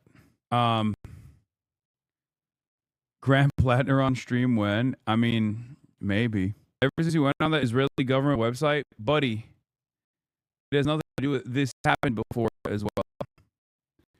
Fuck, dude. What the fuck? Let's see what the fuck is saying, though. This one's not working. Your laptop is hot? No, it's not my laptop. Laura Ingram's talking about me? Fuck! Yo! Someone send me a different Fox News Live link. Someone send me a different Fox News Live link. Someone send me a different Fox News Live link. This one's not working. This one's not working. This one's not working. I don't know why. They're calling me the Democrat darling. Homes. He said, quote, kill them, kill those MFers and murder those MFers in the streets. Let the streets soak in their bleeping red capitalist blood, dude. in a And he's video got game. so much traction among younger voters that he's plotting to take over the whole party. I think we do have a real opportunity to make some significant changes and build a real left caucus in the party, and hopefully maybe even bully some other Democrats into coming on board with positions that they previously would never have the moral courage to openly fight for. And another reminder that having a social media following doesn't mean having a brain. But it's not just the Gen Xers who are moving hard left. One of the Democrat Party's most prominent donors, billionaire Tom Steyer, is now the frontrunner for governor of California, and he's a total fanatic. I'm very straightforward about this. ICE should be abolished. You really can't reform an organization which is absolutely wrong and criminal from top to bottom. Yeah, he's even more open borders than Gavin Newsom, if that's possible. Joining us now, Mark Wayne Mullen joins us for the first interview since leaving the Senate. Oh, for his no, new that's the role Department of as Homeland DHS Security Secretary. Mr. Secretary. Oh, my God, the Department of Homeland How's Security that campus Secretary up is going to there? talk about me. How's that Uh-oh. campus up at DHS?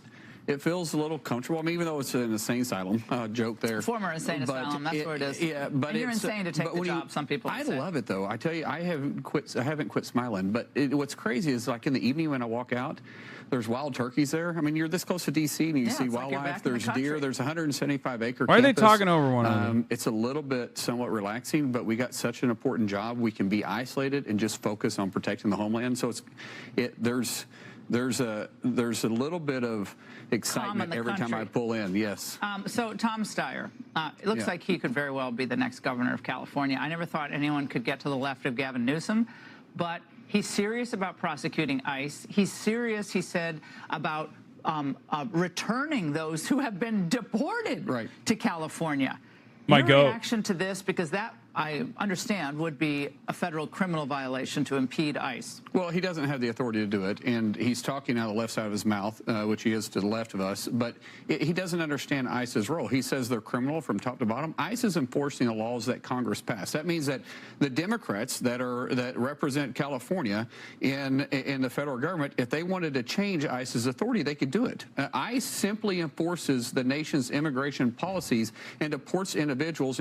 Do people asking, is Tom Steyer good? I don't know. Look at the way they're talking about him. To begin with, we're not doing anything outside the law. We're working well within the law, and they're doing the job every single day and protecting even people like himself that want to decriminalize criminals. Doesn't make any sense to me. I want you to get your thoughts on this horrific story. I know you're aware of it out of Georgia.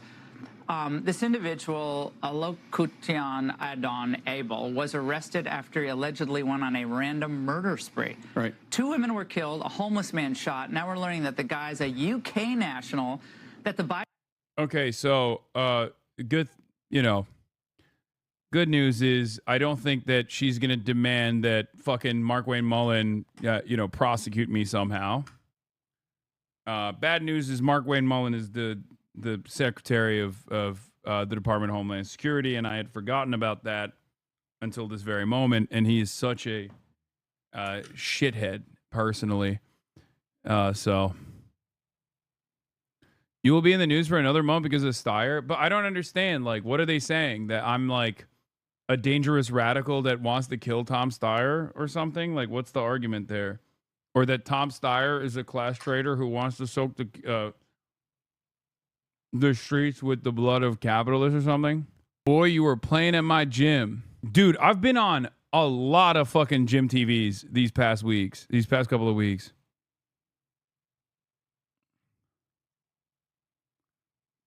New record reached 40 senators. Old was 27. Before it was 19. Blumenthal, Coons, Cortez Masto, Fetterman, Gillibrand, and Rosen and Schumer voted with the Republicans. But record high 40 senators to vote to block $300 million of bulldozers to Israel. How much does it cost to deport an illegal alien? $18,225 on average to go through the prosecution to... It's still gross. It's still gross to think about. Also, what the fuck is up with New York senators, bro? Chuck Schumer and Gillibrand both. That's crazy. God, they have no fucking idea that they're unleashing upon themselves by base boosting you every fucking day. Yeah, I don't get it. I mean, I don't know what the goal is here because, like, if I never associate with another fucking American politician going forward because they're so scared, that doesn't change what I do even this much, which is also not even fucking going to work regardless. But like, even if it, like, so even their like maximum pressure campaign, if it succeeded, would still not impede on what I am choosing to do. Ironically enough, every time they talk about me, as mainstream media, it ends up boosting my profile. 9/11 and Hamas loving Hassan plotting party takeover was the banner. It's so funny. It's so funny when your name is Hassan, especially when it's like everything that I say, it's like pretty basic stuff. I'm saying that like there are a lot of people that want changes in the Democratic Party, which implies not like to do 9/11. I'm talking about Medicare for all, obviously. And also re-examining our relationship with the state of Israel. But like they literally make it seem like I'm sitting there nefariously sitting alongside Ilhan Omar and we're plotting to make the Democrats a party that does 9/11s on U.S. soil all the time or some shit. You know what I mean?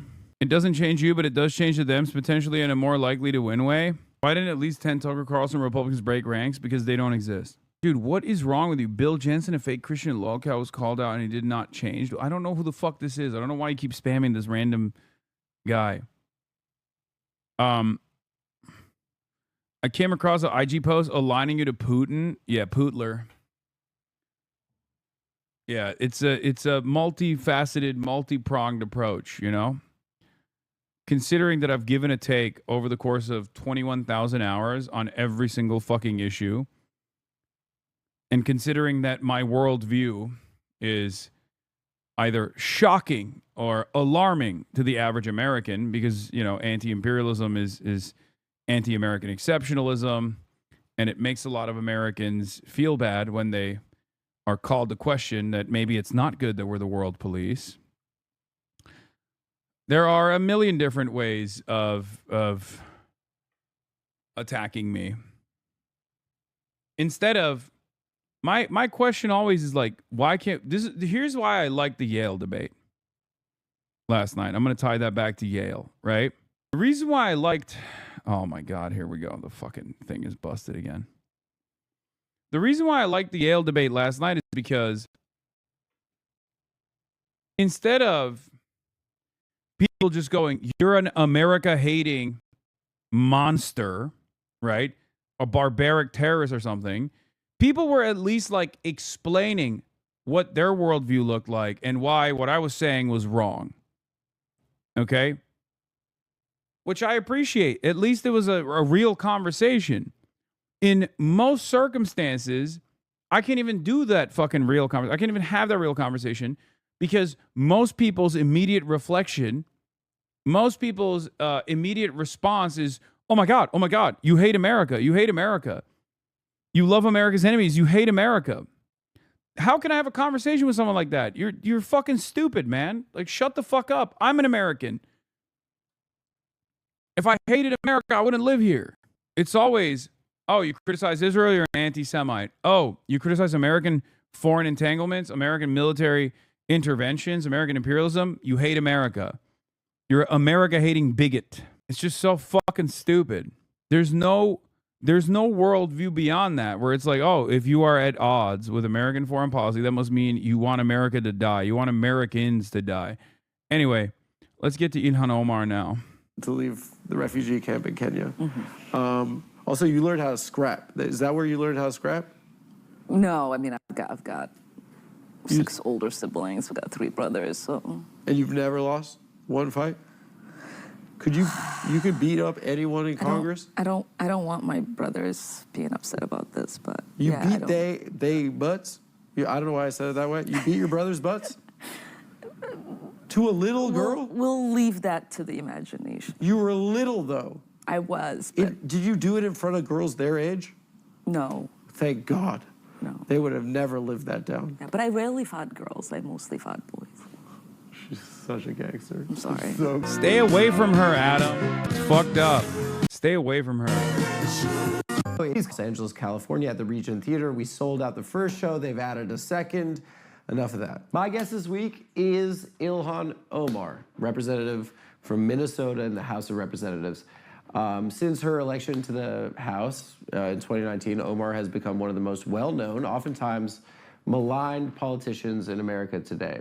I really enjoyed getting to know her backstory. I knew some of it, but it's really unlike any other member of Congress. At 8 years old, civil war broke out in Somalia, and she escaped to Kenya, to a refugee camp. And at 12, she moved to Virginia with her family before eventually settling in Minneapolis. Since her election to Congress, she's also... Keep this jester away from Her Majesty is right. Been subject to constant harassment and even death threats. There have been Republican candidates for office who have called for her execution. Multiple people have been imprisoned for plotting her assassination. President Trump has targeted her repeatedly throughout her entire time in Congress. He's advocated for her expulsion from the country, among just other derogatory whatever. Funnily enough, we had this scheduled twice before on the calendar, and those 2 times were the days that New York City had blizzards this year. It's Islamophobic. It's the Jewish God is mad at me. Hashem is mad at me. The first 2 times, she had extensive security detail that was provided by Congress. She was the only member of Congress that had it, and they needed access to do full security sweeps of the studio. And on Friday, when I asked her team if they needed access this weekend, they said that Speaker Johnson has revoked that security. You know, I had a bunch of questions prepared for the Congresswoman about what it's like for a person to endure all that. But what I could tell immediately is that she's genuinely just unafraid and unfazed, or at least she seems like she is. I don't think many people could do that. I think it takes a really special person to do that. So here's my interview. We do a funny bit up top, if you're still watching.